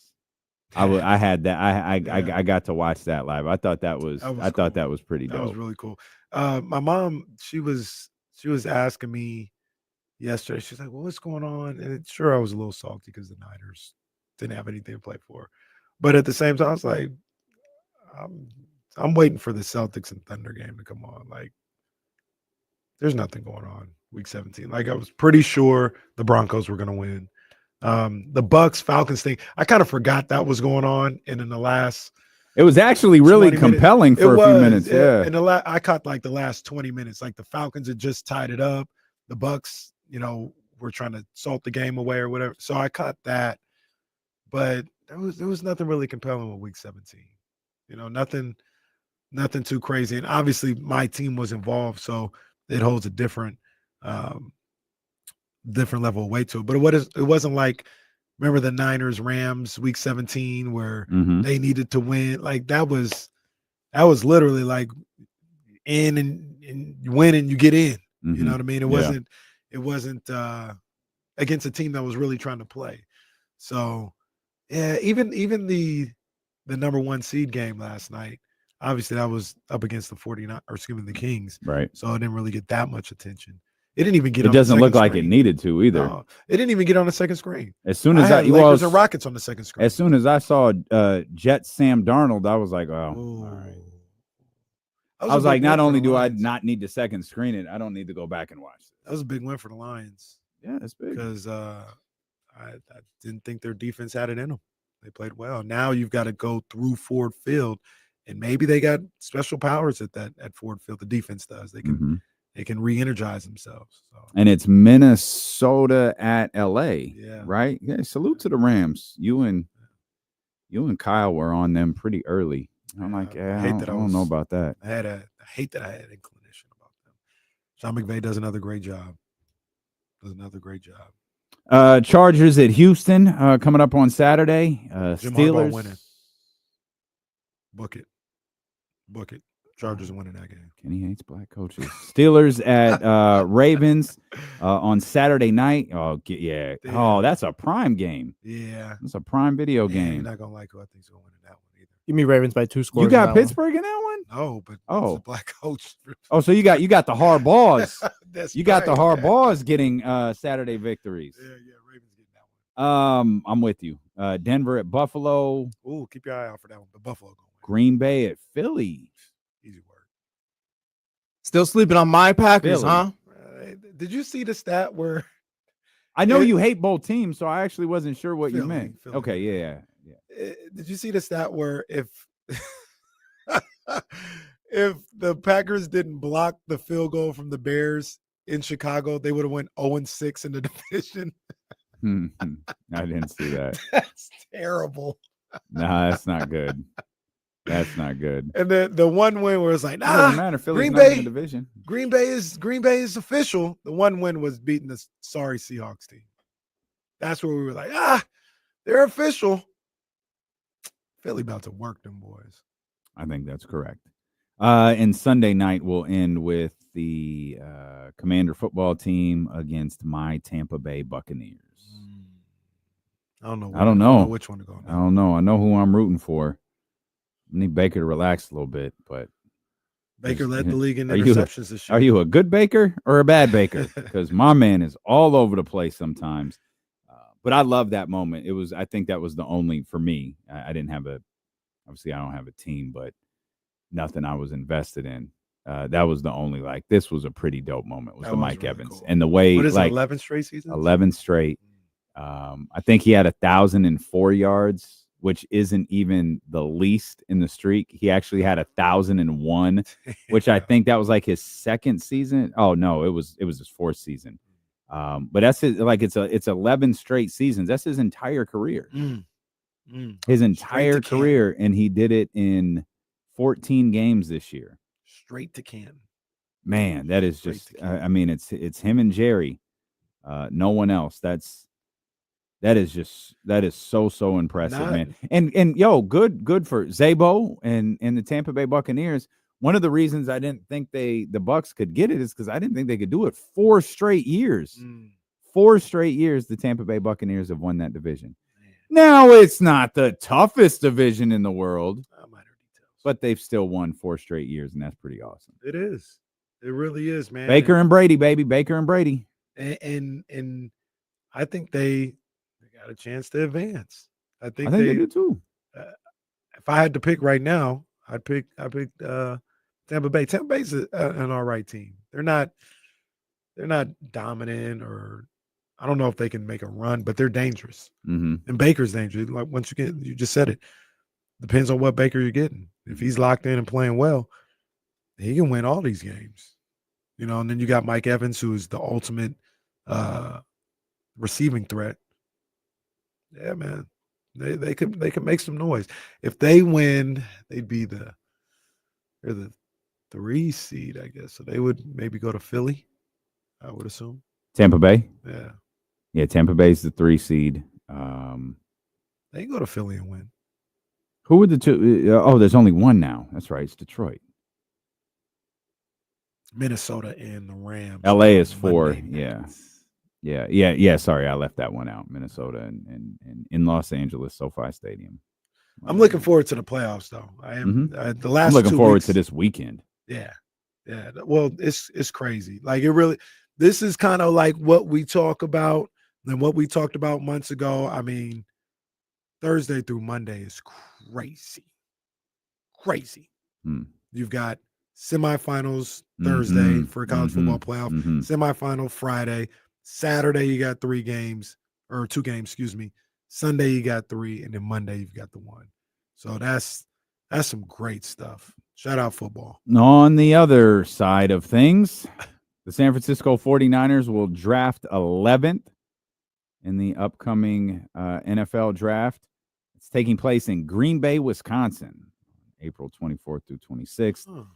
And the Las Vegas Raiders will draft number 6 after a 4-13 performance, if you can call it that. I feel like the way the top of the draft shook out too was like worst case scenario for the Raiders.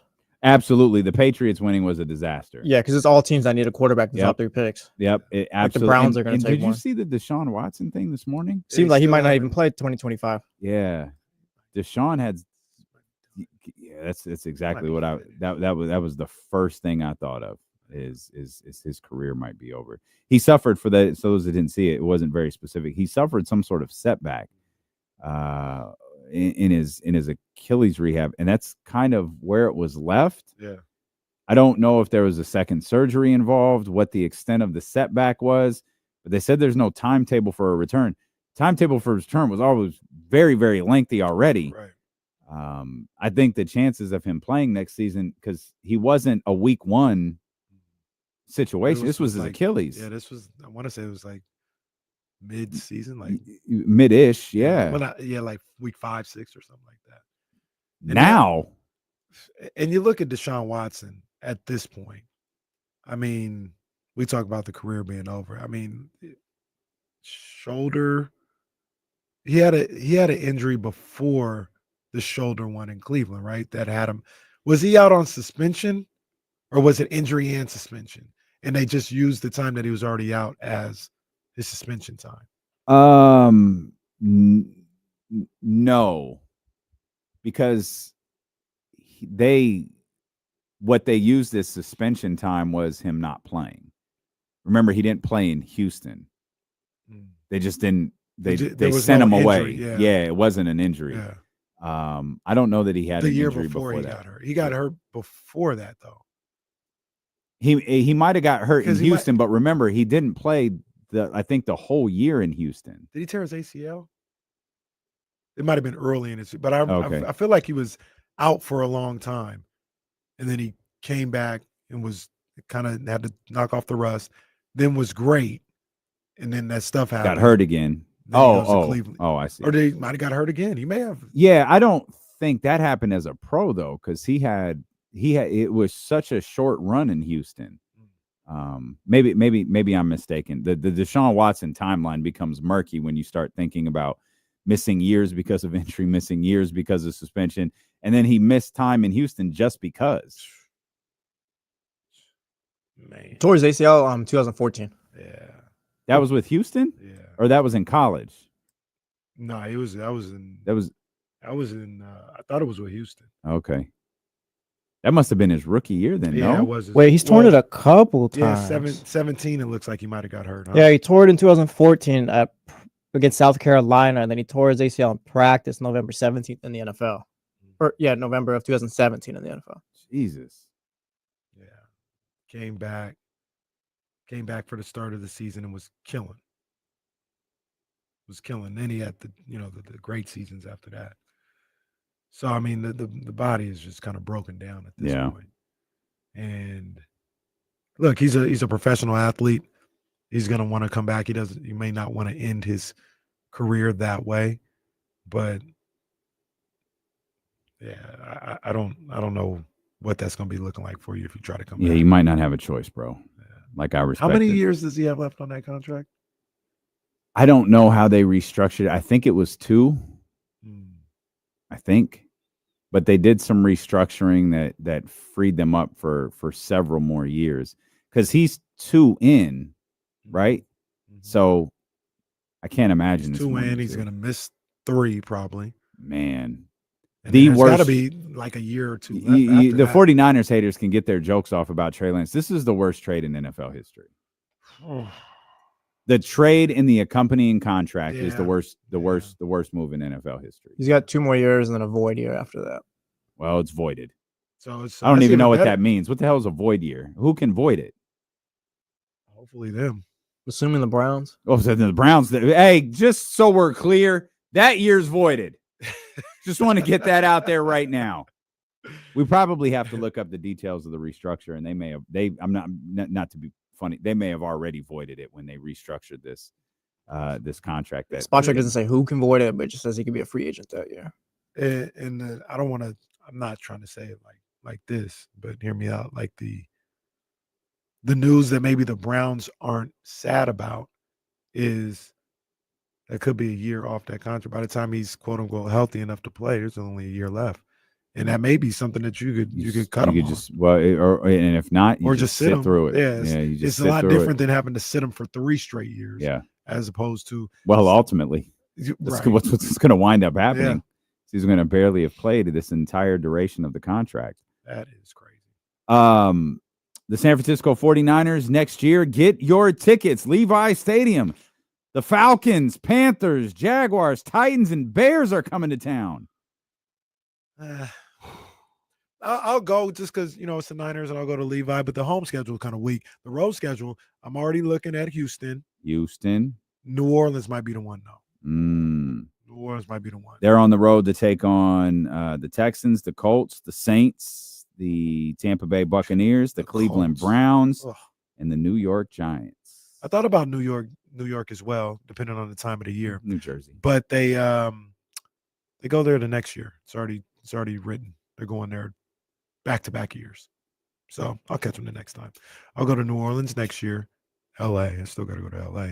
And never been to a SoFi game. And I wanted to go to a SoFi concert. Well, good luck with Not happening. Back to Vegas I go. But I'll go to New York the next year, the following year. Somebody asked I don't what so you is it that you just want to go to New York? I don't really care about the stadium. It's just New York. Because it's in New Jersey by the airport. Yeah. No. It's just and then you just see New York across you see it across the turnpike. Like, God, I just want to go there. I'm here. I just want to go there. Yeah, I stayed over there before one time in a hotel. Jersey? Yeah, in that where I could see the Meadowland, the old Meadowlands. Mm-hmm. I was like, oh, that's cool. Yeah.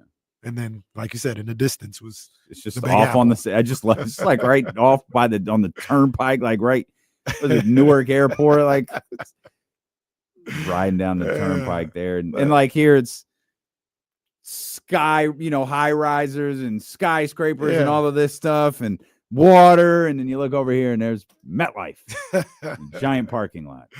But I get over there and see my boy Ace. You know what I'm saying? Always any excuse to go see my boy Ace. Go see New York City. Maybe go up to CT real quick. You know what I mean? See what's going on over there.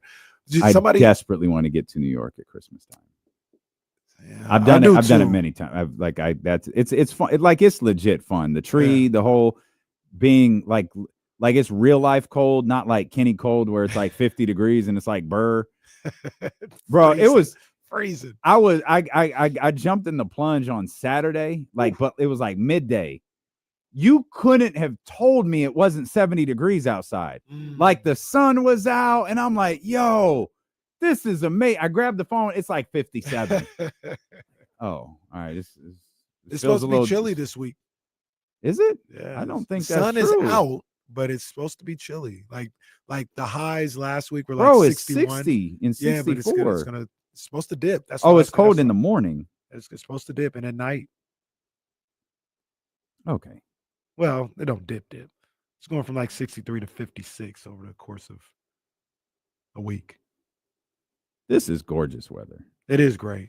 There's nothing but sun. It is great on this app.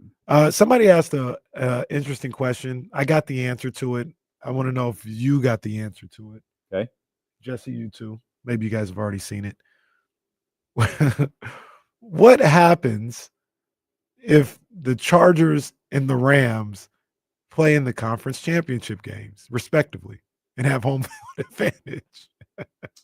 The Chargers and the Or Rams. the Jets and the Giants. Was that possible for the Chargers? Not just in general. Say next year they're both 1 seed and they make the conference championship games. Just throw a big old NFL logo in the middle and then Los Angeles in the end zones. But they play the games back to back on conference championship Sunday. Yeah. Yeah. Or would you do something to where one is Saturday and one is Sunday? Ah, there you go. Goodell said he spoke about this. You flip a coin. One plays on Sunday, one plays on Monday. Okay, even better. So there's no short week. You do Sunday or Monday. Yeah. Nah, make it a doubleheader. That would be crazy. Yeah. Let's March Madness this thing I feel up. like you could do it. That would Well, be fire. like getting that parking lot in LA Yeah. cleared, then that would be. Now it's like March impossible. Madness. If you're buying a It'd be ticket, it's for impossible. both games That, that like day. LA, Yeah. no, but LA traffic is already ass. Like, how could you pull that off? You couldn't pull that off. You could could not play- pull that off. You could play the one game at 10 a.m. There's then the no other way one you at could do 5. it. There's no way you could do it.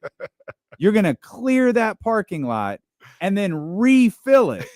Nah, it's nah. Yeah, you the can't do it. Goodell, I guess it was brought up with the Meadowlands. And he said they'll flip if it ever happened. they flip Saturday, a coin. Monday makes perfect sense. Yeah. Imagine Goodell No was one's just- playing the following week anyway, so Right. the Monday game doesn't matter. You imagine like asking him, he's like, yeah, you know what? We never even thought about that.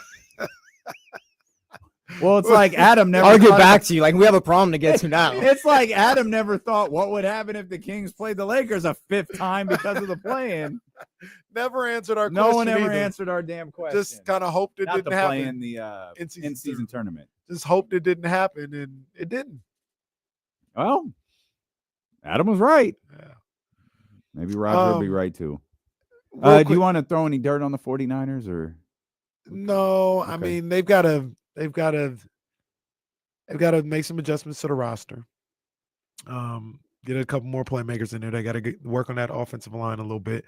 I'm agreeing with Baldy. So they need to take the center position seriously this offseason in this draft. So you take care of that. Oh, Kamara's here. I forgot Oh, about Kamara. damn. Man. Sorry, Kamara. Man, this call is going to cost us a fortune. 916-909-1320, man. But Your Honor, my sincerest apologies. I was really about to just hang up. Y'all were this close. Parlez-vous français? Listen, I was this close to hanging up. I was like, oh, they really did forget about No, me. I That's crazy. absolutely did. I can't lie. I forgot, man. Welcome back to America. Yeah, no doubt, man. I really was just calling to wish y'all happy New Year blessings, man. I know I didn't get to do that. And so, wish y'all nothing but positivity, fruition of all your wildest dreams. And, Okay. All right. Stop it. No one wants to hear this. Stop it. Did you answer me this? See the Kings since you come back? No. Before you answer that, did you visit the Louis Vuitton store outside the Eiffel Tower? Yeah. Yes. Come on, man. You How know much who we talking merchandise to. did you leave with? My wife, my wife is the Louis Vuitton don. I don't really do too much LV. Yeah, she's the one who burns out LV. I don't really do too much of the heavy label stuff. I might do an accessory here or there, but that's not really my style aesthetic. Whatever the wife wants, the wife gets. Yeah, absolutely. Damn, so, are you but hiring? I need an extra job. Are you hiring? What can you do, Benny? What do you need me to do? What pays good? What pays good? I'm in it for the money. Listen, I'm not Fox Sports. I don't just be giving out jobs. Right? Well, I don't need. I'm talking money. I don't need to work up that ladder. Like you've been handing out salaries and positions over here. Hey, you feel content over here, bro. you feel better about the Kings after 4 straight? I don't know. I was talking to somebody yesterday about it, and I feel like it's hard to really judge because I don't know if these games are like fool's goals. Like it's scheduled. Like it's just like it's too hard to determine. I mean, do I feel better than the winning? Absolutely, but am I like, all right, like they're back. It's like, I don't know. I mean, it's kind of a wait and see. Like, I think this, like they were so bad. They were 0-6 that it's almost like the pendulum has to swing that they were like going on a streak. So, I mean, do I think they're an undefeated team? You know, I don't know. I mean, I don't think so. I just, they're still a heavily flawed team that has strung some wins together. Just like they were a heavily flawed team that continually played bad basketball and was losing in the, you know, bad news bears fashion. Like, you know, costly turnovers at the wrong time, not hitting the shots, you know, things of that nature. So it steamrolled into a lot of bad things when I was over there. And the hard part was like, I'm like 6 hours ahead of time trying to watch all this stuff. And I'm like, why am I killing myself trying to watch this stuff like at 2 or 3 in the morning, 4 in the morning? I don't know how people do that internationally. I just don't get it. Yeah, that one is crazy. I look Appreciate at the you, East Coast Kamar. people, I'd be like, suck it up. You know what I mean? But the international, that's a little crazy. I don't know how to do the international. Here's the interesting thing about that, though, is you look at the Kings during that losing streak, and we talked about they didn't play awful basketball. Like, they weren't getting beat up every night. They had more. I think Indiana was the only blowout. All these other games were no different than the Dallas game, the Philly game, the Memphis game, right? Like, all close games. They found a way to win these 3 last week, and before they couldn't find a way to win. And I'm not here to say that's anybody's fault, but it's like you can make the argument for the better part of 2 weeks or so, they didn't play the same. Mm-hmm. The difference is in the close games before the Mike Brown firing, they always found a way to lose. In the games since, the close games since, they've had something that has allowed them to get over the hump and win these games. Like the games aren't that different. Yeah. And the way they played, I don't think they're scoring a little bit more right now. But remember the Denver game was what, 125, 123 or something like that. They were scoring there. Another thing that may be a little different is I think that's about the same too. I was about to say they're not getting in these Denver was 130 to 129. 30. I was going to say they're not getting into these big deficits, but they were in a big deficit against Dallas. They were in a deficit against Philly. Yeah. So went wire to wire against the Warriors, though. Went wire to wire. We'll come back. Will Z joins us. He'll give us the specific numbers about what the Kings look like with Doug Christie when D'Lo and Casey return here. Okay, just real quick. Stop buying smelling salt off of Amazon. Who did that? Doug. Oh, he bought it off of Amazon? No. The camera caught Doug That was doing the smelling salt. And now everyone's like, let's buy smelling If salt. I buy them, can we do smelling salts before every show? Like, just kind of lock in? I'll do it. If- I'll do one show, not every show. One show. I'll do it. Just lock in. I'll do it. I'll do one. All right. show. Okay, I've never but done let's not smelling make salt this before. like a new drug where we're all like, We're not even taking hits of the smelling salts or anything like that. No, nothing like that. All right. Get him here. We'll come back. Will Z's here. He's ready to talk numbers on Sacramento Sports Leader, ESPN 1320.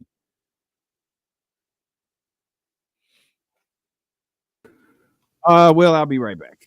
All right. What's up? What up, my guy? Not too much. Just getting back into the normal routine and rhythm after the holidays, you know? That's it. We back to regular schedule. Yeah.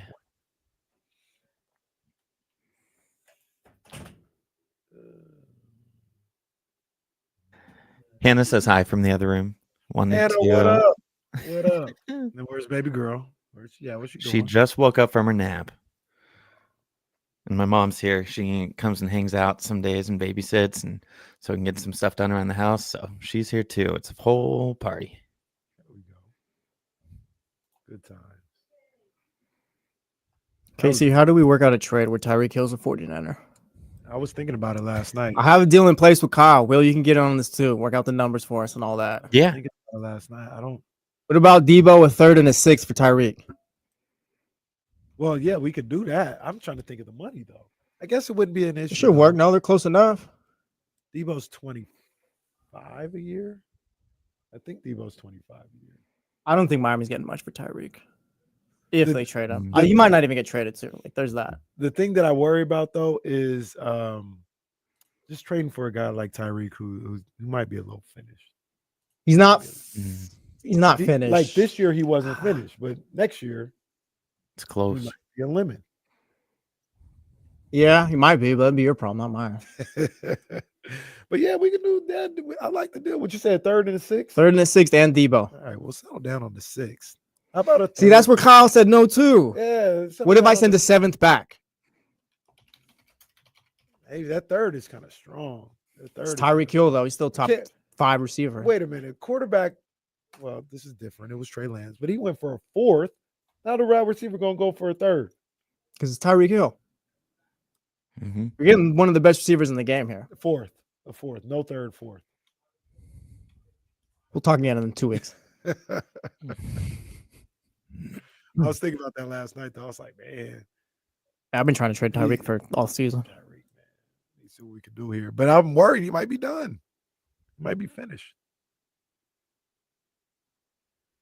I don't know.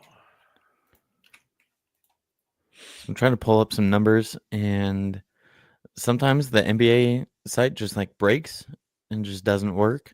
So I'm trying to see how many passes the Kings were averaging before and after the coaching switch, and it just doesn't want to cooperate. It says no data available. It's like, that's a lie, but okay.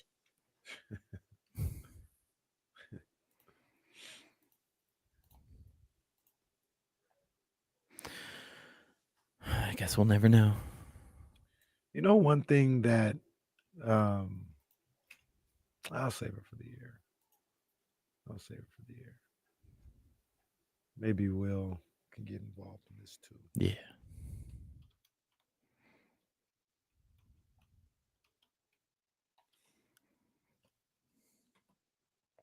Oh.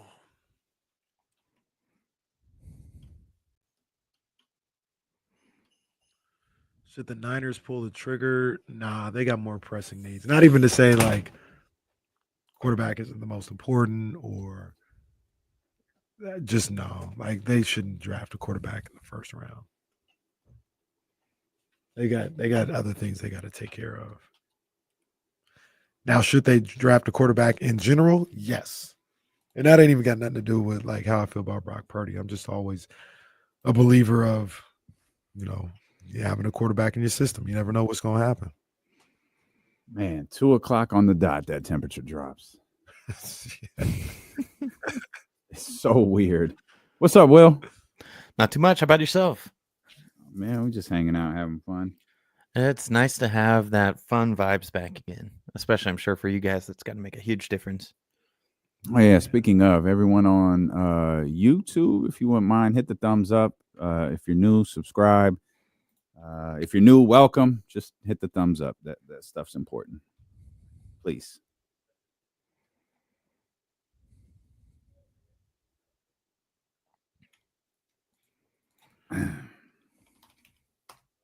Where were you guys at yesterday, Will? We were at my. Oh, never mind. I actually don't care. We're coming back. Our man Will Z, national media's Will Z from SI. Excited to have our man Will on. I asked. No, we'll save it actually for later in the conversation. But I do want to ask both of you guys something. Intrigued. Yeah. Well, first of all, shout out Legends or the GOAT Legends in the building in the chat. Shout out Legends. He was watching the Draymond Green video earlier. Hey, salute, Legends, fellas. Legends. Salute. See if you could get that Doug Christie, Steve Kerr joint, man. Yeah, Come get on, that. man. Get That's what that. they was talking about. Yeah, get that. So I had a joke, and I was just kind of joking. Well, I know what Steve was saying. Flop. Wait, sit your ass down. What are you doing? Tongue in cheek, but just a little truth to it as well. Man. It's like it is what it is. I tweeted out last night. I said it was a rough week for the roster is the problem gang this past week. It was a rough week. Now, do I think that the team needs, to add to the roster? Absolutely, I do. Absolutely. But now I'm starting to wonder, and maybe you guys have. I don't know how this happens. I don't think it was though. What? I don't think it was a rough week for the roster as the problem crowd. Well, it went 4-0. Yeah, and the big dogs played like big dogs. What you got was Trey. Well, Keon. Well, so that's kind of the footnote to all of this that we haven't spent nearly enough time talking about. Shout out Keon Ellis, who started for Keegan Murray and then started for De'Aaron Fox. So you had Keon in the starting group, and Trey kind of carrying the load on the bench. Yep. Like Kevin was great last night, but he wasn't Friday. Right. Devin and Will Tim, like you kind of see it. Yep. Like he scored points yesterday, but he didn't exactly shoot the ball great. Like they were up 30. It's like, hey kid, get your stuff off. Like that's cool, but you kind of see it with him. It's just not there yet. Right. But the whole premise was always like, and I would always say is like, just said, yeah, you need so some you're upgrades. good. No, I'm not saying that. Okay. But I'm saying where they were at 6 games under 500 was not because the roster was bad. There was something else going on because you got enough to have a 3-1 week. Like you don't need to go get Cam Johnson to have a 3-1 week or not have a 5-game losing streak or be 6 games under 500. That's all I ever said. That was always the case. Yeah, 100%. That's all I ever said. But 100%. The premise of it all also was Trey's playing well again. Yeah. We all like what we see from Devin Carter. How are you going to go get somebody? Yep. Yeah, you have to determine if what you're going to go get is better than what you're giving up. It's tough. Yeah. It does feel like this is the healthiest they've been all year, and maybe that skews the conversation a little too. Well, which is crazy is the best player is out. I know. Yeah. Yeah. But you're right. Yeah, it's been, and I think it was Hammer that tweeted last night. De'Aaron was the last man standing. He was the only one who hadn't missed, games through the first 30 something, and now it's his turn. Yep. And then again, man, shout out to Keon who stepped into that role last night with De'Aaron. Shout out to Malik who I thought was brilliant last night. But Keon, starting for 2 different players at 2 different positions over the course of the last 2 games shows why. And this is what we've talked a lot about.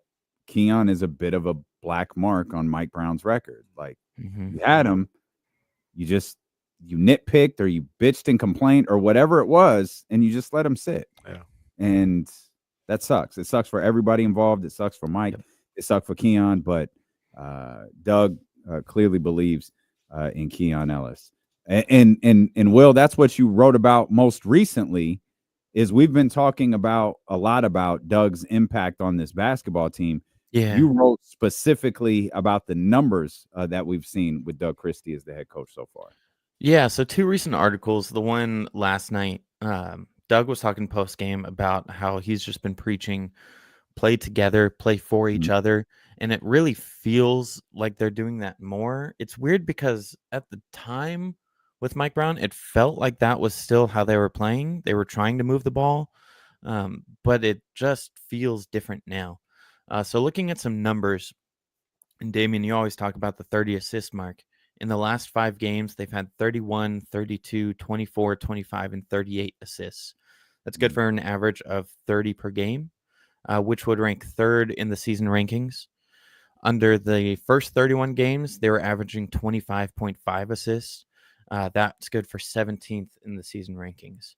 And I'm pulling up now to double check, but it's not just. I remember at some point I was looking at potential assists too, which are like any shot that would be an assist if it's made. And the Kings were pretty low in that as well. So doing this live on the season, they're at 48.8. In the last 5 games, they're at 50.4. So honestly, it's not that much of a difference. Maybe it is. They're just making more shots. But a slight uptick there. So quick math in my head, probably around 47 ish range for the first 31 games. So slight uptake in potential assists too, but just the numbers, the eye test matches what the numbers are showing, that they're Right. moving the ball better. They're now, I think, 6-1 or 6-3 in games with 30 or more assists. And that's just when they play that way, they play so well because you're constantly making the opponents have to decide who they want to guard and who they want to rotate to. Yeah. And that's something that I always looked at as a plus and a potential problem for others when you got Malik Monk and De'Aaron Fox. That's why I was kind of an advocate for having those guys start, because you got Fox, Monk combining with DeRozan. Like, somebody's going to have, in theory, a mismatch. Somebody's going to have a favorable matchup. And I know De'Aaron didn't play last night, but it seems like that's something that they've been able to take advantage of the last week or so. Just having more firepower on the offensive end than more teams, especially the teams they're playing being injured, have to be able to deal with. Mm-hmm. And then the other numbers are looking at the pace. It's, again, always a hot topic in Sacramento, is pushing the pace. So this was before the last game, so the numbers are slightly different, but the premise is still there. First 31 games, the pace of 99.43, which would rank 17th in the league rankings. In the 4 games following, 101.88, which would rank 7th. But it's not just that total number. It's kind of how they're taking their shots and using the pace, but not relying on it. Looking at the shot clock breakdown of field goals with 24 to 22 seconds left on the clock, so super early in the shot clock. They were taking 2.5 per game. That's up to 3.5. And in the 22 to 18 seconds remaining, went from 12.8 to 14.5. And then the other really telling one that I thought is under Doug, they, in the shot clock remaining with 7, make sure I'm in the right spot, with 7 to 4 seconds left, so late in the shot clock, goes from 35.8% to 44.1%. Kennedy wants to say hi. And 0 to 4 seconds left, they're shooting 55.6% on their shots with 4 or less seconds left on the shot clock. So they're being, I think, patient in their offense. So they're really doing either one or the other. They're pushing the ball and getting good looks early in the shot clock, or they're taking their time in the half-court sets and getting a good look later in the shot clock.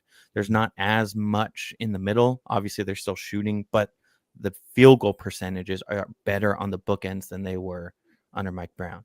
It could be small sample size. That obviously is just 4 games, but something that stood out to me a little. And tell Kennedy it's okay, we're good again, so she doesn't have to cry. She sounded like Kings fans last week. Like, Kennedy, it's okay, we're good now. We're back. Yeah. And I'm not asking you.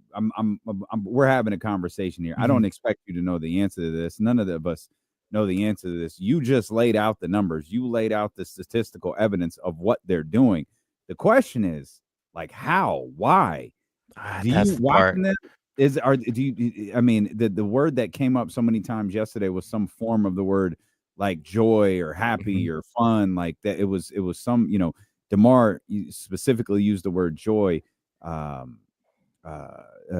was talking about playing loose and free, and like, do you is that what you're seeing when you watch them? Is just everything is just like a little bit more relaxed, and therefore the ball is kind of zipping around everywhere, and you're seeing these guys a little bit more comfortable in their shots? I think so. I don't know exactly why, but when Hannah and I have talked about it, just like watching the games, we'll just sit and talk. And our kind of working theory is that maybe Mike Brown, we know he was such a detailed planner and came in super prepared. And maybe it was just a little too much. And it starts to get in people's heads where you have to do something perfect. Like, Mike Brown is probably demanding near perfection at this point. Like, to take a step and be a championship contender. You have to be perfect. And that's a lot to think about as you're playing. And maybe if you mess up, you get a little sidetracked and let that thought process creep in. And I know Doug has simplified the offense and defense. It looks pretty similar to me, but the results are different. So I don't know what or why it's changing. It's weird. It's weird. It feels weird to be this early into the Doug Christie era and think, oh yeah, that was the right move. Because at the time it seemed like Mike wasn't doing very much wrong. Maybe it's small sample size. Maybe it's something that's just clicked. But Doug, I mean, from a viewership perspective, there's joy exuding from him through the TV. Mm-hmm. Except when he's about to whoop someone's ass. Well, there's that. Yeah. And then that's just fantastic. Oh, that's terrific. Yeah, that's when it's even better. Yeah. Watching that. Yeah. But I hate to keep harping on this point, man, but it's just more about, at least it seems this way. I'm not in the locker room, obviously, but it seems like it's just very empowering playing for Doug Christie. Mm-hmm. Mm-hmm. Do what you do. Mm-hmm. Do what you do. You got a good shot early in the shot clock, man. Let that thing fly. Mm-hmm. If not, we'll keep it moving and then we'll get a great shot. Mm-hmm. But just know that whatever you do, I want you to do it with confidence. I want you to do it believing in yourself and not looking over your shoulder. And I just, as we get further and further away and we hear different stories and stuff like that, I think that was a real issue of, like, if I mess up, if I'm Keon Ellis and I mess up, I might be in garbage time the next day. I remember specifically it was the Jazz game when they didn't even have people there. People were hurt left and right. Mm-hmm. And Keon Ellis, there was a mix-up with him and Orlando Robinson, and there was a turnover in the half court. And you could see Keon, like, in the moment looking at Orlando Robinson like, no, like, you did wrong. Keon essentially got blamed for it, didn't play the rest of the game. Mm. And I think he was his minutes were in question. He might have played the next game because they played the Hawks. But just little stuff like that, right? Like, I can't imagine Doug Christie telling those guys, like, hey, if you turn the ball over twice, just sit with me for the rest of the night. Mm-hmm. Like, I just can't imagine that. And that leads to a little more free-flowing type of play. And we saw it last night. Is it when Doug was saying for Malik that he's going to go out and be confident and do what he does? And he's encouraging him to do that, work through the mistakes. And Monk has been phenomenal over the last 5 games, like 22 points, 7 rebounds, shooting well from everywhere. So I wrote one of those quotes down, Will. He said, and this is Doug, he told Malik, dude who's been in the league for a while, believe in yourself.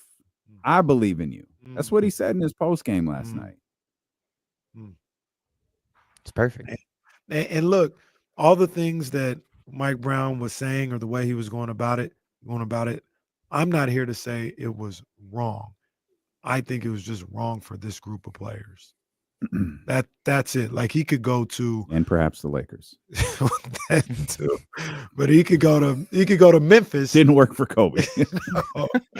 He could go to Memphis and it'll work perfect. Like, they'll react to that or whoever. But for this group, he didn't read the room. Yeah, with this group. And so with all get the best out of them. Due respect to Mike, that's something you have to know. Like, we've talked about this.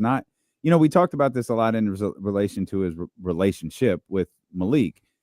You can't have that type of exchange with everyone. The way him and Malik and Mike were, you can't do that with everybody. Some people respond really, really well to that. It appears that those two always did. Not everybody responds like that. You can't cuss and scream and yell at everybody. Not everyone responds to stuff that way. And I think great coaches learn the tenor of their locker room and then spend time learning the individuals in the locker room. There's a collective way that you could teach, and there's an individual way that you can teach. And I think it appears Mike may have struggled with that a little bit. Because it felt I would like shrivel up. If it feels like guys were checked that's out. Pause. Well, Yeah. very good. Call myself. If like that was the like I don't do well with confrontation and stuff like that. So just knowing like me personally, and yeah, it'd be tough. But like Doug is here now. Doug is doing his thing, and he's got his work cut out for him. He's got his work cut out for him. We're trying to get these guys back in a position where they're thinking playoffs, and thankfully, there's a lot of other teams, a good number of teams in the West who have their own struggles. Yeah, like the Warriors. The Warriors, as is, it's always easy to look at a team a certain way when they're going through a tough spell, and just like the Kings, like a win will happen and it'll turn everything around. But it's hard to see the Warriors. Well, they just got worse with the Kuminga thing. It got worse for them. It's hard to see them making the top 10. Well, I'd hate to see that, man. I tell you, I just hate to see it. Hey, can we show love to one more person before you get out of here, William? And Trey Lyles has been spectacular. Oh, phenomenal. Like him, they needed some scoring off the bench so badly. And to have Trey come up and step up like he has, and whether it be just him getting in shape, like Malik said, but whatever it is, he has filled kind of that scoring void that Monk left off the bench. And it's so versatile as a forward / center, and something no one else really on the roster that can do what he does. And I think that's why him not playing well impacted the team so much. Because he's the only like true stretch big that they have.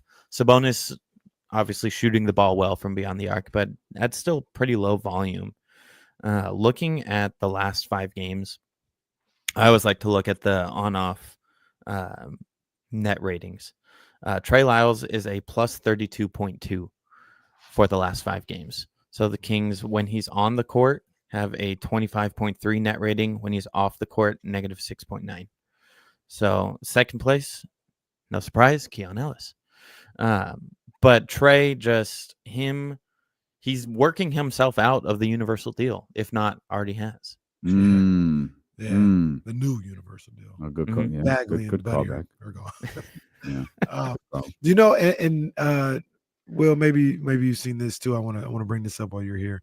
You know who else I really like to see out there, and I don't know if it lines up with maybe he was playing the entire time. I don't want to say it's a Keon Ellis situation, but man, Alex Len has been solid.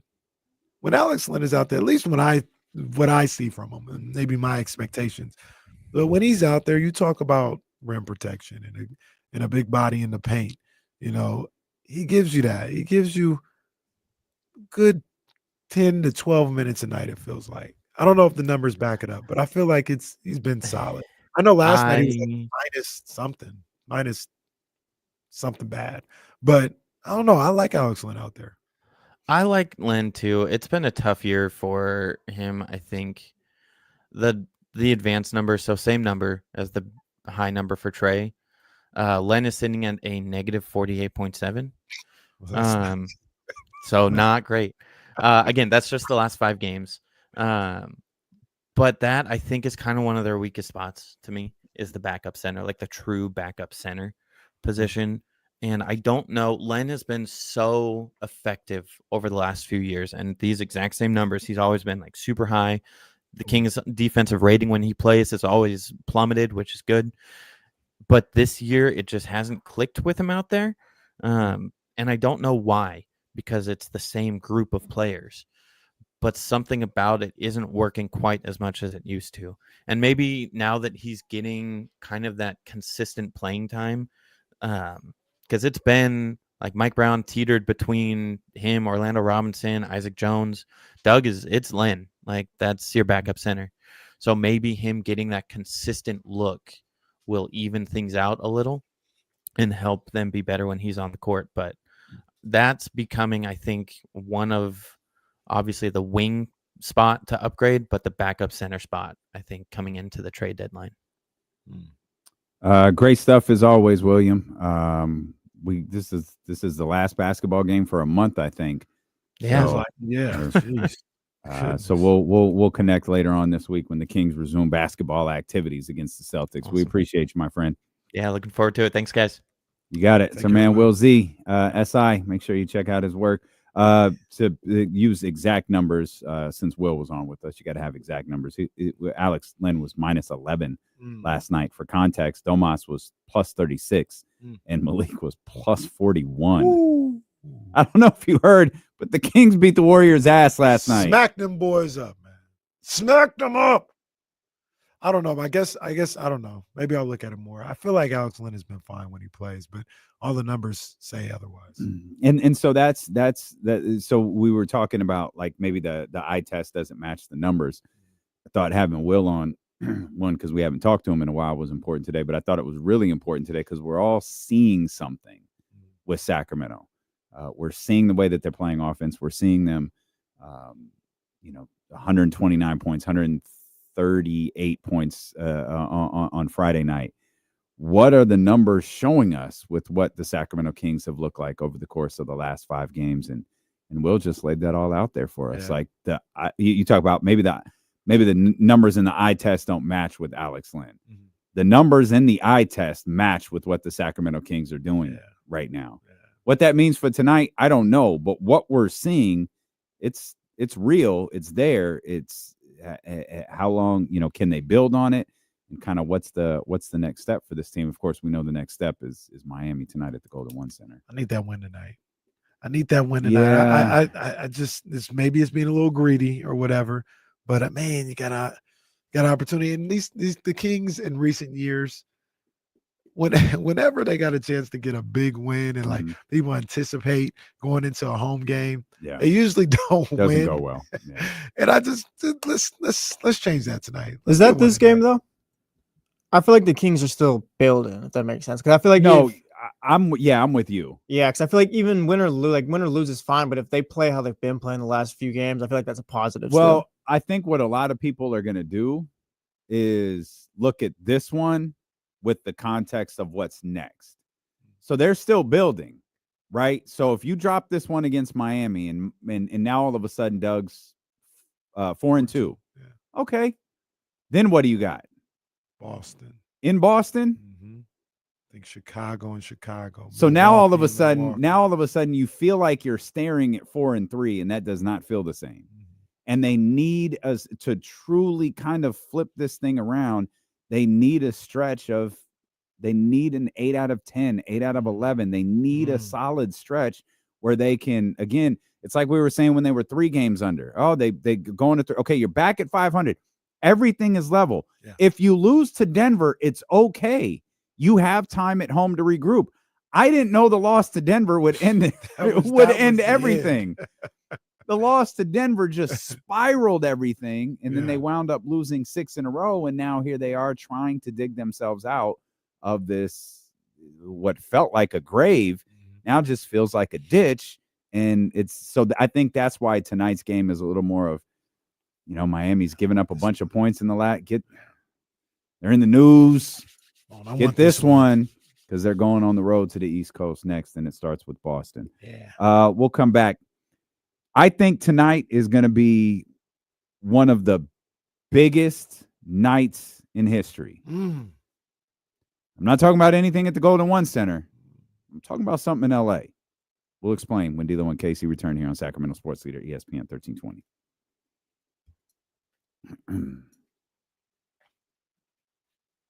Yeah, I saw the Westbrook Wemby clip. That was funny. So here's and Magic Man, you're right. He also played Keon real minutes. Remember, Keon's been starting. Remember, they've been down De'Aaron. They'll be down. He's going to play again tonight. They're going to be out De'Aaron tonight too. But then they were out Keegan the game before. So I've turned the corner on drinking sports drinks during the day, by the way. What changed you? They help me stay hydrated, and I feel like that fends off headaches. There we go. So, welcome to the club. Cheers to sports drinks in the middle of the day for no goddamn reason. Well, clearly there's a reason. It's taking your headaches away. I'm all for it. I'm a fan. I apologize for judging. I don't particularly like it, though. I'm going to be honest with you. It's not like, oh, this is delicious. It's like, okay. Yeah, I don't like when I go to McDonald's sometimes, but I still do it. Fair enough. Fair enough. I chugged it, man. I drank that whole thing right here. Knocked it out.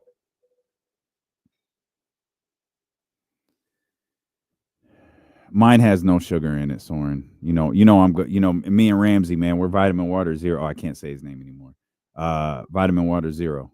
Yeah, you and Redacted. Yeah. Every time I see this screenshot down here, it makes me laugh. I got to take this off the screen. That's funny. Let's get that out of here. Yeah, I think he's still oldie. I think he still comes and hangs out whenever he can. What's your prediction for Raw tonight? I'm expecting the show to be, and this is what we're going to talk about right here, obviously. I think the show will be fantastic. Like I think it'll be really, really good. I think they're overbooking a little bit. I don't fucking need Hulk Hogan on this show. We're getting the Undertaker too, I believe. That's because Stone Cold Steve Austin won't be there. Of course he won't. That dude. Relax, Steve. Yeah,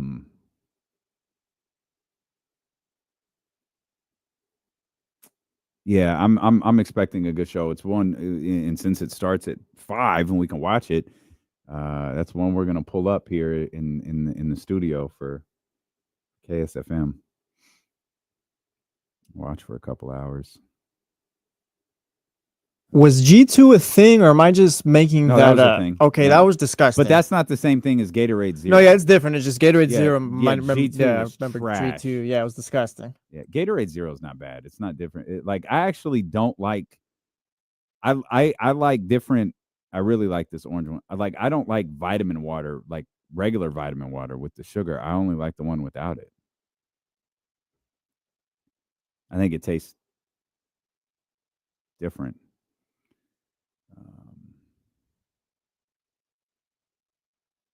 Yeah, I'm with you, Shoeless. This is definitely a kickoff to WrestleMania for sure. Oh, Goldberg will be around. Stop. I don't like when you do that, dude. I'm just trying to inform the people. Are you serious? Not today. I think the 4th show on Netflix. Goldberg. Who did they set an angle up with him? Like recently? Or... Yeah, didn't someone I don't remember. I don't remember. Supposedly gonna set him up with Gunther this year. Oh, that's who it was. It was Gunther. Hey, well, they're gonna do that again, I guess. Yeah. Because he called Goldberg his favorite or something like that. Oh, yeah. And then like 2 weeks later, he said he was. What did he say? He was glad Goldberg kicked Brett in the head or something like that. Something Didn't like he tell that. Brett that? Yeah. This dude right here. I swear to God. What is he doing? Forgot his other snack at the snack shack. He just leaves his snacks all around. And come in and now he's got to run back out and he's got to grab more snacks and come back. Kenny a wild dude, man. Kenny's our favorite middle schooler here at dude, Odyssey. for real. Now he's talking to Jonathan. Kenny a wild dude, man. That dude's crazy. He would be lost without me. Like I have no problem saying that dude would be absolutely lost without me. We got a night tonight, man. We were talking about it. I think tonight will be one of the biggest nights in the history of professional wrestling.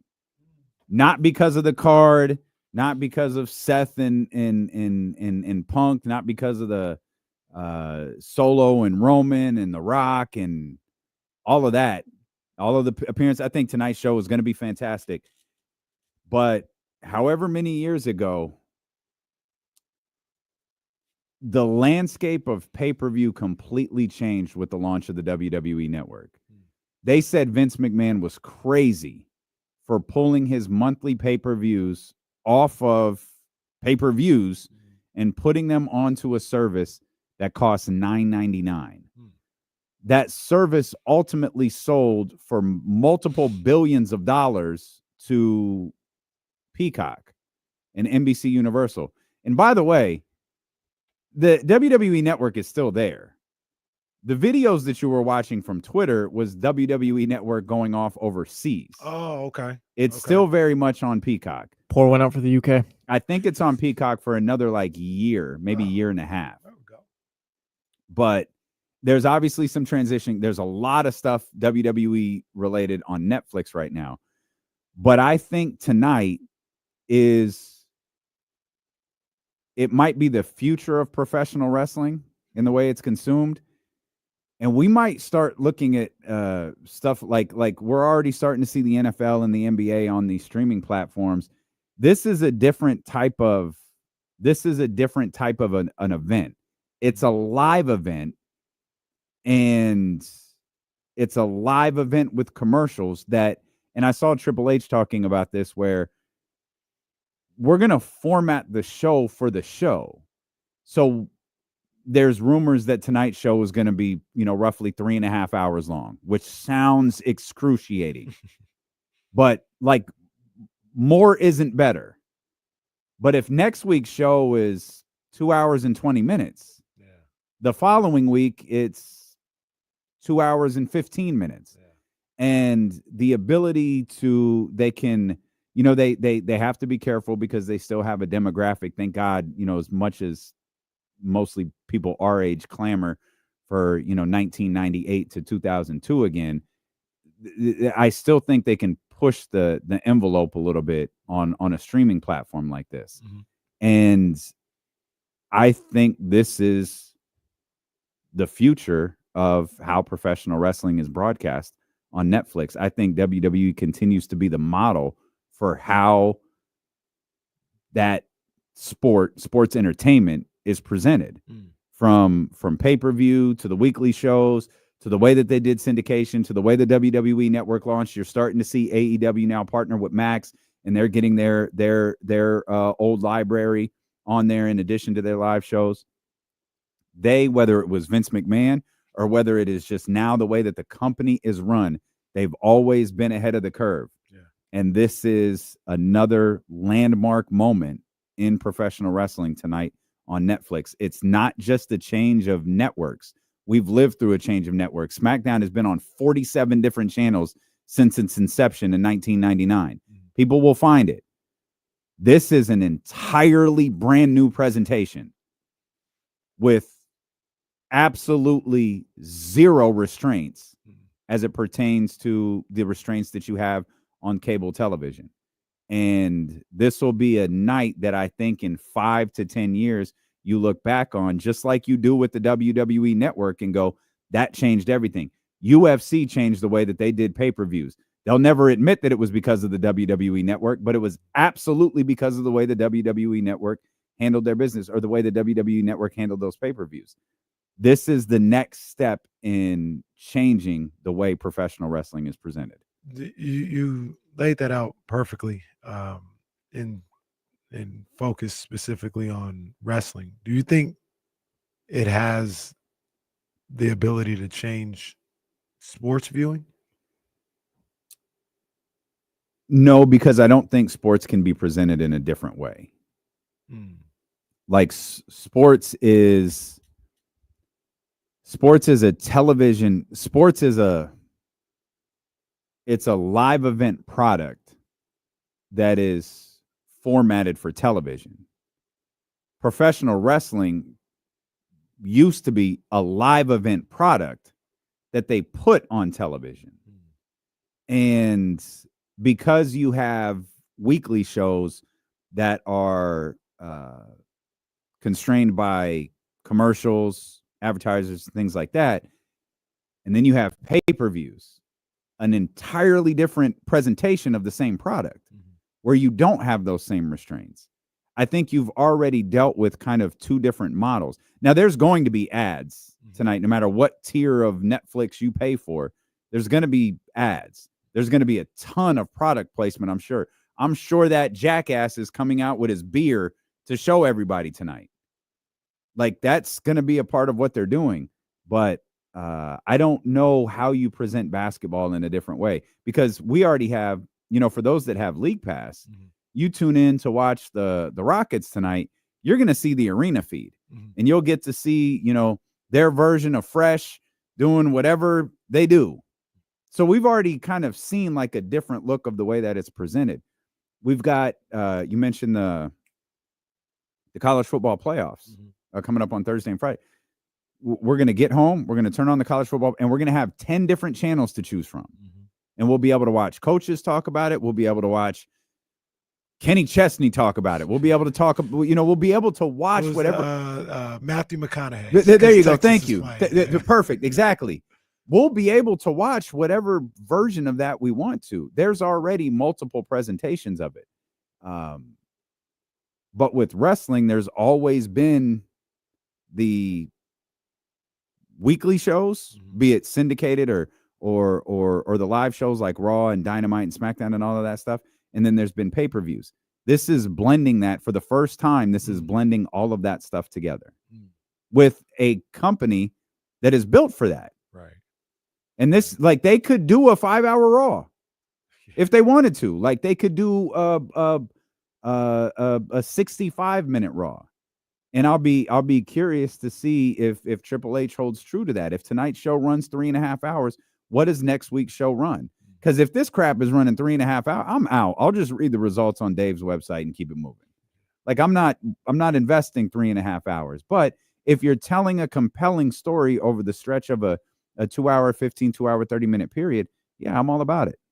I'm all about it. I asked that because I feel like being on a platform like Netflix, and we see it a little bit with Amazon, you can, these sports leagues, they can do so much. You're right with the college football playoff. And I love that they do this. I'm their target audience with this, because I will tap in on all the feeds to see what it looks like.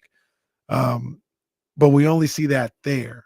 And then you still have the commercial aspect of it. I wonder if, I know they're not, but let's say the NBA signed with Netflix. Would you have the game, whatever basketball game, Celtics Thunder played yesterday? That game's on your broadcast. Then you have Thunder won that one. They did. That was impressive too. They beat the Knicks and the Celtics in a 2-game stretch. Then they came back both times. Man, came back both times. 15 straight. Goodness gracious. But you got the traditional broadcast. Then you've got the lack of better, the Stephen A broadcast, where he's doing his thing. Then you got just the arena feed. Then after the game is done, you got the post-game show. After the post-game show, you've got Jeff Teague doing his thing after the show. And because there's no, we got to get back to programming, like this could go on forever.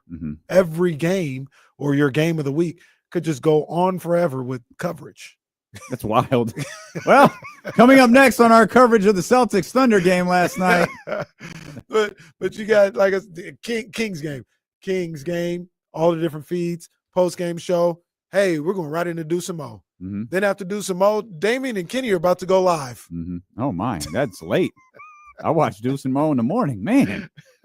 But it feels like with being on a platform like Netflix and even Amazon Prime to a certain degree, you have those capabilities now. And I wondered if that's what WWE, they don't have like post-game shows, but they got so much. But they do. They did that on the network. They would, so for a while they would run post-game shows. You're right, they did. I remember those. And one thing that they do that I actually really like, after they do pay-per-views, they do press conferences.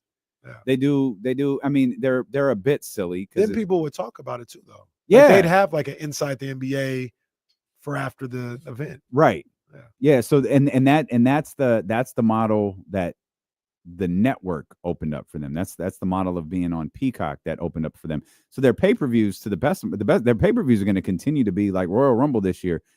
Did you see that? Yeah, I saw it. So that's again the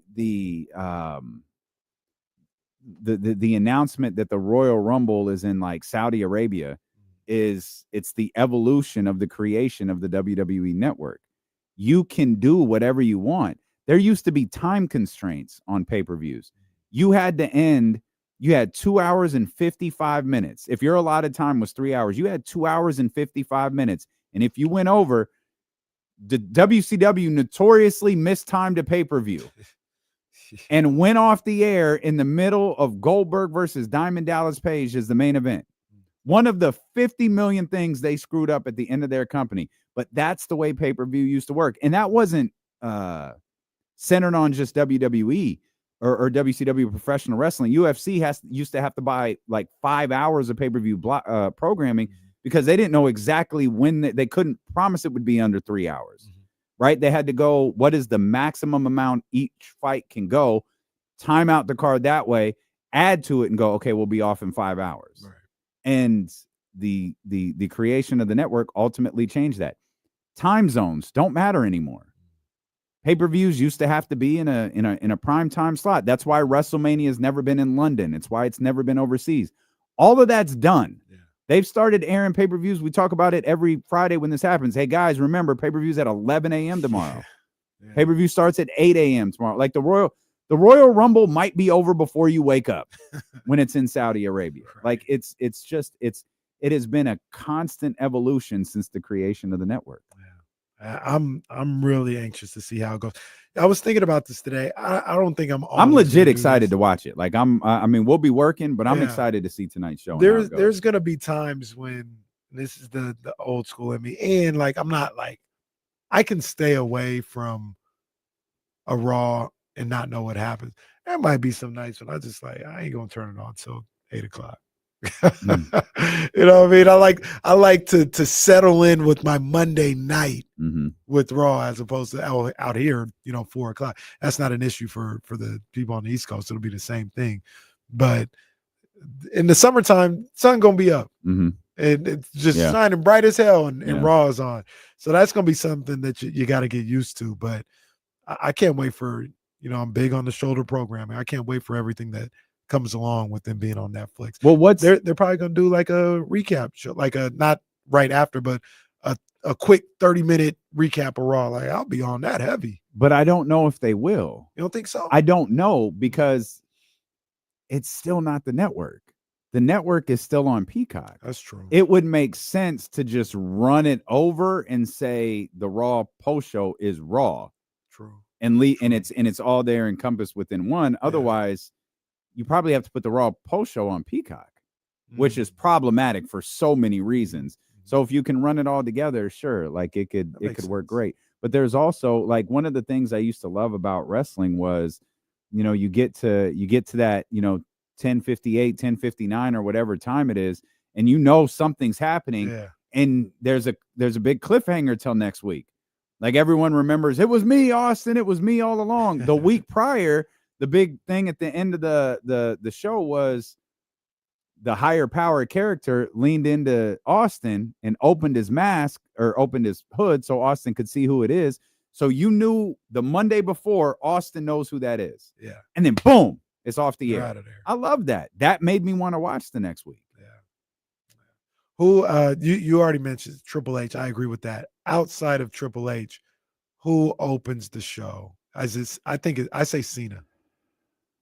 You want something and I don't know what he does. I think it's Dwayne. But I think you don't think he comes out during Roman's match? Yeah, I think he's going to be part of. But he's not a surprise. Like everyone knows he's there, so why? Because if you wait, knows Cena's there. But if you, but what I mean is, but I think The Rock would be first. The only reason I say Cena is from everything that I can gather. You guys might followed it a little closer tonight.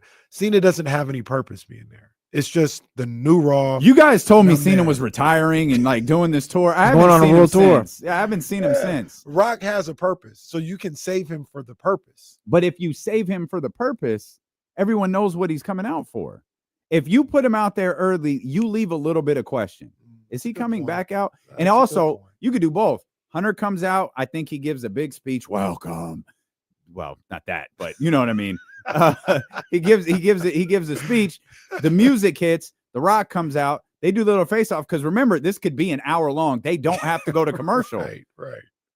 Hey, I want Cody.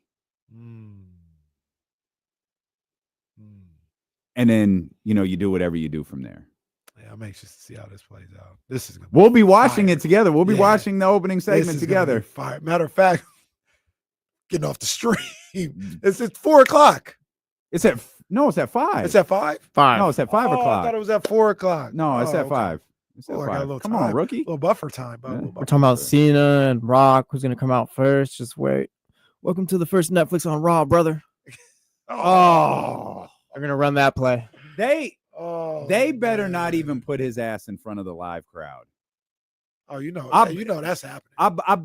Who wants money on they boo him? More or less. I ain't gonna take that. They gonna boo boo his ass. Have they started booing him yet? We were at an event. I don't know how many years ago it was, but it was here, and they had some like it was like people impersonating wrestlers during a commercial break. And this dude launched into a Hogan impersonation, and the Golden One Center booed his ass. Just shredded him. Maybe, I don't remember if it was Golden One or Arco. If WCW was listening, remind me. I can't remember which one it was, but he was there too. Yeah, I think he gets booed in a major way. I think he does. That jackass. Anyways. And they just signed up. Yeah, no, we're in business. Let's go. Real American beer. I also think we're not getting an actual match between Punk and Seth. It'll be one of those where it's advertised. No. I just greatly disagree. Really? No, this is the match. Yeah, there's no. This is. They have two main events, and this is one of them. You said it perfectly. This is a premium live event tonight. Yeah, this is a wrestle. There's 2 WrestleMania matches on this show, and it's Punk and it's Seth and it's Roman and Solo. That's weird doing that on a Raw though. Well, it's because of how I know why, but what do you do for WrestleMania then? Just throw them out there again? No, I think they're going in different directions after this. Like, this is it. This is what we've waited for. This is the match. I don't know how you continue to stretch this story out. This is the match. You've built it beautifully, and then Punk. You probably I think it's Cody and who's the other champion? KO, ain't it? No, who's the other champion? KO's not a champion. KO got a belt. Well, Cody, what do you mean on Raw or just the other WWE champ? Because KO got a belt. No, he's got a fake belt though. Oh, that's what that is. Okay. Just like The Rock. Yeah. Are they Gunther. I think. Oh, Gunther's the other champion. Yeah, they're saying Gunther. I think they might run it back at WrestleMania because they. I agree. Like, this is the one, but they don't really have nowhere else to go. The big dude Bronson, what's his name? Bronson Reed. Yeah. Is he actually hurt, or does he come in and just mess that up because he has beef with both of them? Nah, leave that alone. I want to. I don't know, man. All right, give me a finish in this match. I'd like to see him at WrestleMania again. No, they don't have nowhere to go. Let them fight each other. Man, we got KO in there. We got 3 months. We don't need to do that. We got. Well, also, your dismissal of Kevin Owens. Yeah, it's a little much. Hey, KO in there. I don't think Roman and Punk is completely out of the equation. If you're doing Roman, I mean, unless you're going Roman and Jacob, or you're actually doing Roman and Rock, that might give us Cody and Punk. But at some point, Cody and Rock have to. Well, that's the thing. Isn't this going to be Cody, with. Rock, and Roman at WrestleMania? I do not want Cody and Rock at WrestleMania. I think that's going to be all 3 of them at WrestleMania, I think. Oh, I can't believe how much I dislike The Rock right now. Yeah, it's kind of wild. I don't think there's ever been a 180 done like this before. That was your guy to start D'Lo and KC. No, I don't want that in my WrestleMania. No, we don't need a triple threat match. We don't need that. Does Austin come out? Jesse just said. I don't think the check cleared. Yeah, I don't think you got big enough bag. I don't think he he said the Undertaker's there. Oh, yeah, he scripted to be in there. Now don't do that. Oh, at this point, I'm kind of with KC. No. For what? The good thing is he's not going to be in costume. He's just going to be. What's the thing? Yeah, he's everyone's favorite biker friend, I guess. He's going to be in a MAGA hoodie and a bandana. Hey, listen to my podcast. He's like, no, I didn't know this. The whole line was racist. I had no idea. Please welcome my guest, Donald Trump. I didn't know. My brother, Mayor Kane. Get out of here, dude. Oh no, I don't need that. Undertaker needs to go away for like 5 years. I'm fine with I that. want Austin. I don't think you're getting Austin. Damn. Pal. I do not think you're getting Austin. I want Austin. I was watching SVU last night, and Mike Tyson was in Dude, Danny in San Francisco is turning in his grave right now. I haven't talked to Danny in a while. I gotta holler at my He's boy. rolling in his grave. Mike Tyson was on an episode of SVU. Wait, what? Yeah, like a character. He wasn't Mike Who Tyson. did you say? Mike Tyson. He was on Law and Order? Wasn't that a while ago? Or was this a recent episode? Not a while ago. Okay, hold on. Because I'm trying to think of the hair. That's all. He was on Law and Order and he wasn't Mike Tyson? No. Oh, that's amazing. Criminal. That's amazing. He was a criminal that was in jail. Has he ever played a role in a show where he wasn't Mike Tyson? He's like oh boy that we talked about in Snowfall. That just plays the same character. Oh, right. Yeah. Yeah. The LA gangster. Did you? You know, Kevin from The Office was a criminal on SVU one time? I did not. Yeah, there's an episode out there. I don't even know what it is. I've got to see who Kevin is. I got to see who Kevin is because I think I remember that. Did you ever see Mike Tyson, Wayne Brady, and Bobby Brown do the Every Little Step video? Yeah. That's a classic. That's spectacular. That's a classic. So I'm looking up and Robert Kraft is on the TV, and we're gonna get back to the Kings here, and we're just gonna hit a hard reset button here in a second because that was meant to be a 10-minute conversation, and well, this segment's already what over. happened when James. This is what happened when James doesn't show up.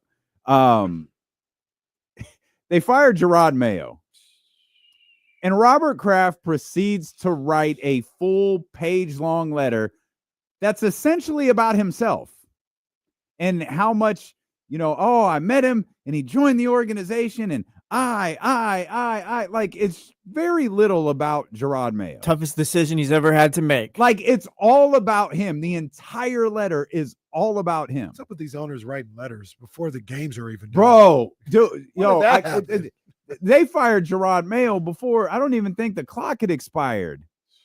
That letter, Schefter was like, "Hey, here's Robert Kraft's letter." I was like, "Did they fire him already, or did you jump the gun?" The other killer, and Bill Simmons is right about this. I heard him talking about that.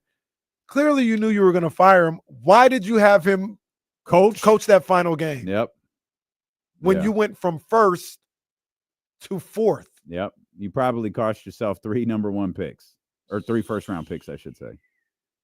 That was awful.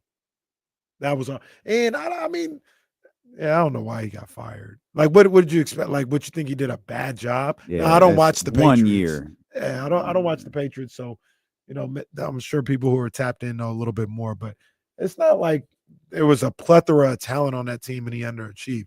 We all knew that was going to be one of the worst teams in football. Mm-hmm. Meanwhile, Brian Dable's still employed. We'll come back. Damn. All right, hard reset button. Manny, hang on. We'll come back. It's our last commercial break, folks. We're going till the top of the hour. We'll talk Kings basketball. It's the Kings and the Heat tonight at the Golden One Center. Can the Sacramento Kings make it 5 in a row? That's on the way here on Sacramento Sports Leader, ESPN 1320.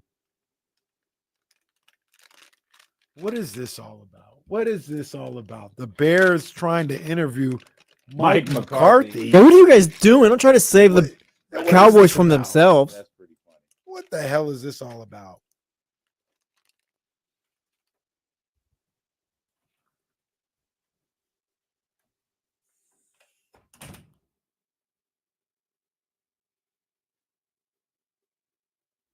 If the Raiders keep Antonio Pierce, I don't think I hate that. Yeah, you just can't fire him after next season, though. Yeah. I mean, it's just keep him around. Especially if Vrabel's probably going to the Patriots.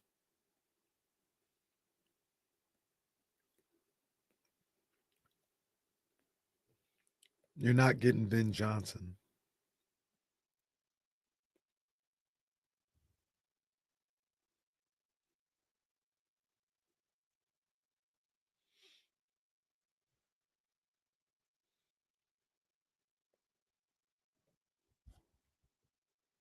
Why is Ronda Rousey on my screen right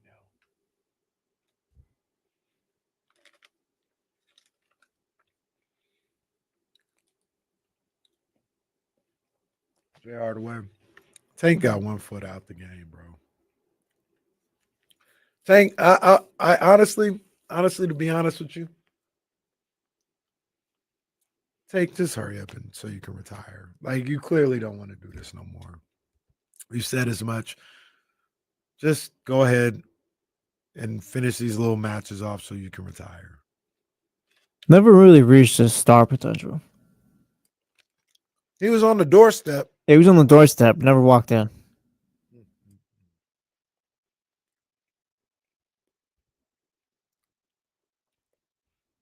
And look, he said he wants to go better his life, get some therapy. I'm not poo-pooing that at all. But yeah, man, come on. I wouldn't even be mad. I wouldn't even be mad if he retired right now. Your heart's definitely not in it. Just me and Team Canelo are gonna have to carry boxing again. Well, no one wants to take it. Hey, if that fight go down like that. Why, did you see something? I haven't seen anything. I saw William Scroll was the last name I saw. Oh, whoever that is. They was talking Crawford last week. Oh, really? I didn't see that. Yeah, they was talking Crawford. Crawford Canelo in May. That won't go down. That's a big time one. I think I'd pick Crawford at this point in Canelo's career. I'm gonna be honest, bro. I can't remember the last time you picked Canelo in a fight. I picked him the last time he fought. You picked Plant. You picked Charlo. No, I didn't pick Charlo. No. I think you changed your pick last minute. No, well, even then, I said I have to pick Charlo because I've said so many years that Charlo will beat him. But I don't think he would. I did pick Plant. And that's it. I don't think he'd beat Benavidez. We would beat Benavidez. We still want that fight, by the way. I don't know. I don't know if anybody would beat him right now. Although I hadn't seen him fight in a long time. That fight on in February is gonna be really good. Him and Morrell. That's gonna be fire.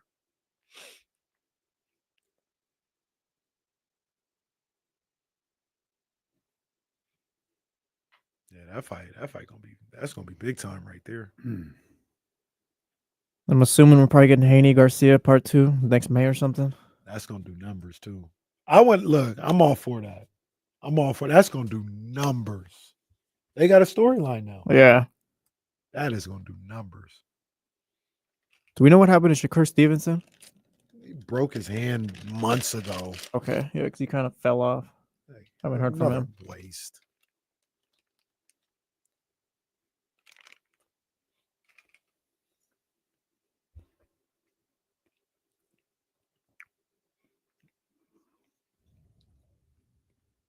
Yeah, we got it on our radio. We'll be playing it next year. We're gonna do a show live from Frisco, Texas next year. Make sure you catch the FCS championship on 1320 at 4 o'clock. Who's we? Us. The home Who's of the us? Hornets. Oh.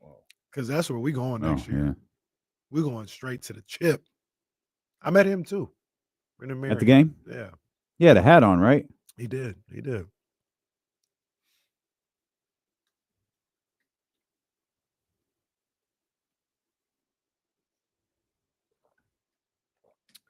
And I don't hate any fighter except for Tyson Fury. That's the only one I like. You guys always get it confused. If I don't like somebody, I'll tell you who I don't like. There will be no got to read between the lines. No, I don't like this person. Like right now, Ronda Rousey's on my damn iPad. Couldn't stand her ass. I don't think there's a fighter that I hate that I actively root against. Tyson Fury for me. I hate Tyson Fury. De La Hoya ever comes back, damn. De La Hoya. That's Floyd, we'll call him.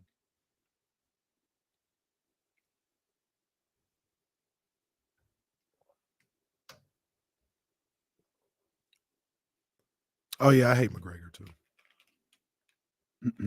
Yeah, McGregor's just an all-around bad dude.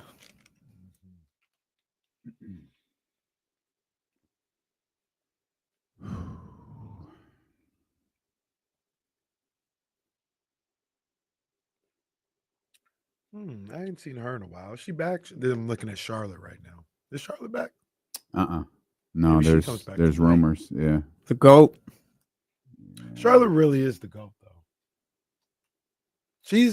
Probably. She's a top 10 wrestler of all time. Regardless of gender? Yeah.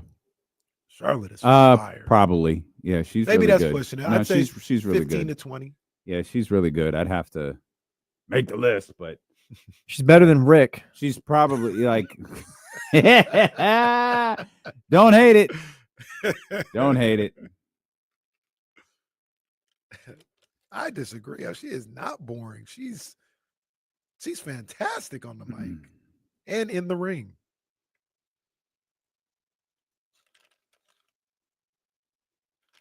She had a lot of work done. Like it completely changed the way she looked. Bryce, I don't think I need to give Ric Flair anything. No, yeah, I'm with you. I don't have to give Ric Flair anything. Even though, that always makes me nervous. There you go, Abe. Abe got it. I was a little worried about Abe. A little silence logo popped up. Uh-oh.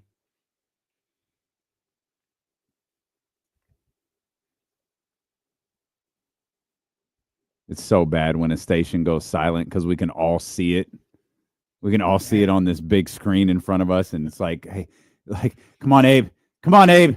Abe, get it. Come on, Abe. You got it. All right, he's got it. Every time I see that, it's kind of like me being a neighbor looking over the fence. Like, what are you guys doing over there? It's terrifying. Speaking of the silence thing, Jonathan cursed me out through email and then realized, oh, sorry, that wasn't for you. Yeah. Well, I thought it was for me.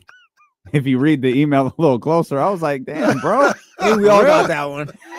I was a little confused. I was like, this seems a little serious. So I asked him, I was like, were you trying to send that to me or were you trying to send it to, I said the other person. He was like, no, I was actually trying to send it to Kevin. I was like, oh, all right.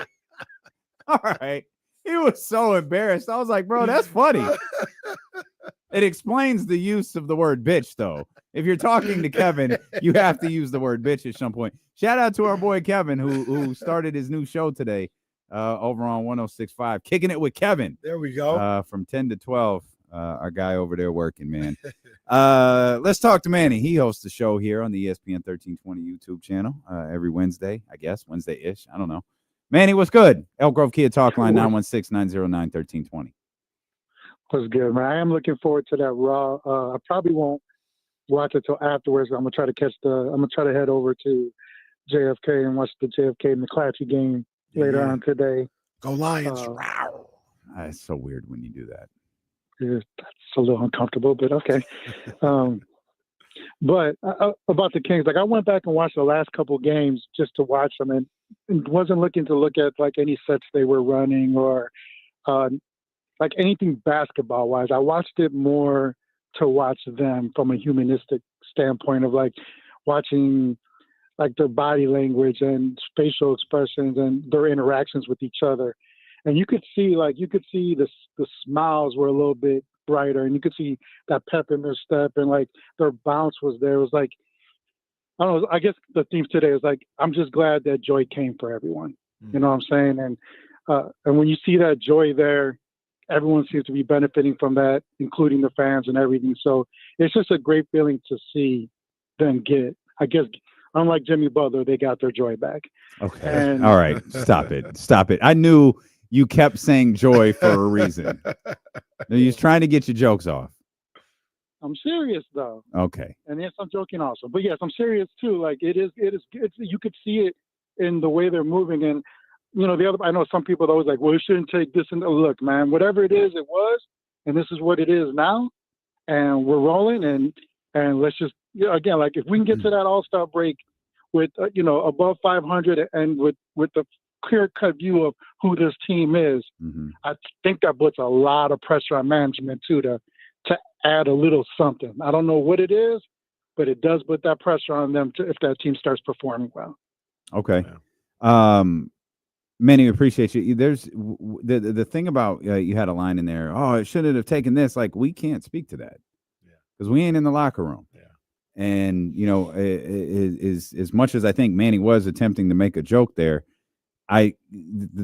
that's the word DeMar used. DeMar used the word joy. Like it wasn't a Jimmy Butler pun. It certainly had nothing to do with the news that's all over Twitter today. He's just like we just found a way to to find our joy out there on the floor together. If they are back, I wonder why or what the disconnect was. Like why Mike Brown was fighting just to go the other way, like turn this team into something they weren't. And that's the question that we've had all day. Like,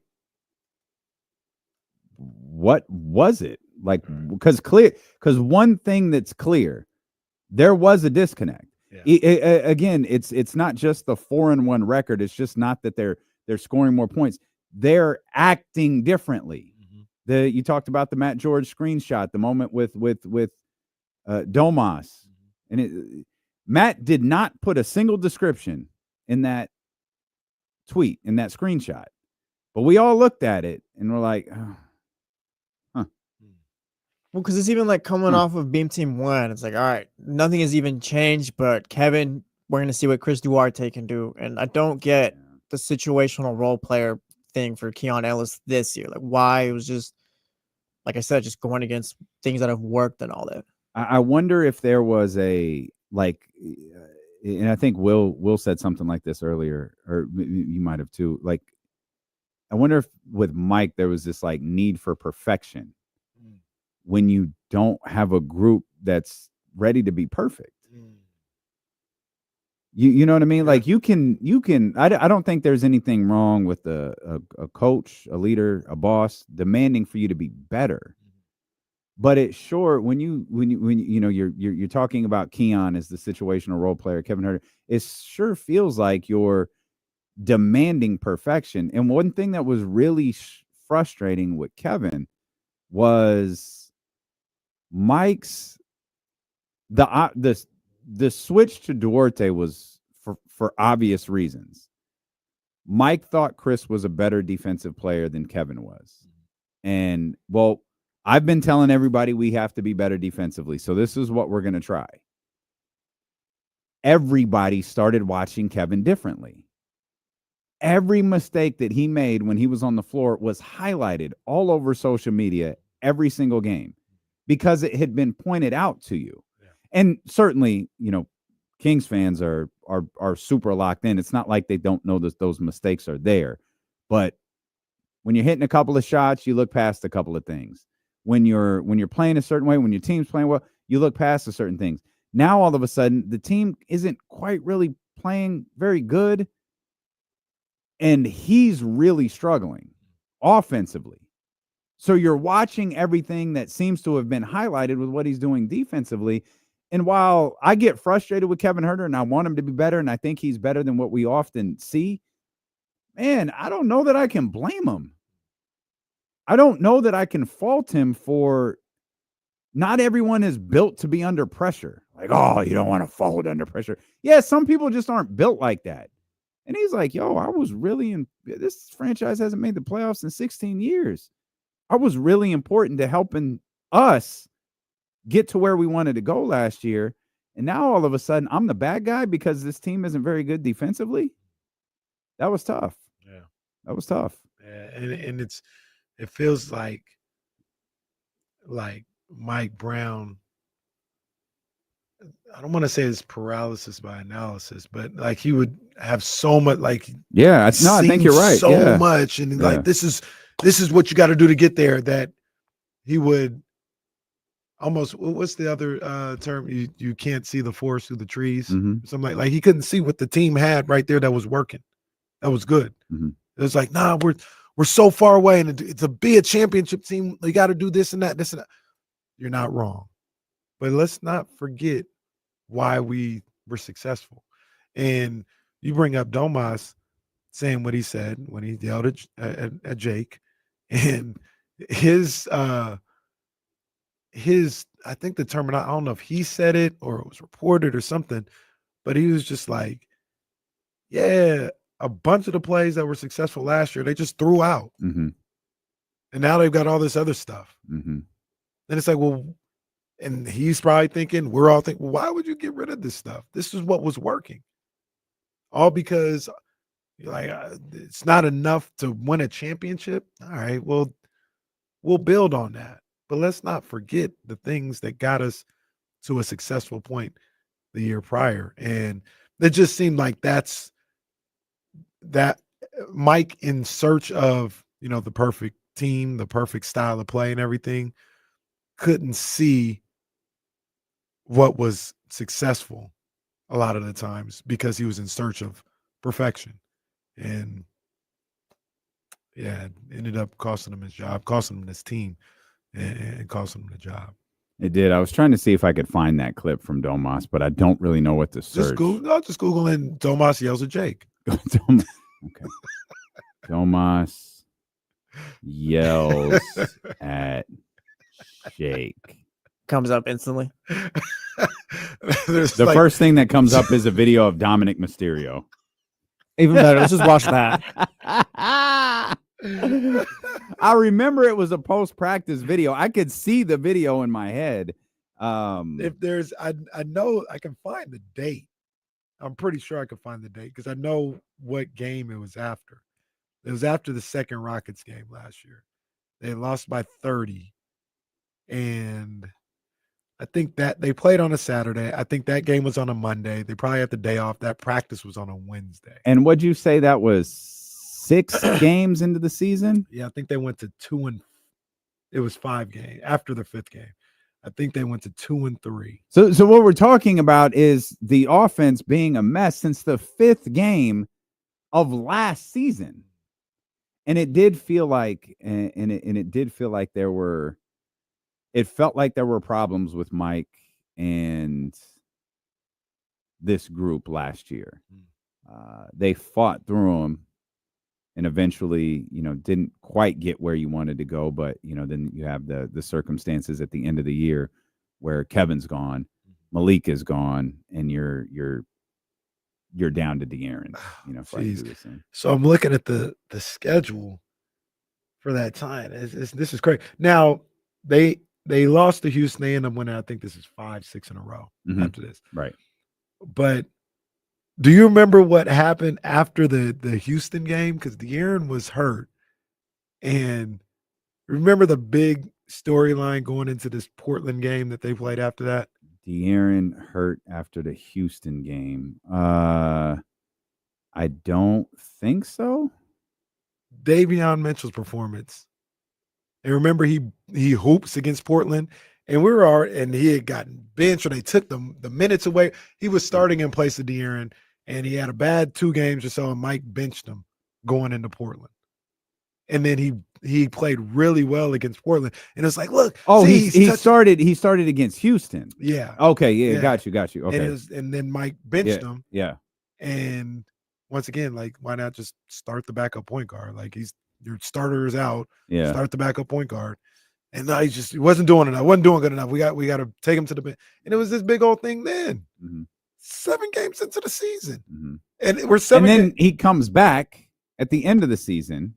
Or not the end. It's not the end. It's later in the season and winds up playing really well. Yes.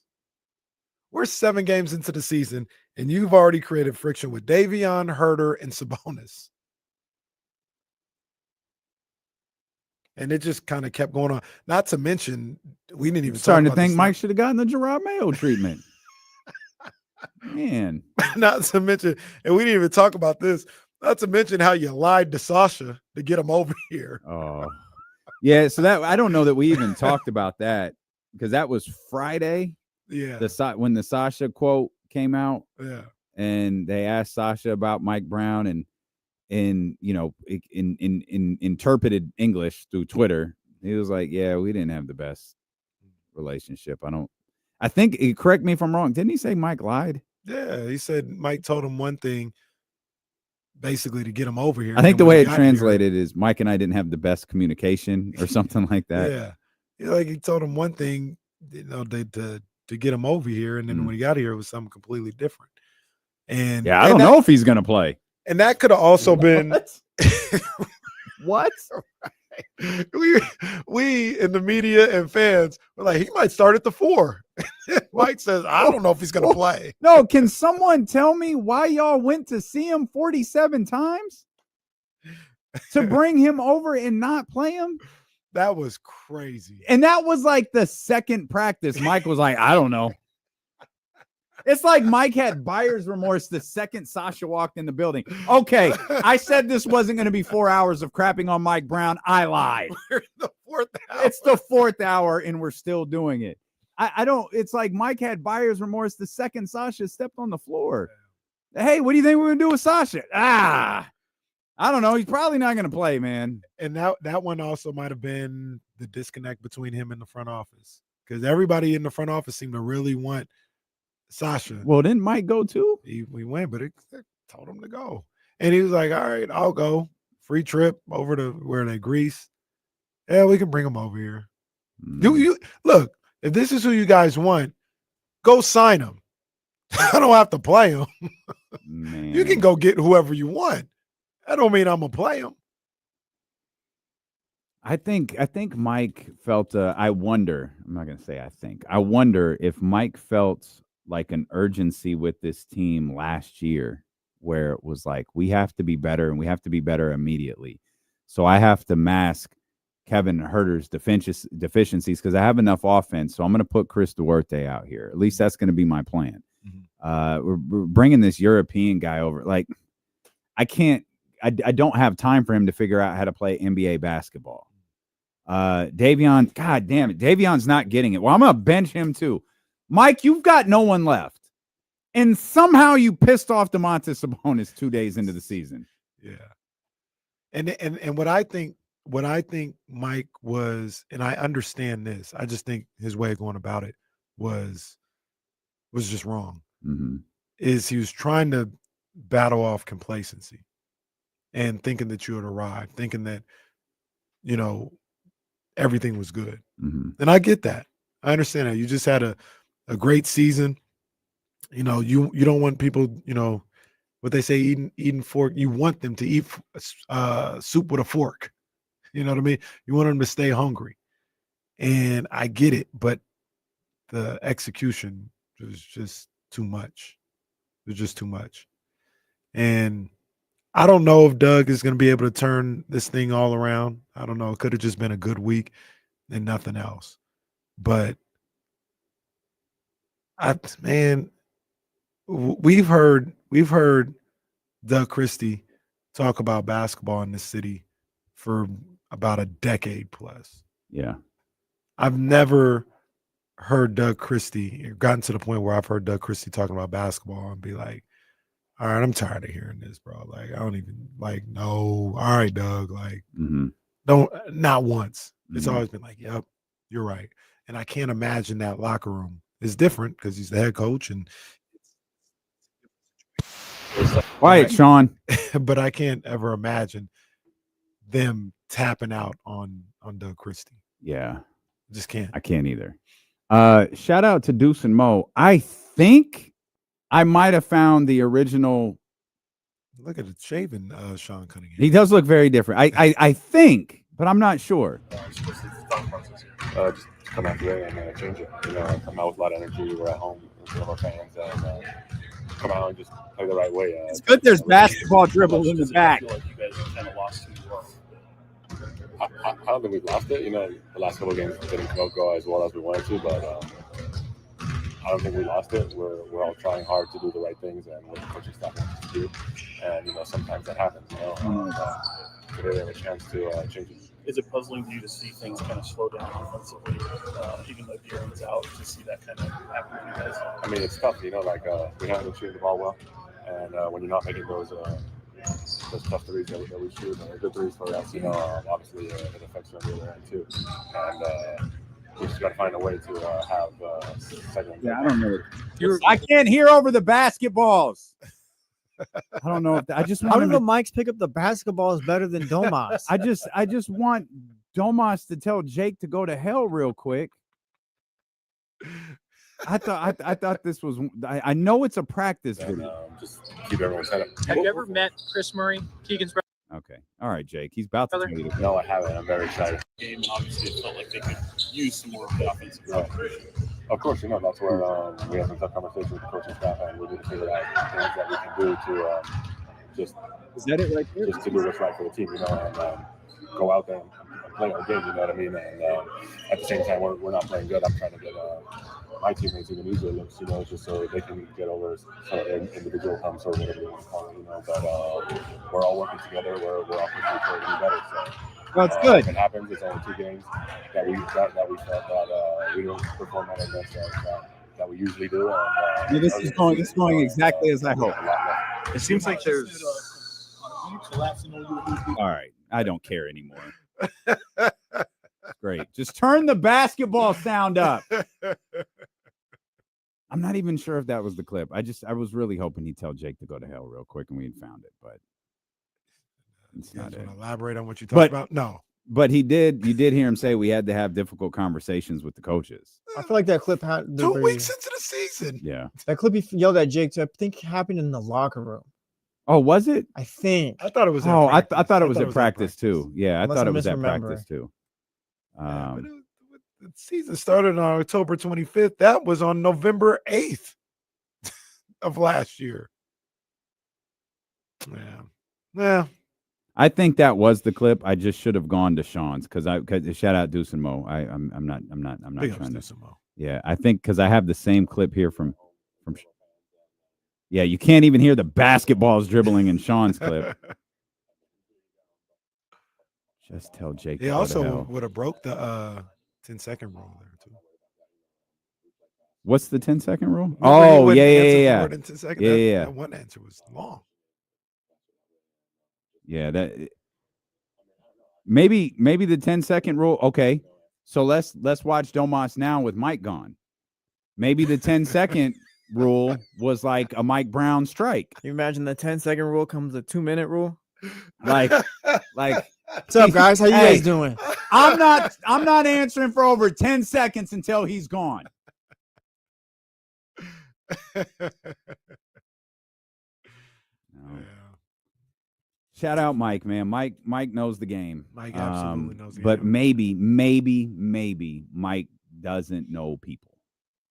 I don't know. He just might not be, for everything that a head coach entails, he just might not be his strong suit. You get him in an assistant role, or you get him being the quarterback of the defense, or excuse me, the coach of the defense and all this other stuff. Yeah. Where he doesn't necessarily have to be the end all be all for personalities and rotations and stuff like that. That's where he shines. But when it comes to all encompassing, it just may not be a strong suit for him. And like I said, and that's all right. It doesn't even mean like he's garbage at it. It's not what he's best at. I think you were right too. It might just not work for this group. Like Taylor Jenkins, I think, has a unique coaching style. I think Tom Thibodeau has a coaching style. That's not going to work for everybody. We've wondered if, and there's been things written that Tibbs has had to adjust the way that he coaches a little bit, because whether it's coaching older players or a more veteran locker room or whatever, like coach is he's gonna, Tibbs, he'll practice you 47 hours a day, and it's like, okay. That was his thing, and he wears that. I don't think that's the case anymore, and a number of people in the New York media have covered that. But he's adjusted, right? And that's important. Like, coaches have to adjust to their personnel. I don't know that Taylor Jenkins' style works with everybody. It really works with Memphis, and it works with that group of guys there.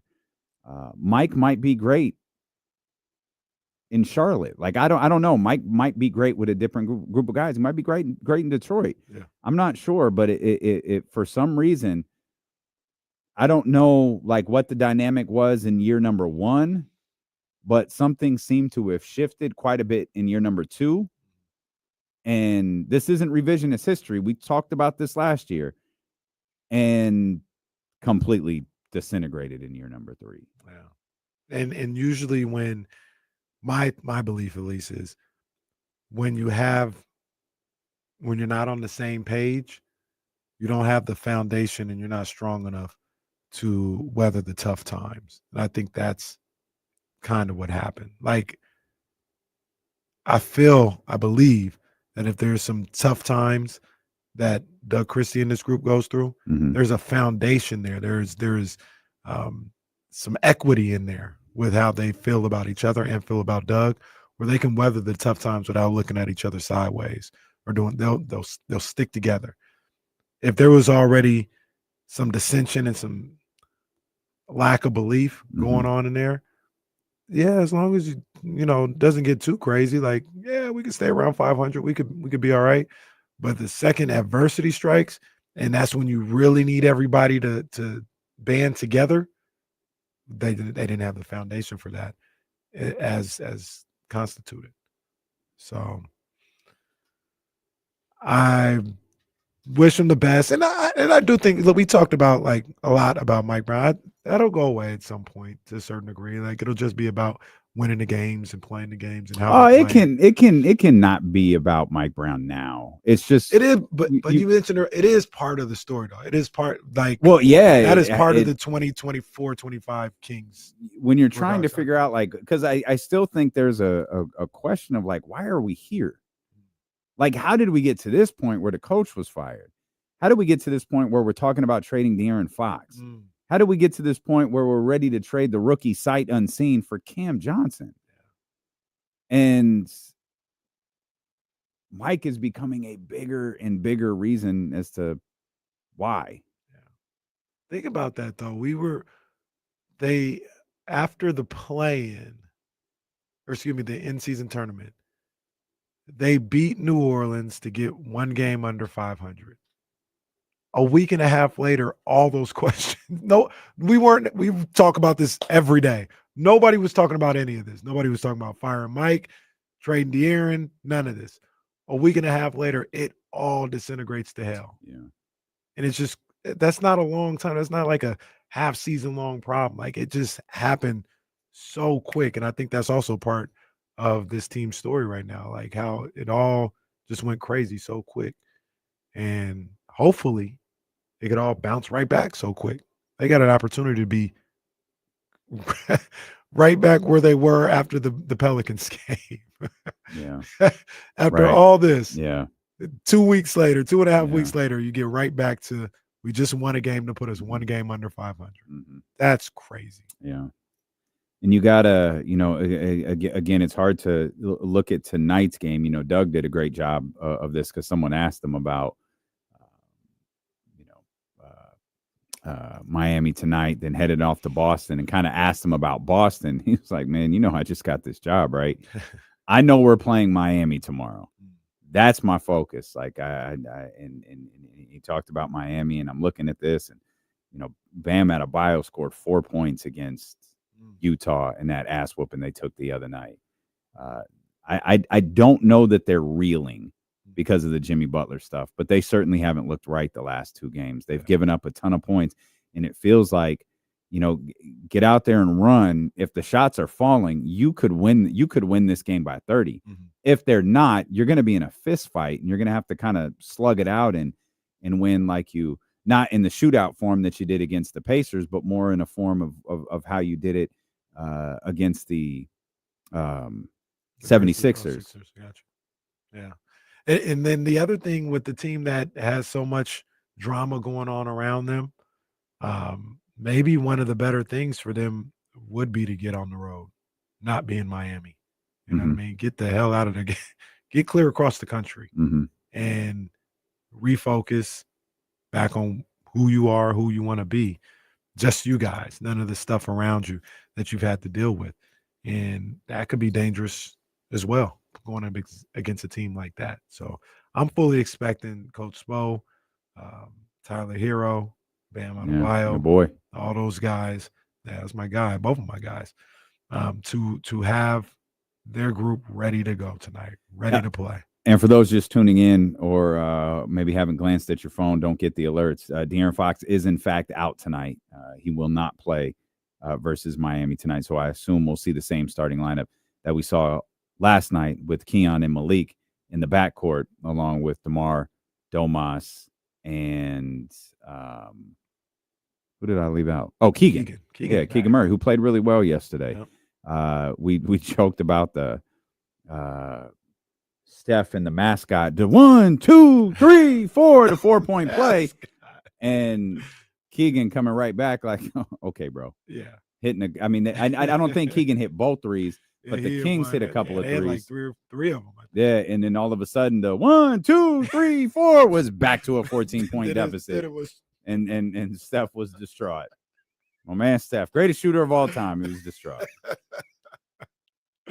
Well, lackey, and Kyle says from a lackey to a mascot. Well, they're interchangeable when it comes to that guy. You can swap him out, whichever you're feeling. Yeah, and then he got all mad and wanted to set a unnecessary back screen on Keon Ellis.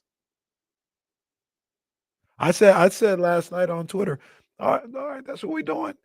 If I was Domas, hey, who's Steph Garden? Oh, Keon. Hey, Keon, come down on this pin down real quick. Come down on this pin down. Just like Weber did to Stockton. Keith asking us, you guys aren't mad that Monte drafted injured Devin Carter over Connect now? Question mark. I don't have an opinion on Devin Carter yet. Like I get it. Like I get why there might be a little excitement there. I genuinely, I was trying to form one like desperately. Like, okay, it's one of those stupid things where you sit up and you're like sitting on the edge of whatever, and you're like watching, like, okay, and I'm sitting here like, what am I watching for? But I'm trying to form an opinion on him in these last 2 games. I'm like, I don't know. Yeah. Like, I get it. He moves. He seems to be really tough on the defensive end. I wish I had like a big Devin Carter take after 2 games. Man, I don't. I don't either. I wish he was around for the first 30-something. Yeah, I like what I see from him now. Mm-hmm. You know what I mean? And if it comes out that he is everything that we've seen in the last 2 games and down in Stockton and everything, and he's that on for the rest of the season, be dead wrong. I'll be dead wrong about complaining about the premise was still the premise. Like, the guy couldn't play for half the season. You don't know when he was coming back. And you didn't do anything else to the roster, I probably wouldn't have drafted him. But if it works out, it works out, and I'll be like, nope, I'm glad Devin Carter's here as opposed to Connect. I have no problem saying that. Yeah, I think it also highlights the idea that this front office thought the offense was good enough. And I'm still of the belief they didn't expect somebody to be here. I'm assuming that's Kevin. But with what we saw from Keon, or the treatment of Keon to start this, not that he was mistreated, but you guys know what I mean. Right. Maybe it was him. Maybe it was both of them. I'm not sure. But I still think that the front office planned on having one of those guys gone. And with Kevin's rehab being so late, like, remember, Kevin wasn't cleared. All right. Okay. We should have known then. When Mike brushed off the Kevin Huerter question before the season started. Remember when Mike said, "Oh, I don't know if he's been cleared." Like, Mike, how do you not know he's been cleared? We did this in real time. Again, this is not revisionist history. Mike, why do we know? And you don't? Now, maybe Mike is being coy. Maybe he's playing dumb. That benefited nobody. And then all of a sudden, Kevin winds up starting. And okay. Yeah. All right. See, the more we should have. The more you unlock these things, it's like, bruh. 4 hours, Mike. I apologize. Oh, man. There's a video out of me out there singing your praises, talking about you're the guy. I still think you're a great head coach. I didn't mean to crap on you for 4 straight hours. But, man, as we just talked through this, it just got worse. You just start remembering things. Yeah. That man really said, I don't know. I was in a meeting.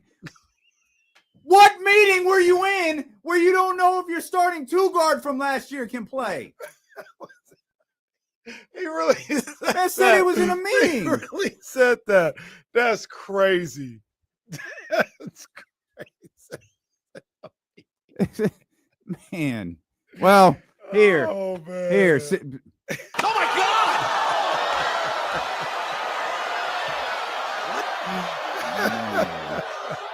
Donovan says, D'Lo got me ready to square up on Mike Brown. No, don't do that. Don't do that. Oh, I love Mike Brown. I love Mike Brown too. It just wasn't. Didn't work. They needed something else. to something else. And let's get a win tonight. Let's get 5 in a row. What? Yeah, man. Let's Crazy. get a win. Let's go. 5 in a row, man. That would be amazing. The Kings. Let's go, DC. Let's get one. The Kings have an opportunity, if everything else goes well, to be like in the play-in tonight. Minnesota plays tonight. There you go. I think Phoenix is playing tonight as well. Well, we'll be back to break it down tomorrow. We're going to head over to 102.5 if you want to join us. If not, we'll see you tomorrow beginning at 10 a.m. here on Sacramento Sports Leader, ESPN 1320. Vamos Kings like the bean. JR, come on, man. I ain't even going to put that on. JR. That's not very nice. What JR say? Wait, who said what happened? JR, no way. Come on, man. We talking about Mike. Oh, come on, Jay. Come on, Jay. Come on, don't do that, man. Come on. Oh, yeah. Well, no. I'll post some B money, but we got some things to talk about before we talk about B money. Oh, yeah, we sure do. Yeah, before we talk about that again, I didn't send some emails already. Like, wait a minute. Mm-hmm. Wait a minute. All right, y'all. We got work to do. I appreciate you guys for being with us. Hit the thumbs up before you go. If you haven't yet, still 600 of you on the YouTube channel. Hit the thumbs up before you go, please. That will go a really, really long way. If you're not a subscriber yet, become one. If you don't know us, I think you'll like us. We will see you guys tomorrow.